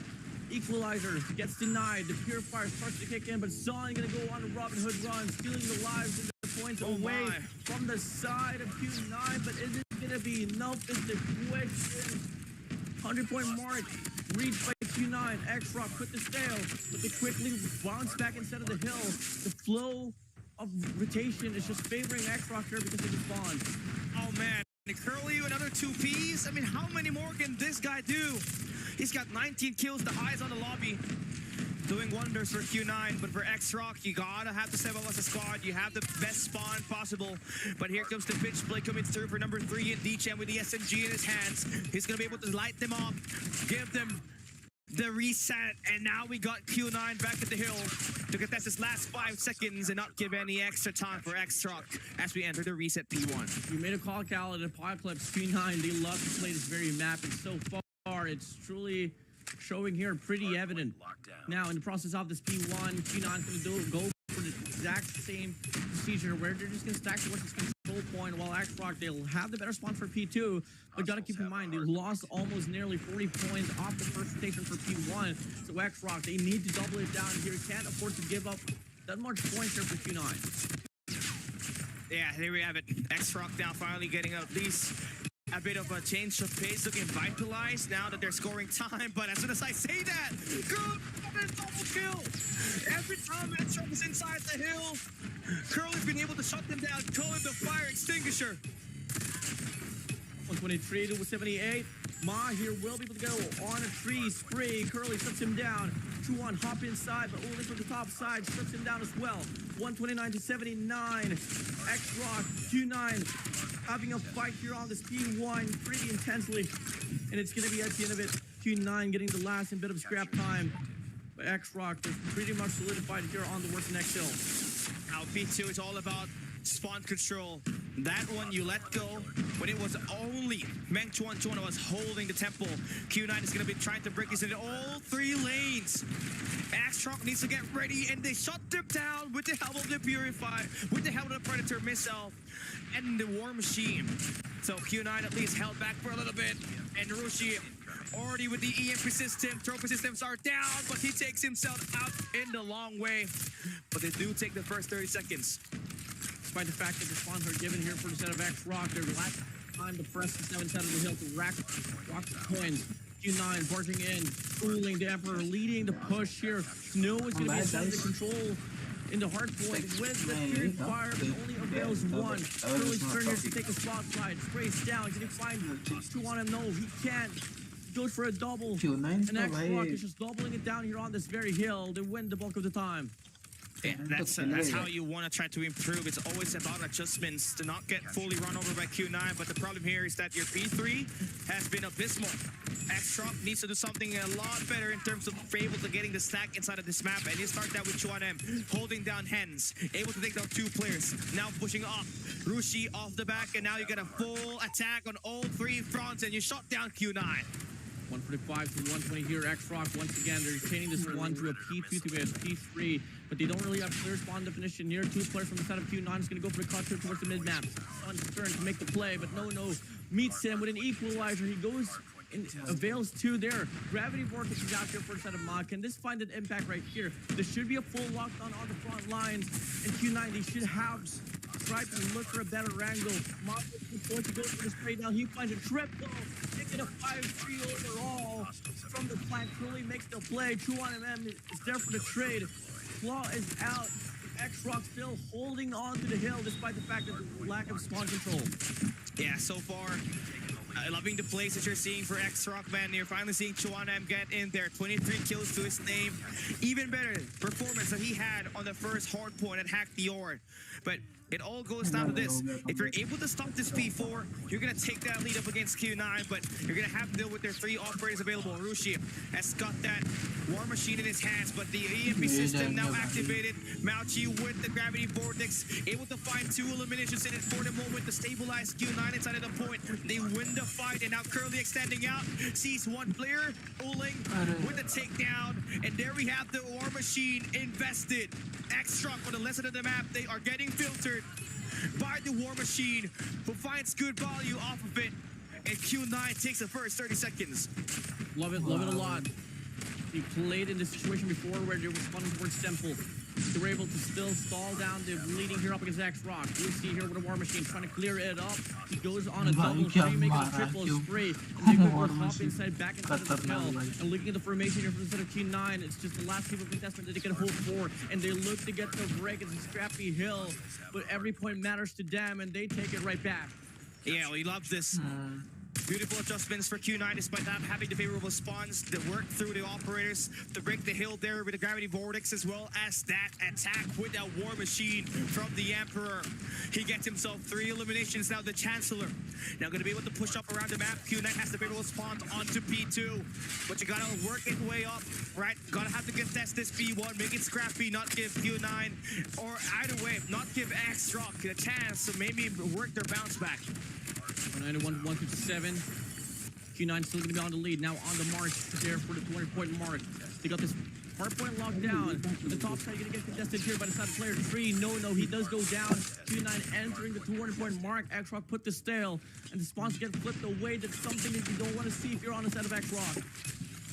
Wow, 6 kills. Oh, man. The Chancellor is in it. 37 kills to his name. And now Q9 is only needing 30 more points as we enter E2. X-Rock in desperation to get inside the hill. They need to flip the spawns for next. Seeing that X-Rock is truly bleeding in this series now. And all they're going to hope for is one good break because Q9, they're on striking distance to end this game off. 4 players here pushing towards the mid-map. Player 2, Uling gets the call, he gets the read, and they're burning them down. They cancel out the push, they retain the spawns, and they win the gunfight. Mauchi with a Gravity Vortex should be enough to close down the deal. The nails of the coffin is locked in. It's the dagger, it's the game, it's set and over. Q9 are going to be able to win this. Truly, last few contestants they hope for instead of X-Rock, but Curly shoots them down regardless. A 4-3 to end it all off. खत्म भाई क्या मतलब 3-1 loose खत्म है भाई नहीं I think एक और होगा ना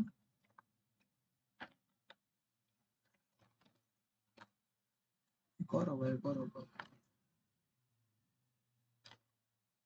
4-1 करना पड़ेगा तब 4 मैचेस हुए ना हाँ एक और जीतना पड़ेगा Q9 को. Motivation to keep it going as we enter the next set of maps. One more map separates Q9 from appearing their first grand finals on the series for CDSI Cali. This is huge.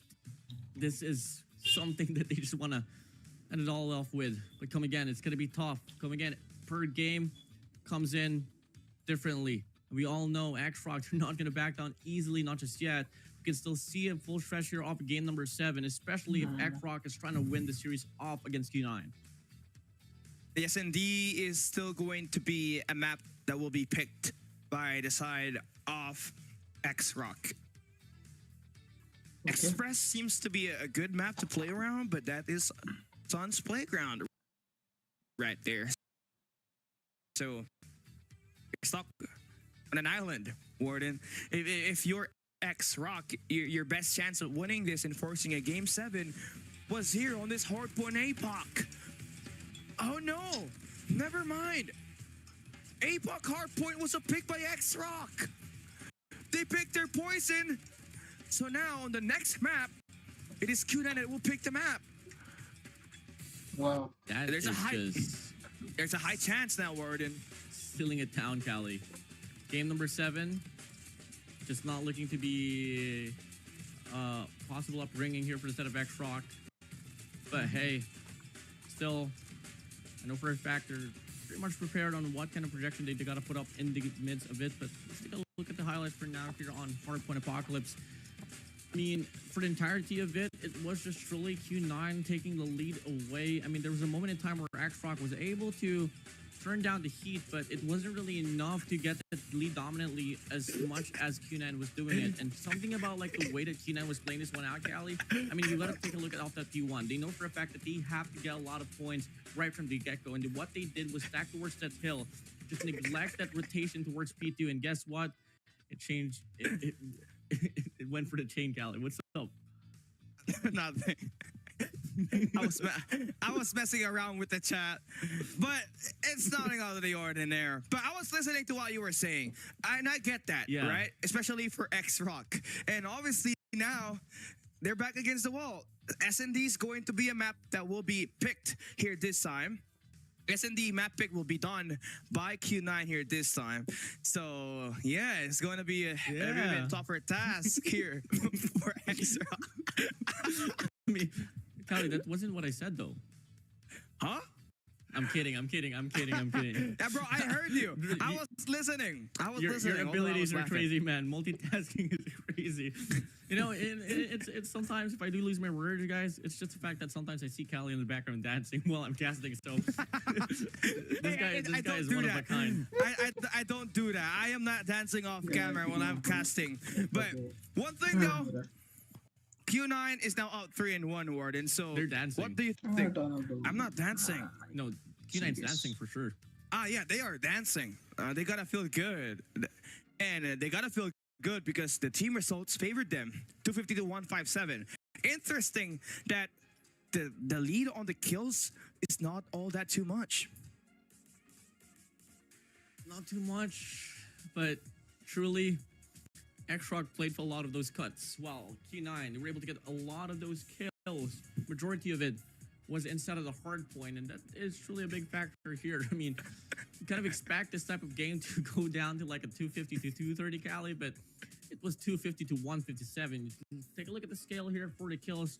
Killing department, I mean, Sun came out pretty cold once again, only 27 and 35, but fortunately for you, Curly, and actually Dishan underperforming as well, 24 and 36, but Curly and Mounchy was able to compensate for it. 48 kills for Curly, Mounchy on 40, Uling on 36. And if you look at the outer side as well, X-Rock's not going to be too far behind once again. We got to see it, but it plays such a big difference, especially when you took a look at the scale of rating that Curly was able to put up, 1.47. It goes to show that this guy really loves to play around the hill. It does. And I mean, it kind of, no. Chuan is just kind of underperforming today, man. For sure, we get to see him better in the last few games that he played. But Curly the Prince gonna get that MVP with 48 eliminations, 3 MVPs, and 2 of which came from the Apocalypse Hardpoint. 1 was up against Elevate, and today up against X-Rock. And the interesting part about that is that he ended the map with an equalizer gameplay. So it's insane to think that it was identical to how they win it. And we really thought that it's going to be a close game. But if you take a look at the trend that Q9 has been playing with Apocalypse, if you can beat Elevate on APOC with that insane kind of pacing that they play, you're going to beat everybody. And that's the reason why I deliberately said that this was a map that they weaponized on the Mobile Masters 2024 to win in the entire tank. They use it to dominate up against Seminole and up against, everybody that they have played in that tournament itself. So a nice attention to detail them.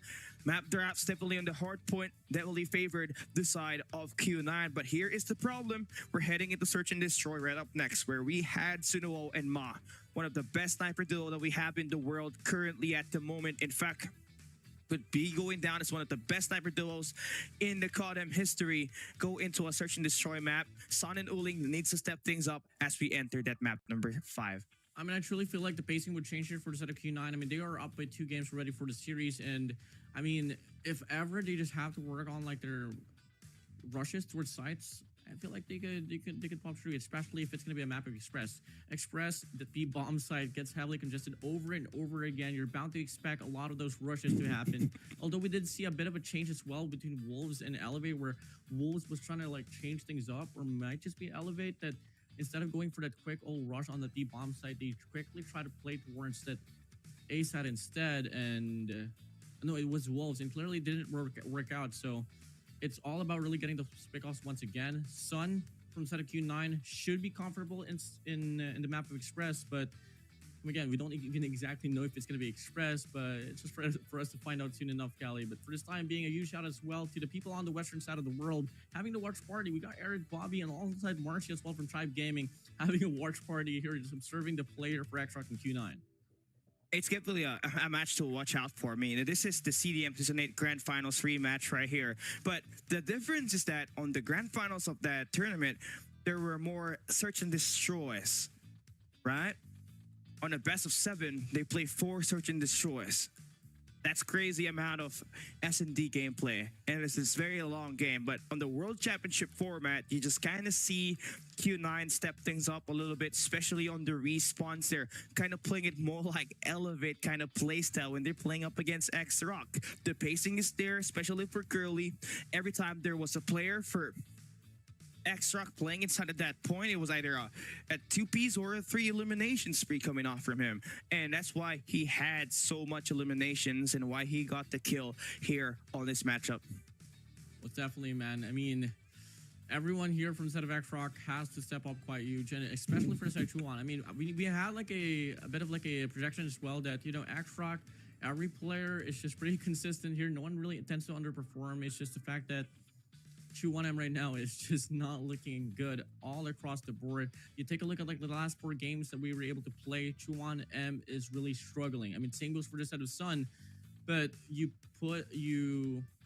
got to see as well just a little bit, step by step, Sun is able to just fill into a role where he just gets utilized more now. But anyways, looking like we are now once again about to transition into the next game mode here, which is going to be game number 5 on Search and Destroy.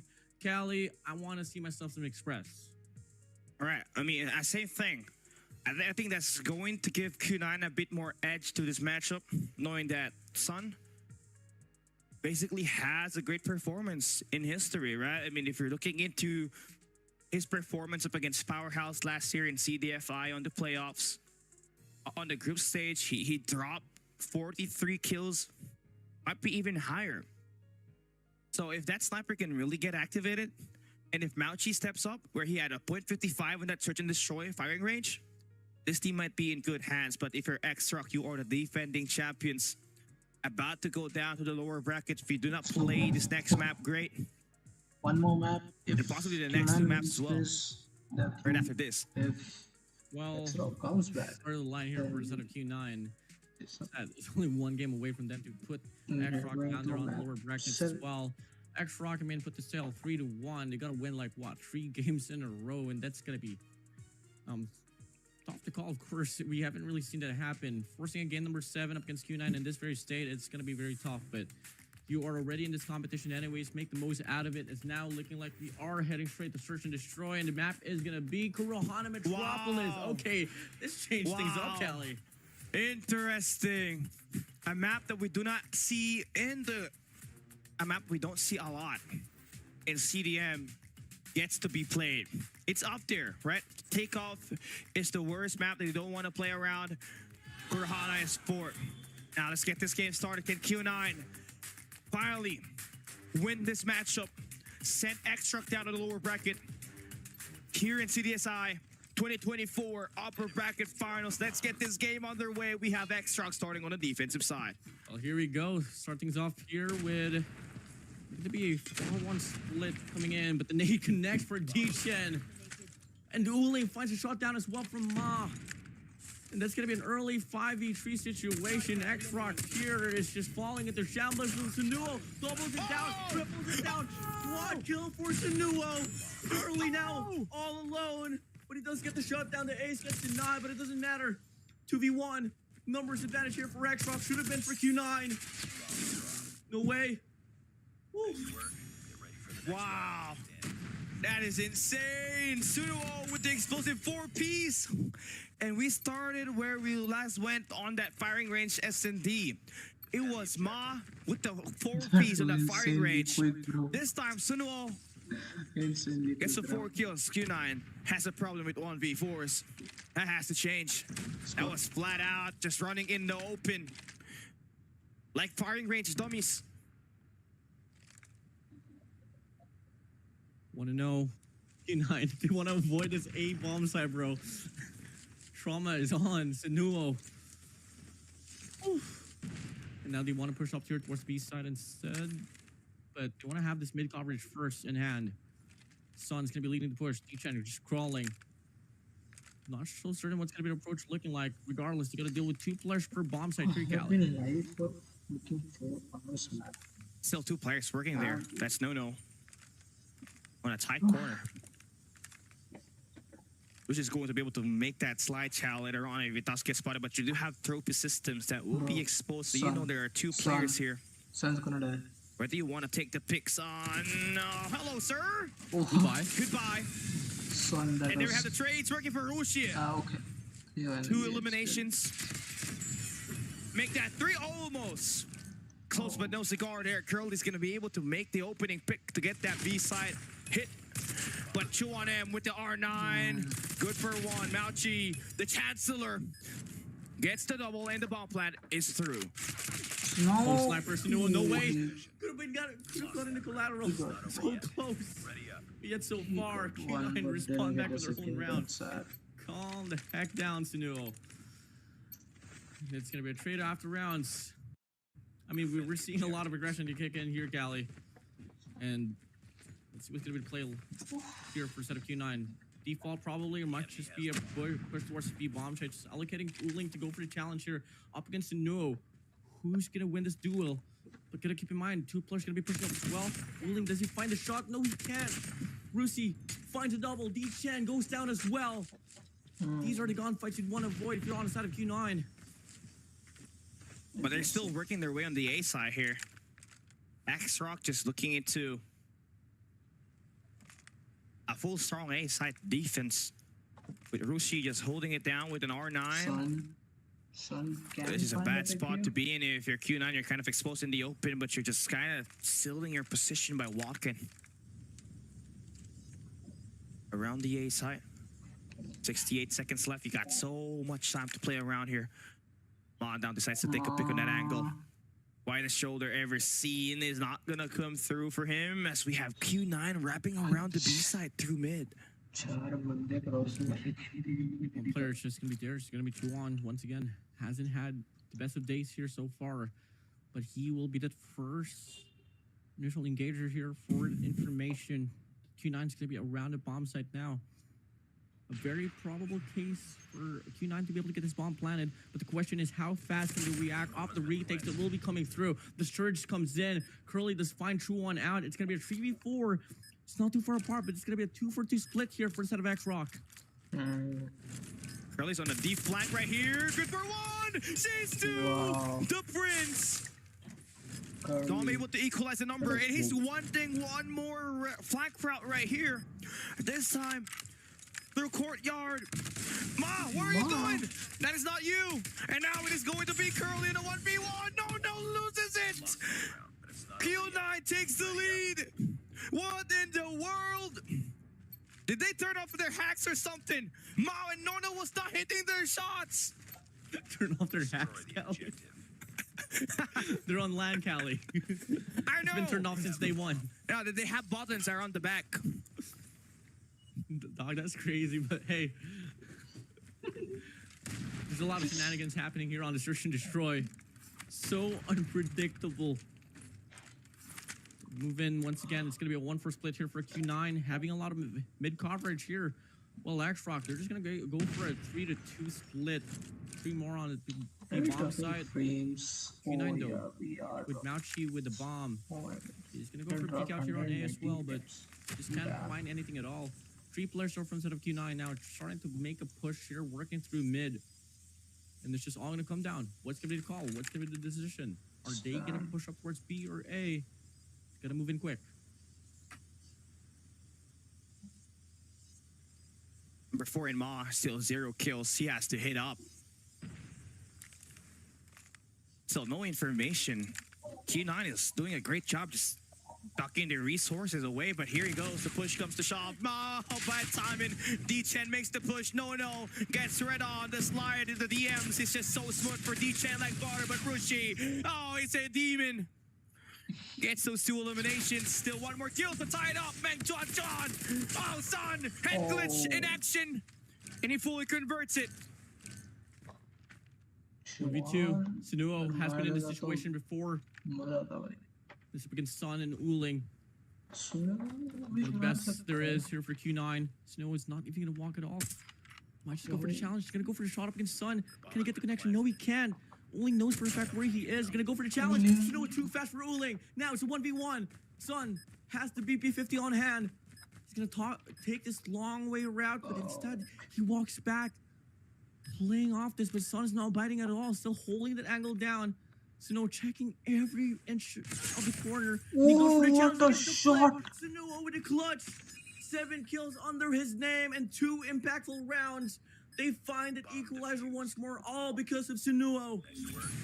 What was that shot? Important stuff right here. Just what you expect from one of the best marksmen that Axrock can offer. Wow. Had 17 kills in that firing range S&D, and he's picking right exactly where he left off. But his partner in crime, in Ma, needs to wake himself up in a deep slumber. Currently struggling to get any shots hit, even up close. And one of the certain engagements. But that should do for now. Just gonna wait for Mott to hit up. You just gotta trust your other players that have been phenomenal. Just kind of stopping Q9 and running over. Oh, the sun has risen. And now pushing up with 4 kills. Hello. Goodbye. Oh, yeah, no, they're stopping him. Curly is in a bad spot right here. It only takes 1 slide for Nono to get this finish. Oh, one tap. Oh, the Eagle Chow! The Eagle Chow hurts! No! What? On absolutely. Last hit already. Sinuo and Chuan now once again. It's a 2v4. Q9 played this one safely. Can't get complacent. Sinuo is still alive and kicking. Chuan's still in the picture as well. On the run to try to redeem himself. They push up here towards the A bomb site. Holding it down with an R9, but he missed the second pump. Sinuo all alone, but gets overwhelmed by Mauchi, and Q9 takes back the lead. Yo, look at Q9, son. Just being the de facto there to get the first blood. Then no, just uncharacteristically not hitting his shot. If he only just took the slide instead of just standing in front of Curly, he could have won that shot right there. But we're still a long way ahead. A very slow search and destroy map that we got in store for you guys. Where Q9 has caught that match point. Can also end it here. Look at this triple setup that you have here for Axrock. It's a high-low posture. Right to a courtyard, so there's no access towards mid, which is just kind of giving away the A and the B side here completely. Still stale. Waiting for the push to come through. But 3 players from the side of Q9 now starting to make a push here on his A bomb site. Sinuo is going to be in it for a show. We've seen this situation before on the first round. Can we see Sunuo get another run for the snipes? Checks out, gonna get the shot to connect to D-Chen. Trade's not gonna fly through. They know for a fact Sunuo's just gonna be holding this one down. They want to go for the split here. They check up the players of X-Rock as well. Player 3 and player 2 gonna try to wrap around Nono and Rusi. They have it all locked down. They know for a fact Q9 can go anywhere. They just have to go for the commitment. Number 4 now, here we go. The shots now lining up for Sunuo and Ma out there. He had to just change to an AR just to get himself involved with its gunfights. Curly, and the prince is taken down by Ma. And that is what X-Rock needs at the moment. If you cannot really hit your shots with that sniper, it's gotta have to switch on to something. And Ma just had the Odin in his hands on that round to get those 2 eliminations, key rounds to keep this game all tied up and equal. We move in to the next round here. It's going to be the same old split here for the set of X-Rock. Heavy congestion might just come in here on towards this mid-map, but True1 actually gets the kill. He doubles it down. Early 4v5 here, not really favoring Q9. They're left for no option rather than just push here on towards the B-bomb side. Bomb's going to get planted soon enough, but in the process, Son takes down Rusi. Son, nice shots.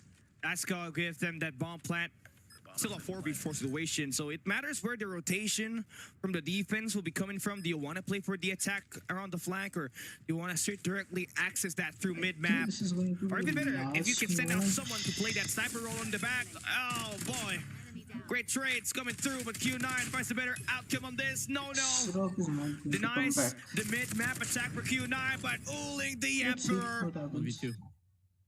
Gets the shot down. Sunuo, last guy standing. 70 seconds left. He takes down the sniper. No way. From Uling, and now Curly's the last guy standing. The Prince needs to get this guy down. Bros, don't fake it. Sunuo gets the clutch defuse. Sunuo, aka the clutchiest man there is in this map so far in Corona Metropolis. Rounds after rounds, continues to shock us over and over again. With that play right there, miscue happening from the side of Q9. X-Rock, they take back the lead for their side. Sunuo's been amazing. 10 kills to his name, highest in the lobby. D-Chen, he hears those information. He's swinging out. Rushi gonna get flanked. Oh, that's a double for D-Chen. Nice read. Sniffs them out, so now you have a 5v3. Q9 is gonna be funneling here around that A parameter in hopes that that was the A players that was allocated here by the side of X-Rock, but they quickly push back towards the mid-map, waiting for some sense of lurking to happen here for X-Rock, but it's just going to be a 1-1-1 split here. Well, player 4 gets the call as well. That might just be the B-bomb site that they're going to go for a push for. After all, it is a 2-3 split here by Q9. Ma, chew on him, has to make the play here. To get that information relayed, Curly's going to be holding his angle down. The peek out is there. Smoke's deployed. Triple Cal might just come through. Back and forth gunfights, and it's going to be Q9 getting the most out of it. Sunuo here in a 1v3 has been able to do a 1v2. Can he double it down with a 1v3? 35 seconds left on the clock. One player's on the left side. Gets the peek. He finds Uling. Now it's a 1v2. So doable here on the hands of Sunuo. But the crossfire is just too much. And Son finds the perfect time to get the backstab. We switch the sides with the all rounds all equalized. And not all that too bad for both squads right here. They had a fair share of moments in underperforming. Ma had only 0 kills until he switches to that Odin. Uling still with only 2 eliminations. That might hurt them a little bit now that X-Rock is on the attack, where they're going to be hitting them with the aggression at the A side. No. Keeping all these players busy. Right through A lane, you have Kurhana Avenue just going to have a 2-stack in there, but D-Chen has been amazing in his close range combat. Another 2Ps in his hands, and a baited switch for Mauchi to win up against Ma. Sunuo cannot get anything done as Curly extends that lead by 1. Q9 once again on the driver's seat. Uling is struggling quite a lot to put himself up in the board. The pressure is on. Being the IGL in this dire situation is one of the toughest things there is. especially in the competition for Call of Duty Mobile. We move in now towards the next round. It is going to be pretty heavy mid push here by X-Rock, and they're going to be leaning towards the A bomb site, Cali. Suno now is really needing his teammates, at least another player just to step up. Him and Arushi. It's just been good, but no, this close quarter, that's where they kind of got bitten in the back, especially with the way D-Chen was just kind of postured up on this matchup. Always getting those 1v2s when the team gets some certain aggression coming through from X-Rock. Oh, here this time, lights it up! Wow! That's what you need, the opening that you can do to get yourself in the B side. Clearance comes in here on the B side. G9 still waiting for some lane pushes to happen here on the A bomb site, but clearly no one's going to be around here for X-Rock. I was going to get planted. Cards played right. This should be another equalizer here, Cali. Nice shot for Sandu. Quick flick. Equalizes the number. X-Rock just kind of laying back around the enemy spawns. Son now needs this fight right here as Juanem loses to D-Chen. They're sending out Uling to play that long flank, and now Suno is gonna get the read onto Uling. Son left to clutch a 1v3 with a pistol in his hands. Cannot get the defusal right. That swarm there for X-Rock to tie it up. Back on for battle, ping pong battle, name it whatever you want. It's Q9 on the eagerness to end off the series already and put X-Rock to the lower brackets. Where it's just gonna be X-Rock trying to find the first step to build up the comeback here all throughout the series. To open up this round once again, it's gonna be X-Rock calling for a default. Q9 are gonna be going for the same play that X-Rock did on the defensive strike, having a lot of contention there on towards the connector, while the A players are gonna be holding down the lanes as well that could possibly come through from the mid connector, also A long.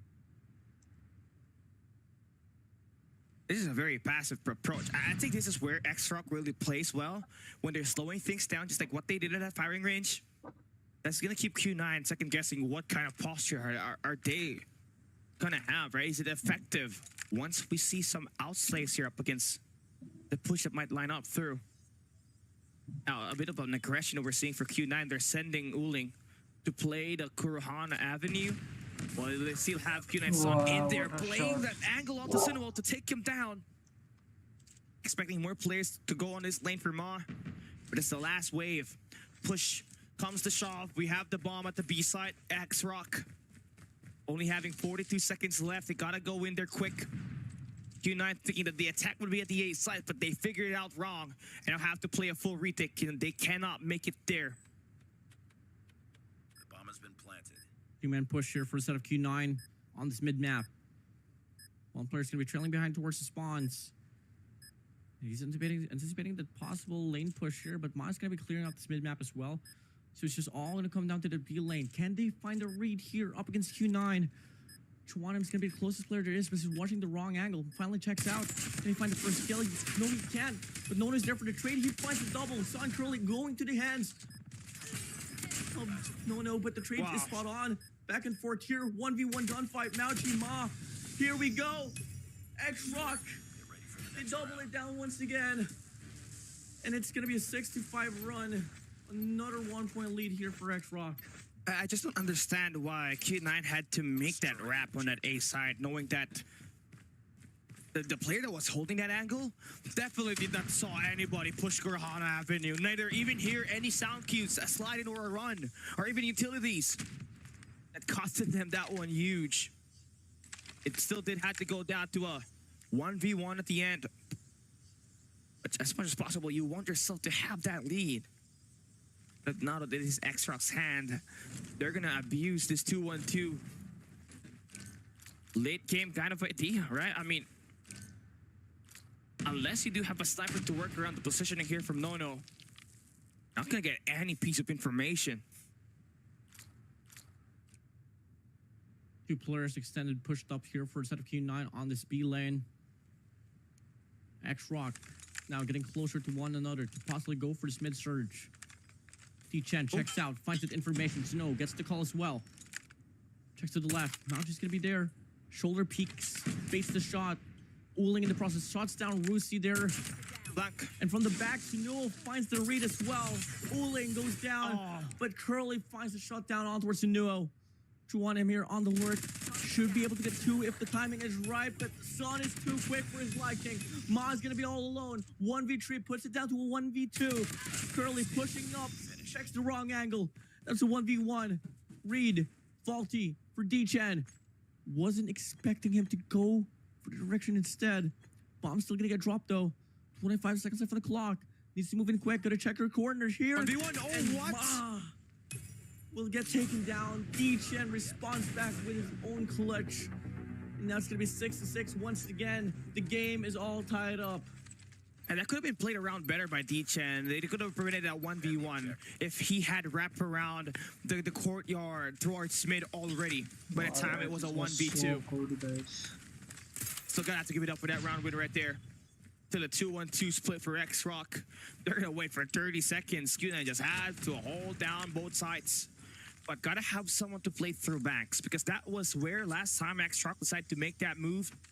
It can get pretty overwhelming once they have that information on that mid map and just get the stack happening either through A or B. Default once again for the side of X-Rock. But look at Uling here pushed up, just so eager to put his impactor on the board. Can't spot Sunuo. Oh, what? No way. The angle, the timing. Uling. And Sunuo gets the shot. The flick is on. Uling goes down too aggressively. Not the way that you'd want to go down as the leader of Q9. And Rusi's going to push up here towards the lane as well. D-Chan can't find the shutdown. Fortunately, Mouchi is there for the trade. It's going to be a 3v4 here, favoring once again for the set of X-Rock as they go for the B push. Only Curly is going to be right around. But Sun puts himself into the mix. They quickly respond back with the rotation. It's going to be a heavy fight here for the set of X-Rock. Back and forth. But 2 kills will begin for the set of X-Rock. Sun all alone. Reed is on. Sunuo gets the shutdown. They're going to be on the lead once again. They're falling for the same trick that happened to them on that firing range SND. If this guy continues to play that 2-1-2 split defense where they're gonna wait for at least 45 seconds to run down for you to overextend, you're gonna be in deep trouble. And just Uling got baited out on that. I mean, I get it. You get that kill, it's a high risk, high reward play. You get the opening pick. You basically know what kind of setup the team is at. But at this level where just kind of way too late within the game, where one more win for X-Rock gonna give them that game point to force another map, too risky. Sunuo looking to get an opener here.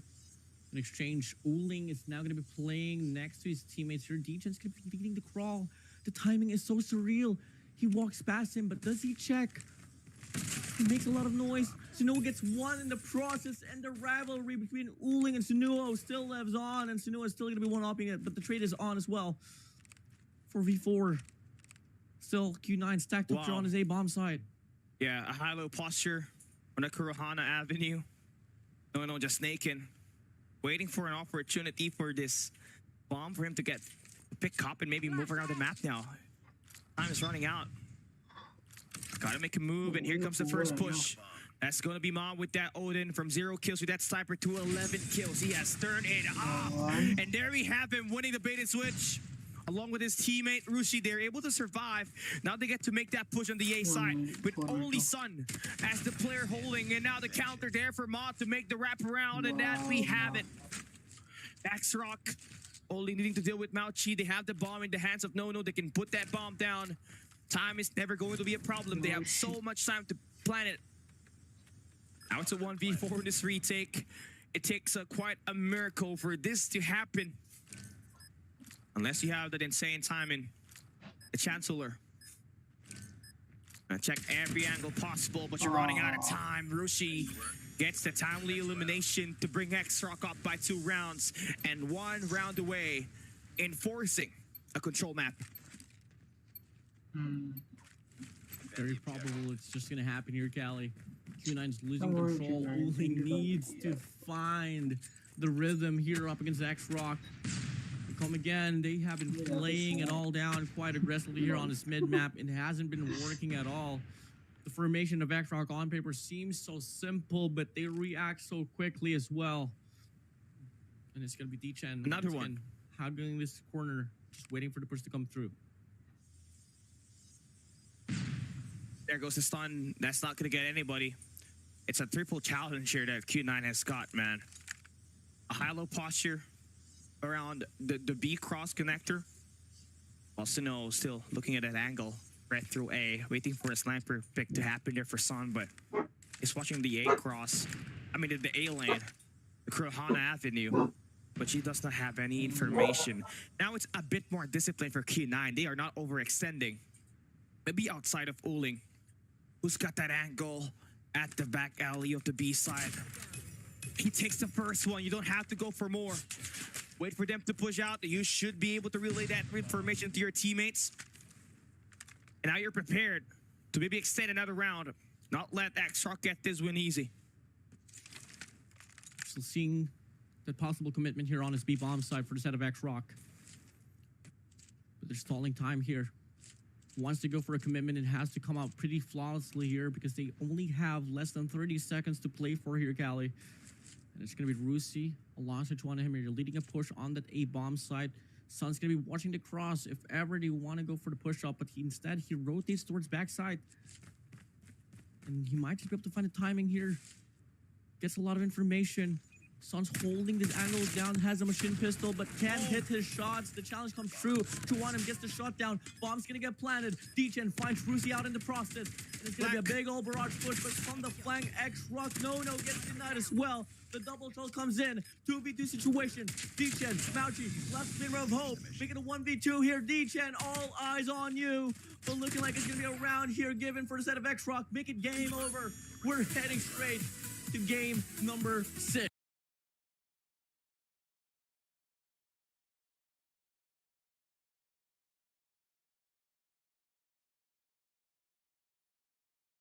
They just wanna match and extend the cities even more. Come on, man.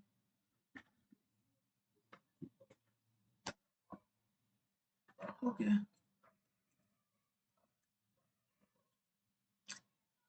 Well, we knew this would go down the wire, but not so much. Nah, interesting. Looking good for them, especially here with their snipers just being insane. Sunuo definitely did the damage, especially on the first round, where he scored 4 eliminations off the get-go. And not only that, right? They had multiple moments where he was basically able to shut down the opposing sniper. And that's what you really want to see from him.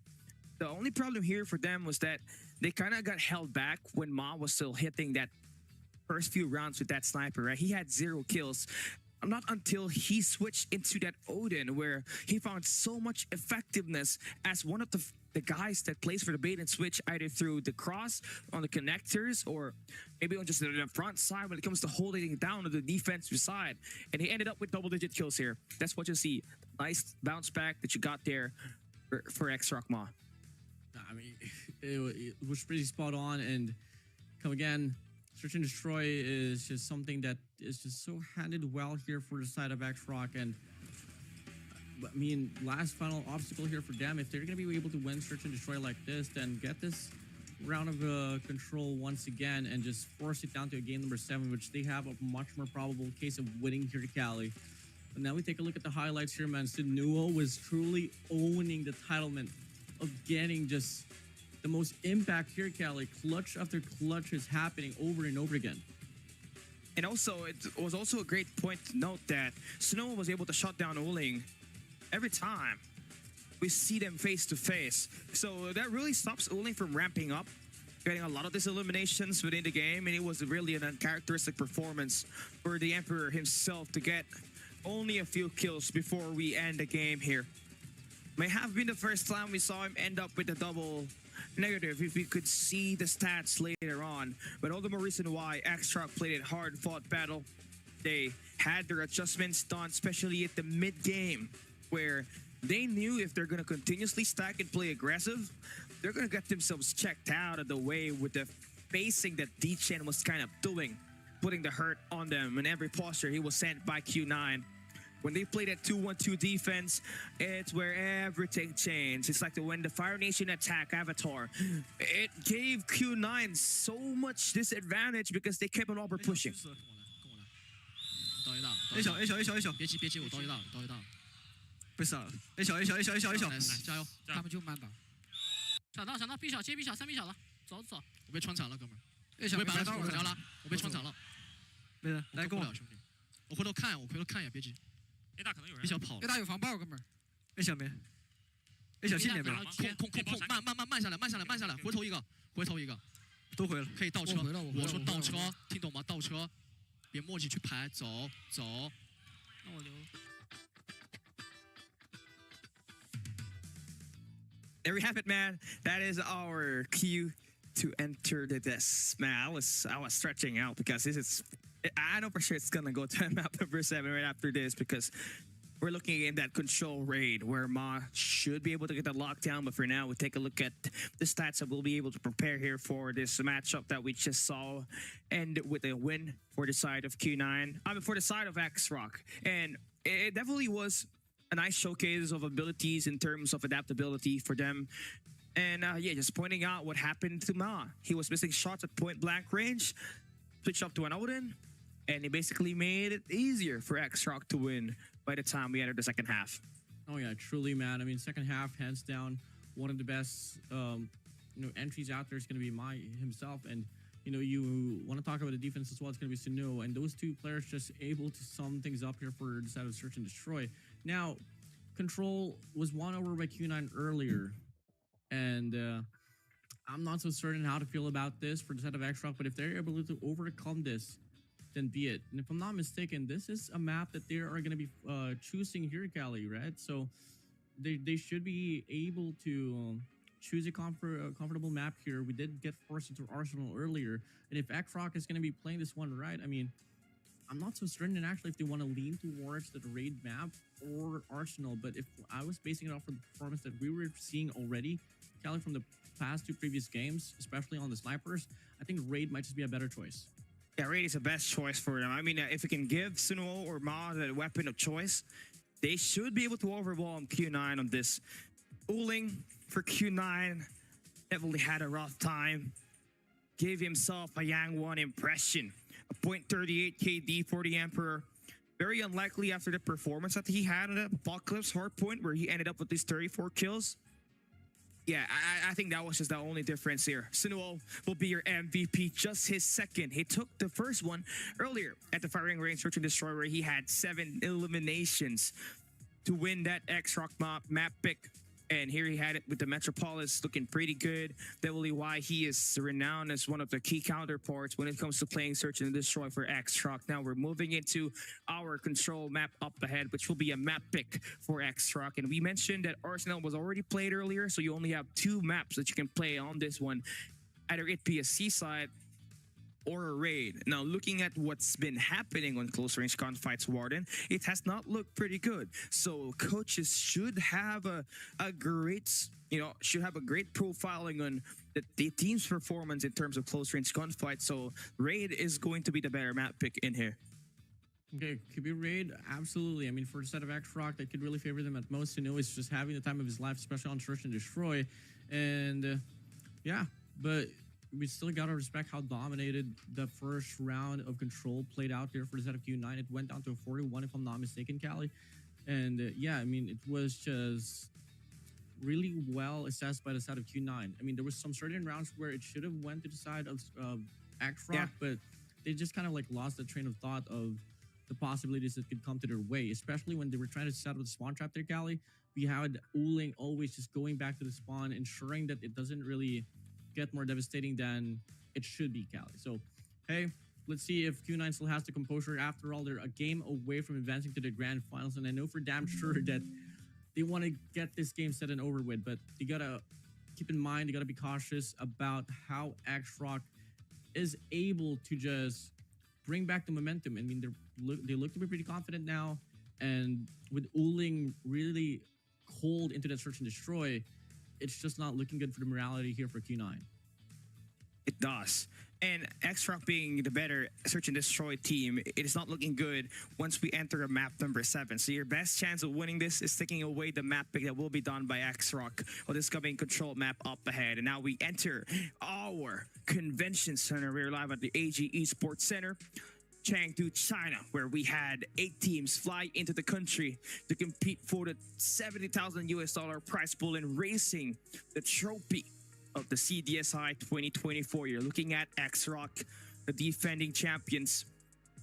They won up against Wolves the last time, but here facing Q9, who is up and only needing one more map win to advance to the grand finals.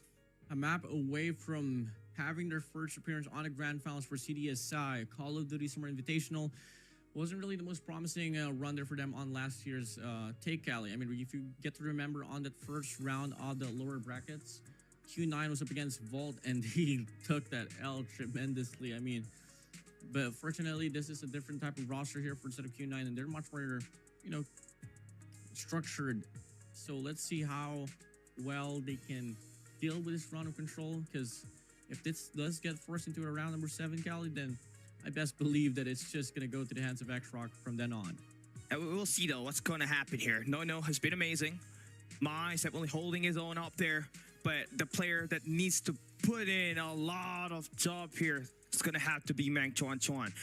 2 times in this series, he had under 0.60 KD, and that is unacceptable, especially when you're going up against Q9, who is capable of punishing you if you're underperforming with their gunfights. Our map number 6 starts now, and we're heading into Seaside, a map picked by X-Rock. They are confident that their close-range gunfight is going to do wonders up against Q9. You're looking at Mang Chuan Chuan once again, who will be using that R9 possibly in this matchup right here. Can they force a map number 7? Or will Q9 get it done with and force themselves to play at the grand finals? So yeah, he truly has to make the impact off the R9, because clearly he needs to redeem himself coming from the previous performance that he was facing here, Cali. So if Chuan is going to be able to back himself up now here on this very round, and best believe it, the hope's still up high here for X-Rock to advance to the grand finals, especially if they force the game number 7. For the time being, Control Seaside is out of our face here, Cali. And we're going to be seeing Q9 here playing on the offense, X-Rock on the defense, and it's going to be a treated stick here, much more favored on that B control point.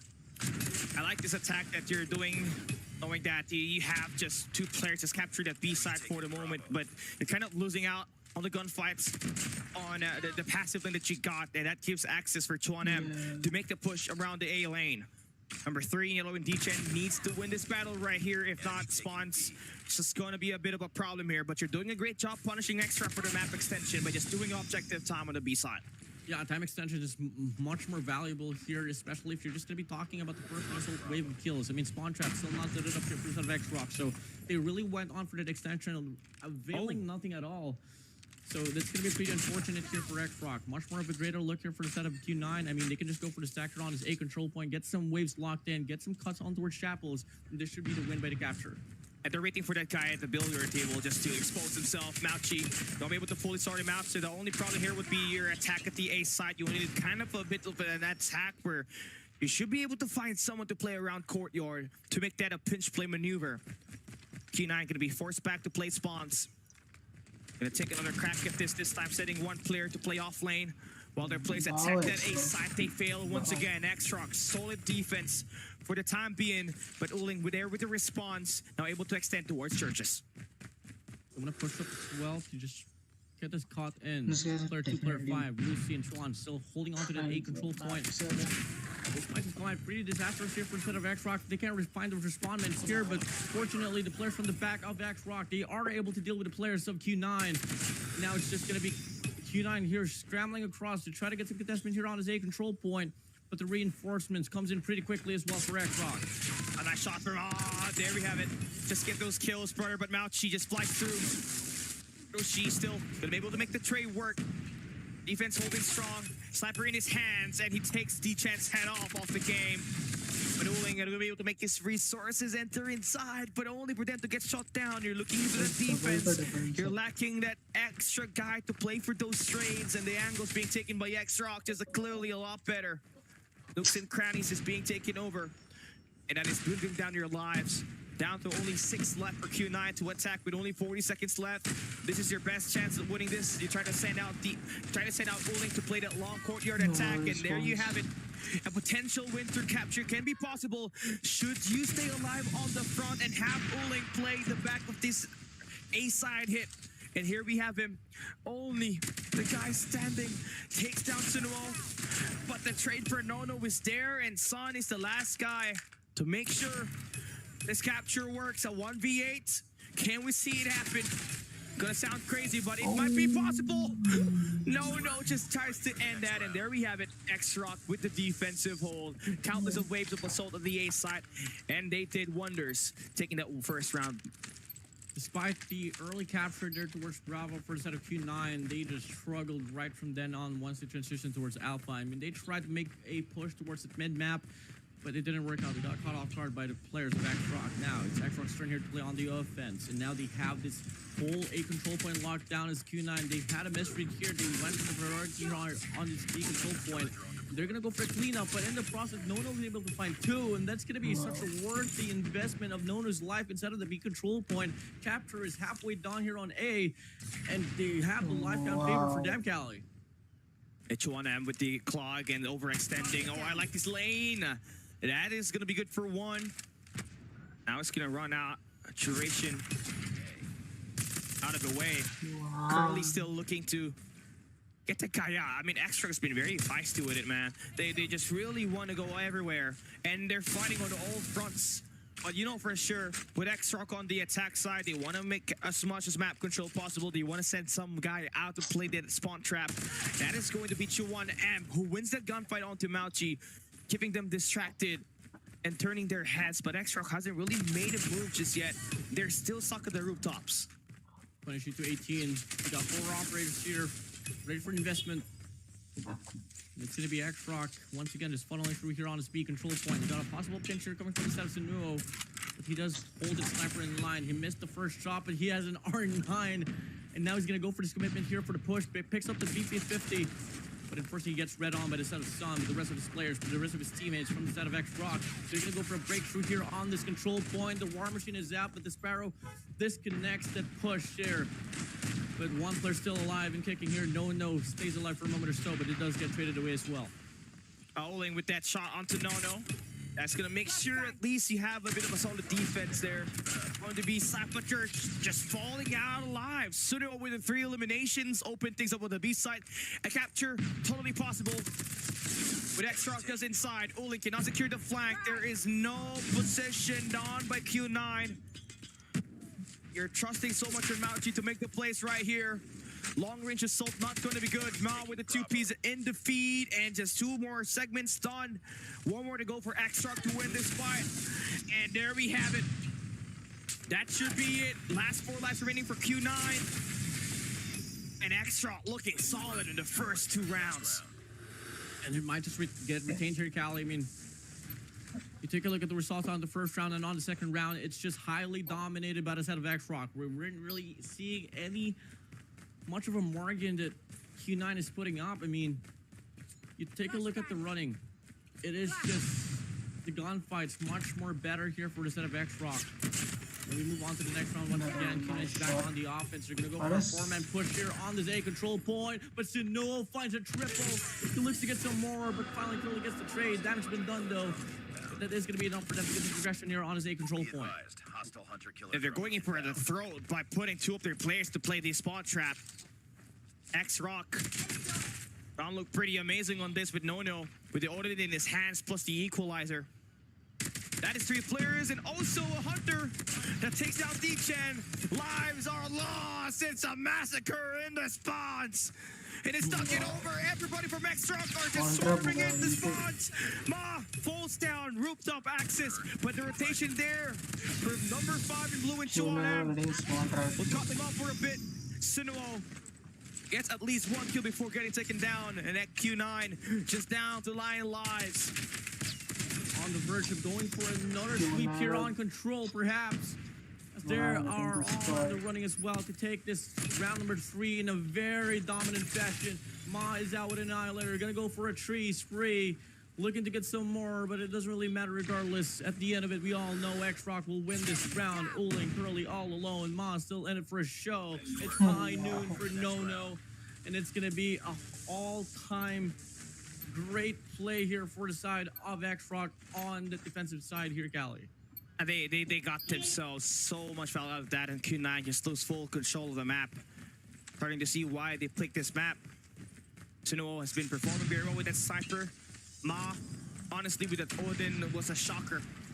I mean, I know he's always done it on the respawn, so the hard point, but here he has been fully effective, scoring 18 kills in X-Rock. Able to bully out Q9, who has been looking lost on the defense. Attack size. Yeah, 27 to 27, man. Equalizer's out here for a set of No-No. Still has a lot of bullets in his chamber. Gonna go for the cut here up against Curly, but Curly wins the gunfight with a BP-50. Now they try to revitalize the situation here, heading straight towards the A control point. They know for a fact it's gonna be a big clash here. Who can come out prosperous is the question. Q9 so far, they're gonna be on the trail. Dechen tries to make the play, but he gets denied. And look at this, 3 players funneling now here on the entranceway on that A control point. Q9, you better watch out. Yeah, Son gonna have himself that sniper against Sunuo. Who's gonna win it? You need this defense right here. Curly's there for the backup, but Chuanem with the R9 goes for the triple. Clears out the point. Now they got access to the A side, stops the clock, and they're doing time on the objective. Along with the pressure on the B side as well. It's a double capture, but with a shutdown there for Dechen, kind of leaves them with only one side to defend.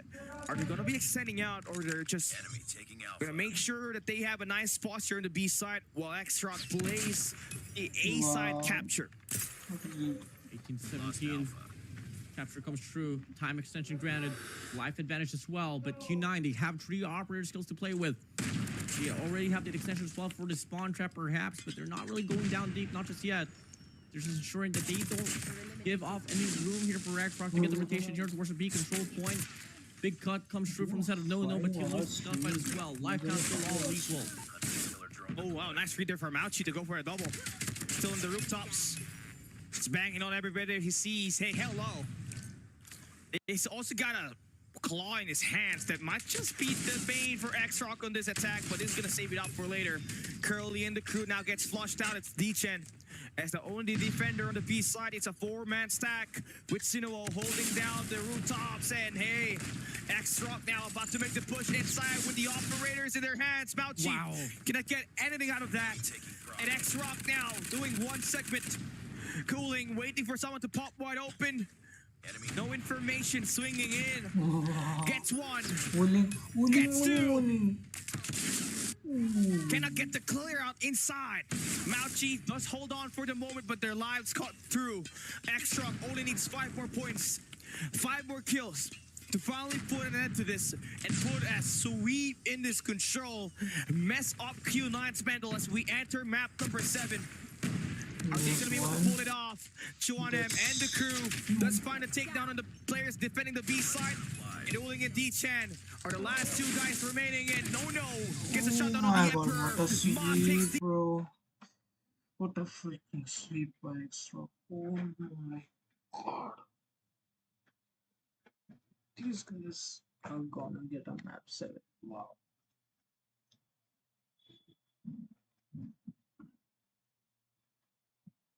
Well done, guys. Well done.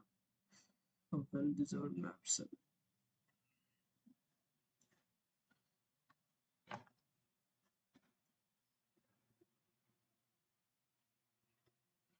Here in this tournament for CDSI Cali, and it's brought to you by Q9 and X-Rock, man. I mean, it can't get better than this. This is the upper bracket finals, by the way. Whoever wins on this game 7, it's the decider of it all. Who goes down on the lower bracket to go up against Elevate, and who advances and book the first ticket to the grand finals.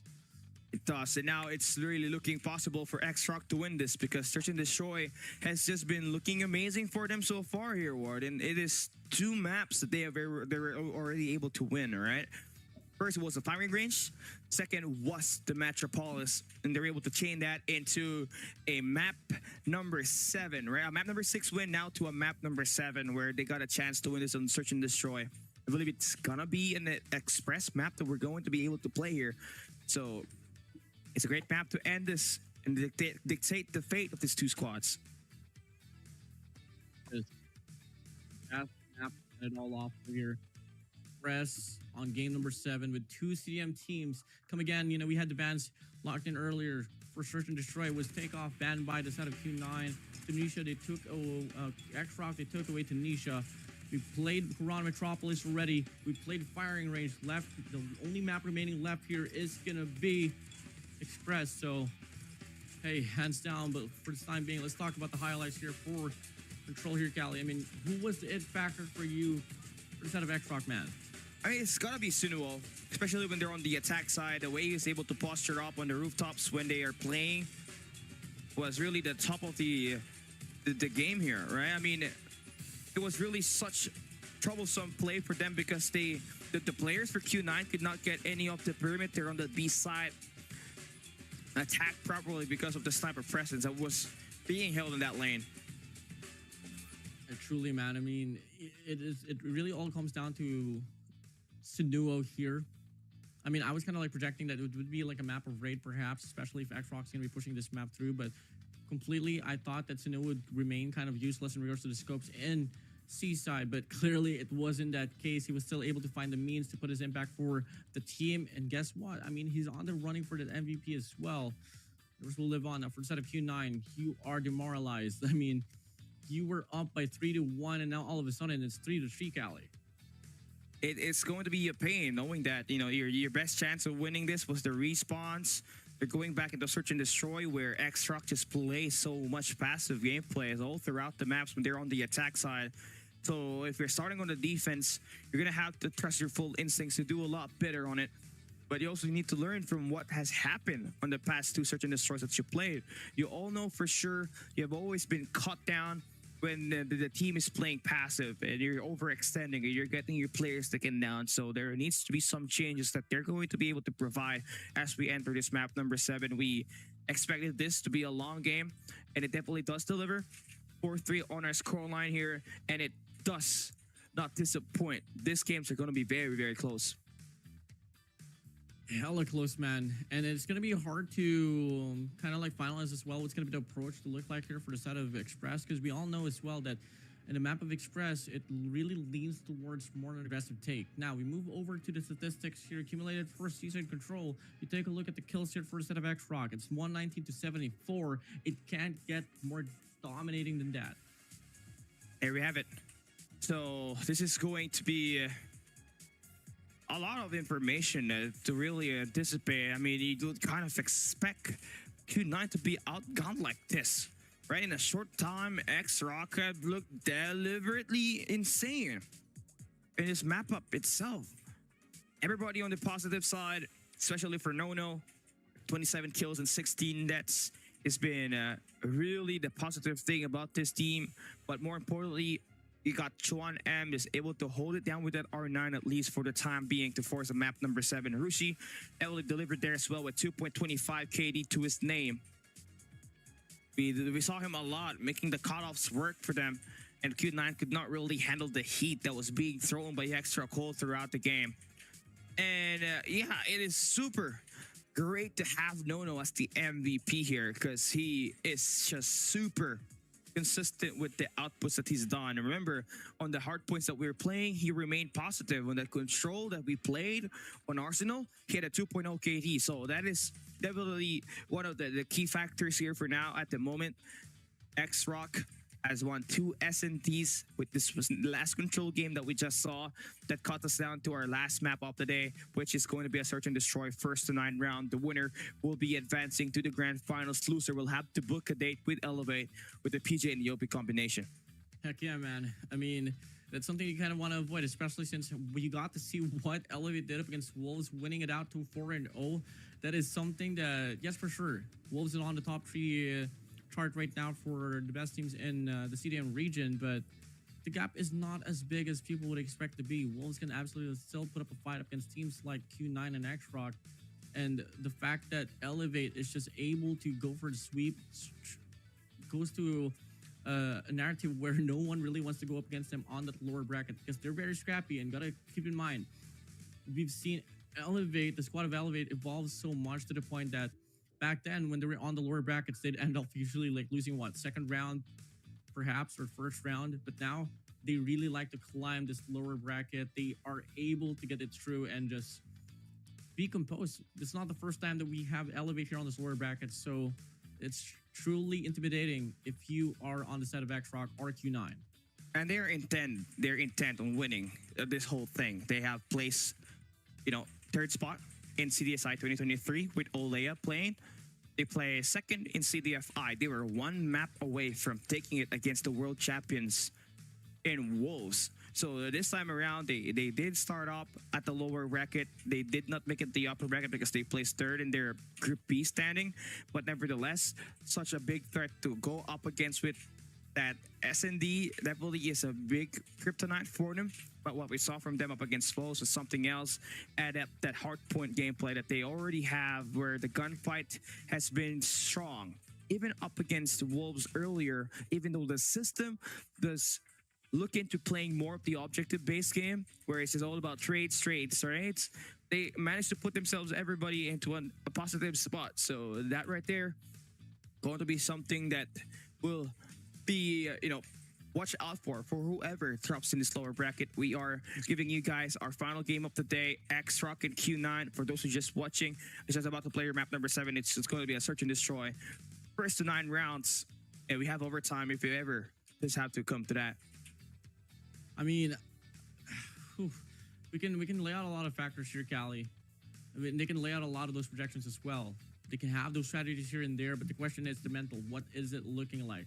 Frustration is always going to be around here for a set of Q9 because, come again, they were leading the series here 3-1. Xrock, they're going to be pretty much hyped up because, when you are on the set of Xrock and you were able to bring the lead down to 3-3 from 3-1, for a fact, you're just going to be saying all throughout your squad that, wait, we're already in here. We have Search and Destroy already locked down. We won it 2 times in a row. For sure, we can do it once again. And I think that is the main storyline here for Xrock. And it goes to show that they are about to deny another ticket here for, Q9 to entry towards the grand finals. Because, after all, they are the defending champion here for CDSI.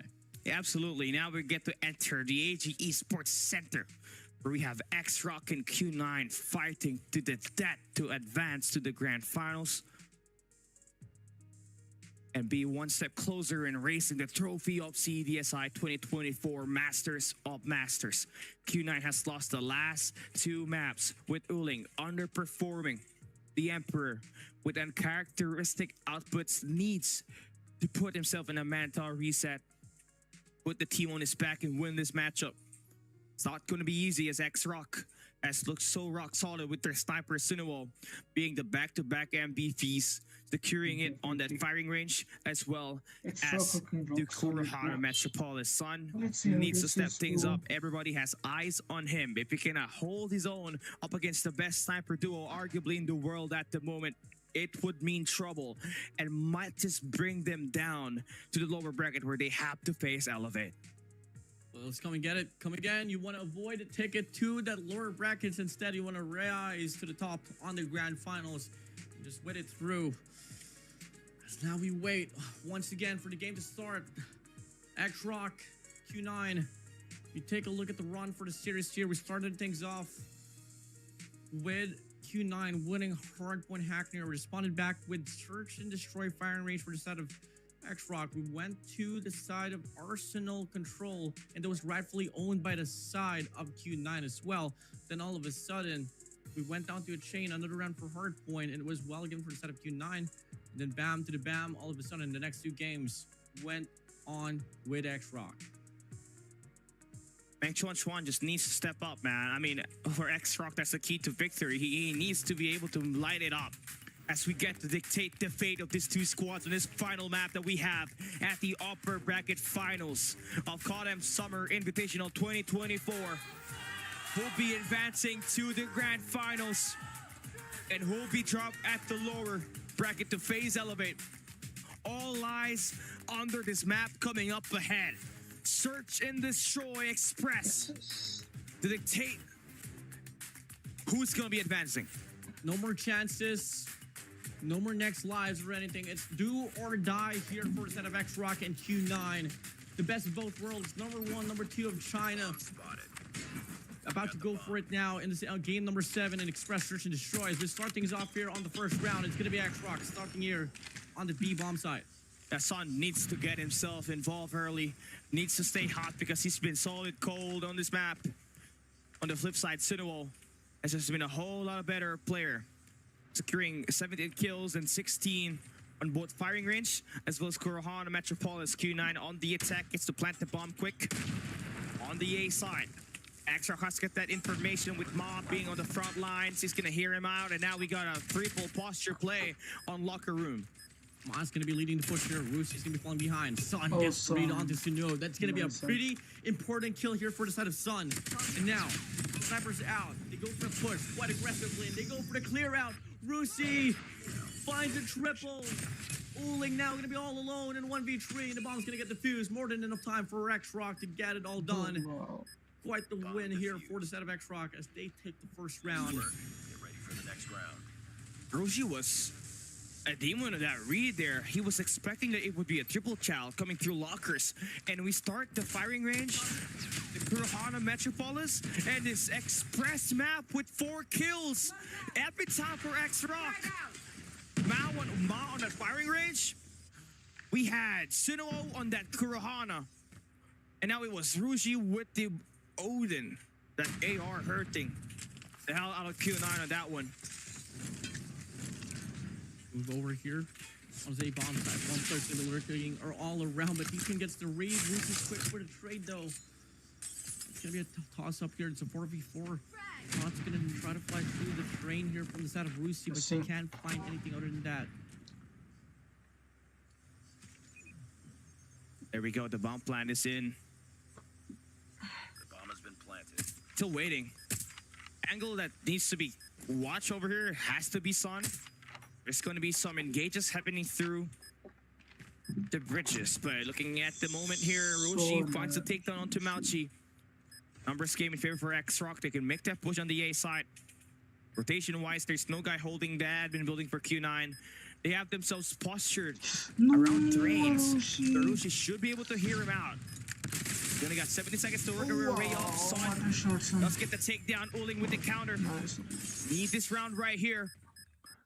And you're only gonna have to deal with Juan M, who's gonna swing on by, and the Emperor gets that takedown to tie up one apiece. This is every step they take could come out, could lead to victory or disaster here. That this time around, they want to go for the speed push confidently. X-Rock, Q9 gonna go for the clash. Trades after trade. Mountry doubling it down. Singles for a set of Uling. 3 kills here for a set of Q9. 2 for the set of X-Rock. And they're looking to get this one set and over with. Q9 wins this one with a barge push here on the speed bomb side.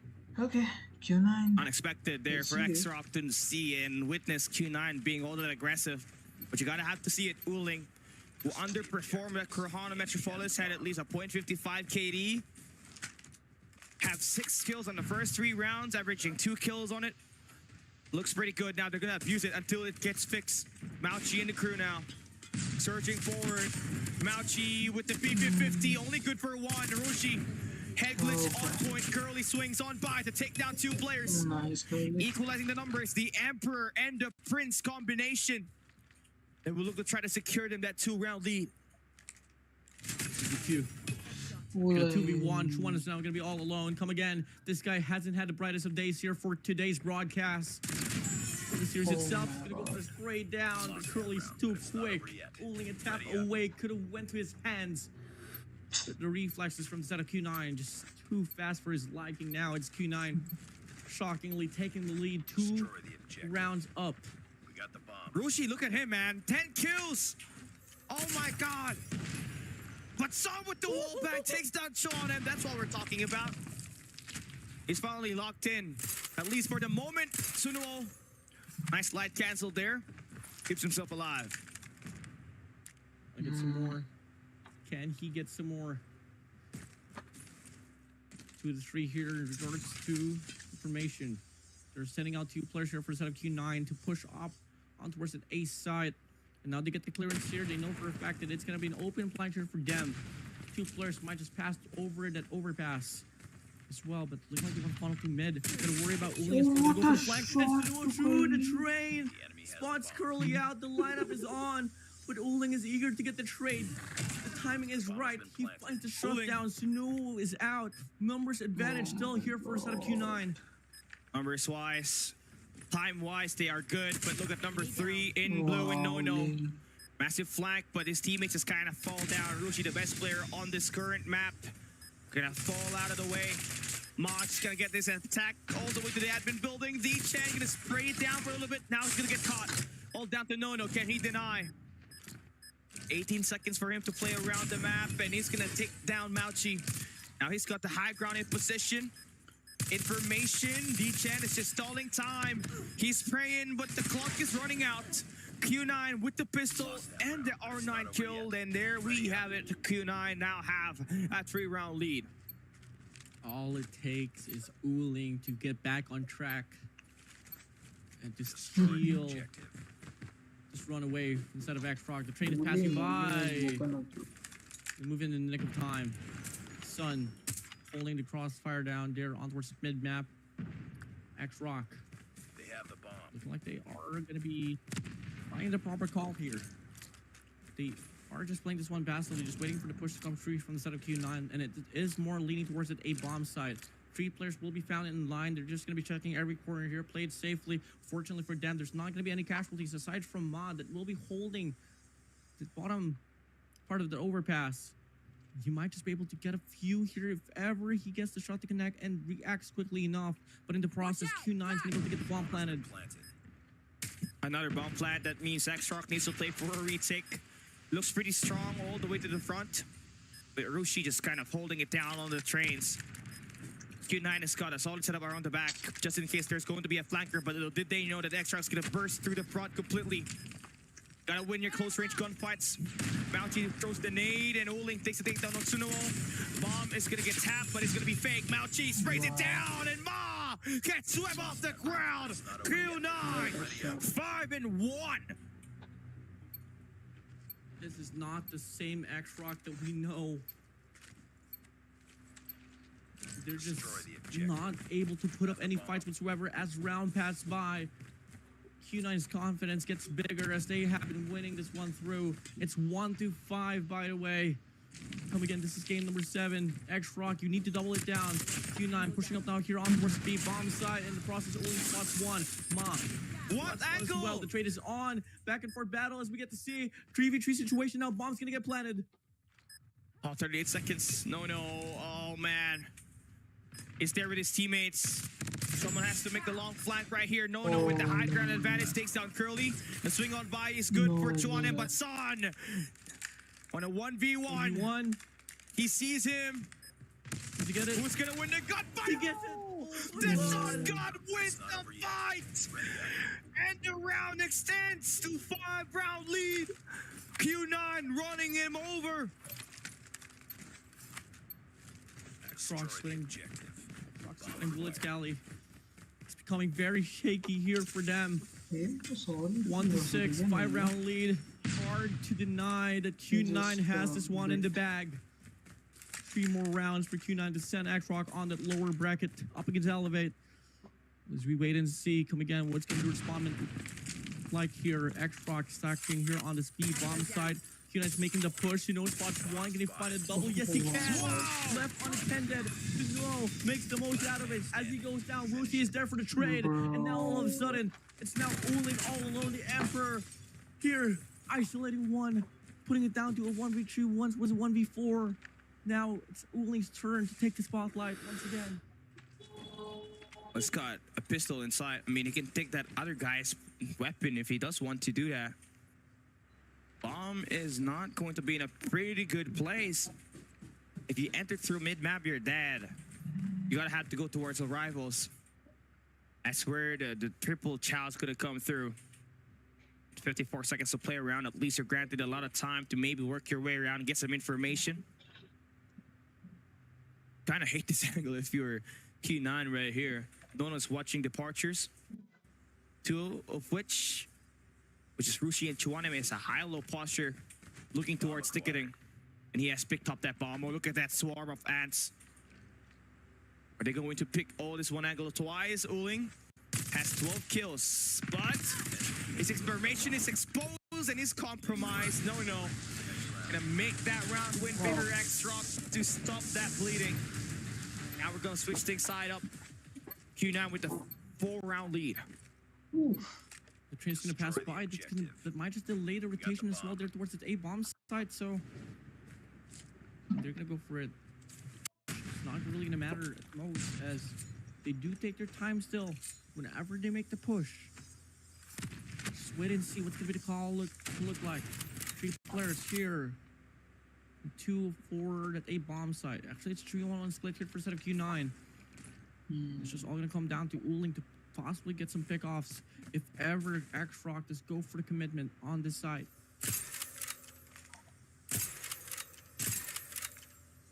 Uling has just been showing great numbers on this matchup. Clearly a night-and-day performance from that Kurihana Metropolis he had. Wallbangs coming through for Sun. And he connects up against Sunuo. And with a lot of bullets in there just to hit that shot, but you are granted with the first blood. And that's the biggest difference here at the moment. Sun and Uling will be combining for 18 kills as a sniper duo, while Sunuo only has 4. Ma had to switch a weapon just to make sure he stands a chance in winning some gunfights.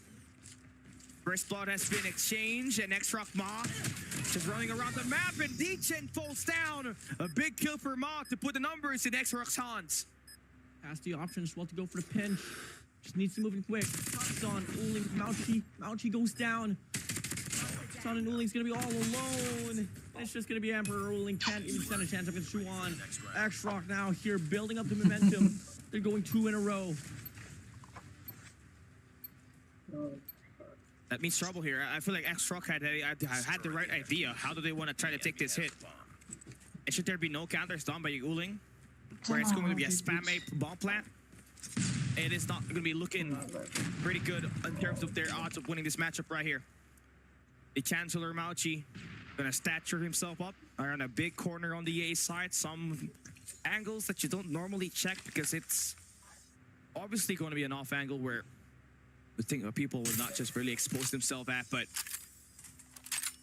seems like that's going to be the angle for Q9. They have a strong A where Xrock has kind of had that positioning still in the same lane as them.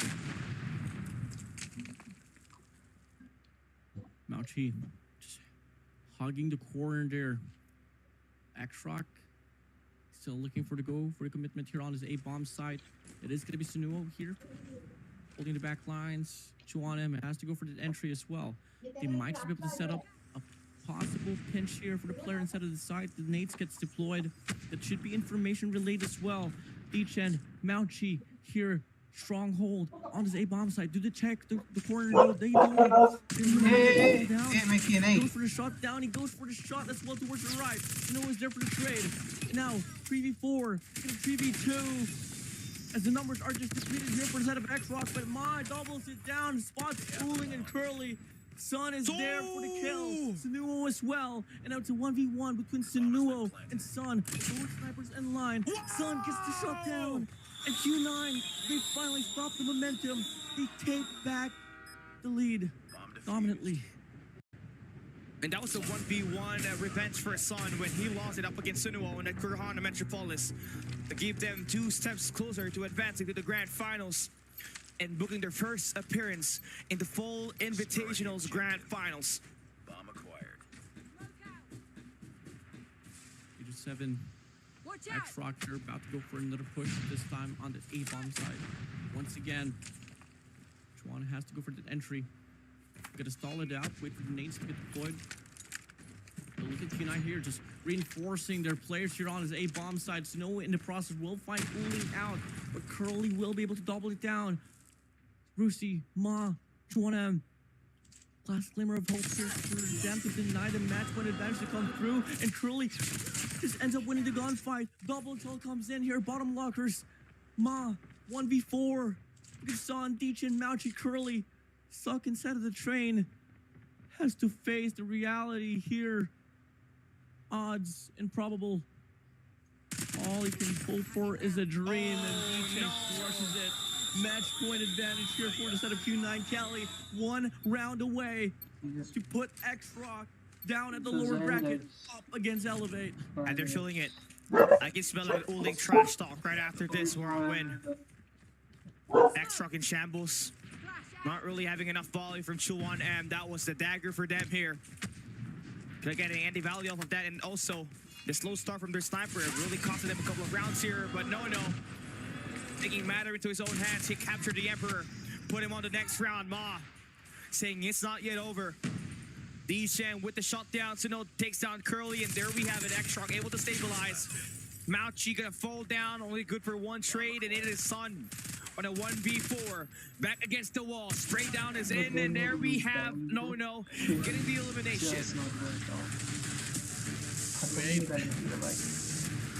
The way he would get forced into an overtime, X-Rock has to win 4 rounds in a row. It's just not so doable on paper. We know the hearts are out here for the side of X-Rock. Just come and get it.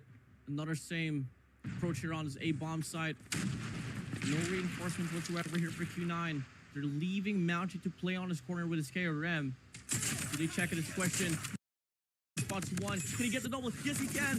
Not the triple though, but it's all okay. 1 for 2 trade for Q9 is gonna be looking good here for them. No, getting him more. With that shot right there, that equalizes things for Ma. All eyes in this matchup right here. Cannot make any more errors. So gotta play perfect for the next 4 rounds. Force overtime. And you have the 3 best players on your squad at least that can guarantee you this round win.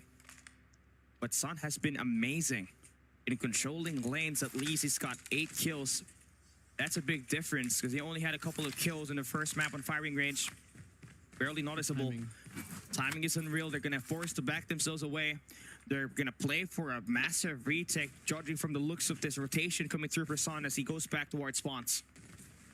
The 3v3 could be the last 44 seconds of the lives of X-Rock here if Q9 is able to get the retake. Bomb's gonna get planted. Extension is granted. But this time around, it is gonna be taking up against Q9 here, Cali. Very important round for X-Rock here. Q9, can they win it to finally push themselves into the grand finals, the CDSI 2024. That's the orange off the train, swinging. Son still alive. Oh, no with the takedown. Ma shuts down Deechin. Emperor still alive. A 1v2 situation with 15 seconds left. He's checking, but he's running out of time. 2 more rounds, 8 seconds. 8 seconds for No to take him down, and he will be able to earn that 5th round win right here. Moment slowly getting intensified. No is making calls for his team. Gonna play this one confidently here. Don't fall into the pace of Q9. Go for another default play here on his A-bomb side. Mauchi's gonna be holding the corner down once again with a KRM. Smoke's gonna get deployed. It's gonna be a big old rush here on his A-bomb side. Reinforcements will come through. It is gonna be Uling and Deechin here on top of the overpass. And Q9's gonna go for the strike. Mauchi gets 1, Mauchi gets 2. And now, all of a sudden, X-Rock's hope is now all gone. As No and Snow is only left there for the clutch. Snow here in the 1v4. This is it. Q9 push. Q9 wins, bro. Q9 advances to the finals tomorrow. Genetics W, let's go. Well done, Q9.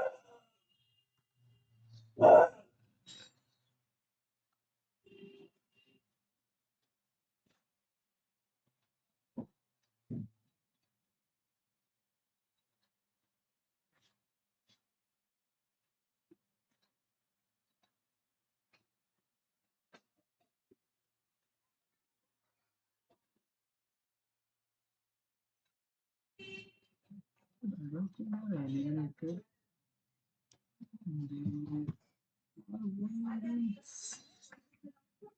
They're going against elevated lower bracket tomorrow. I think so. On just the first initial rounds of the bracket, oh my, Uling's hyped up, truly deserved spot. They really worked for this. Come on, man. To decide it all dominantly on the game number 7 Express. X-Rock, not too happy about the results. Not too happy with it, man. They had the search and destroy all series long, and when they needed the most, it just did not fall through. And you. All right.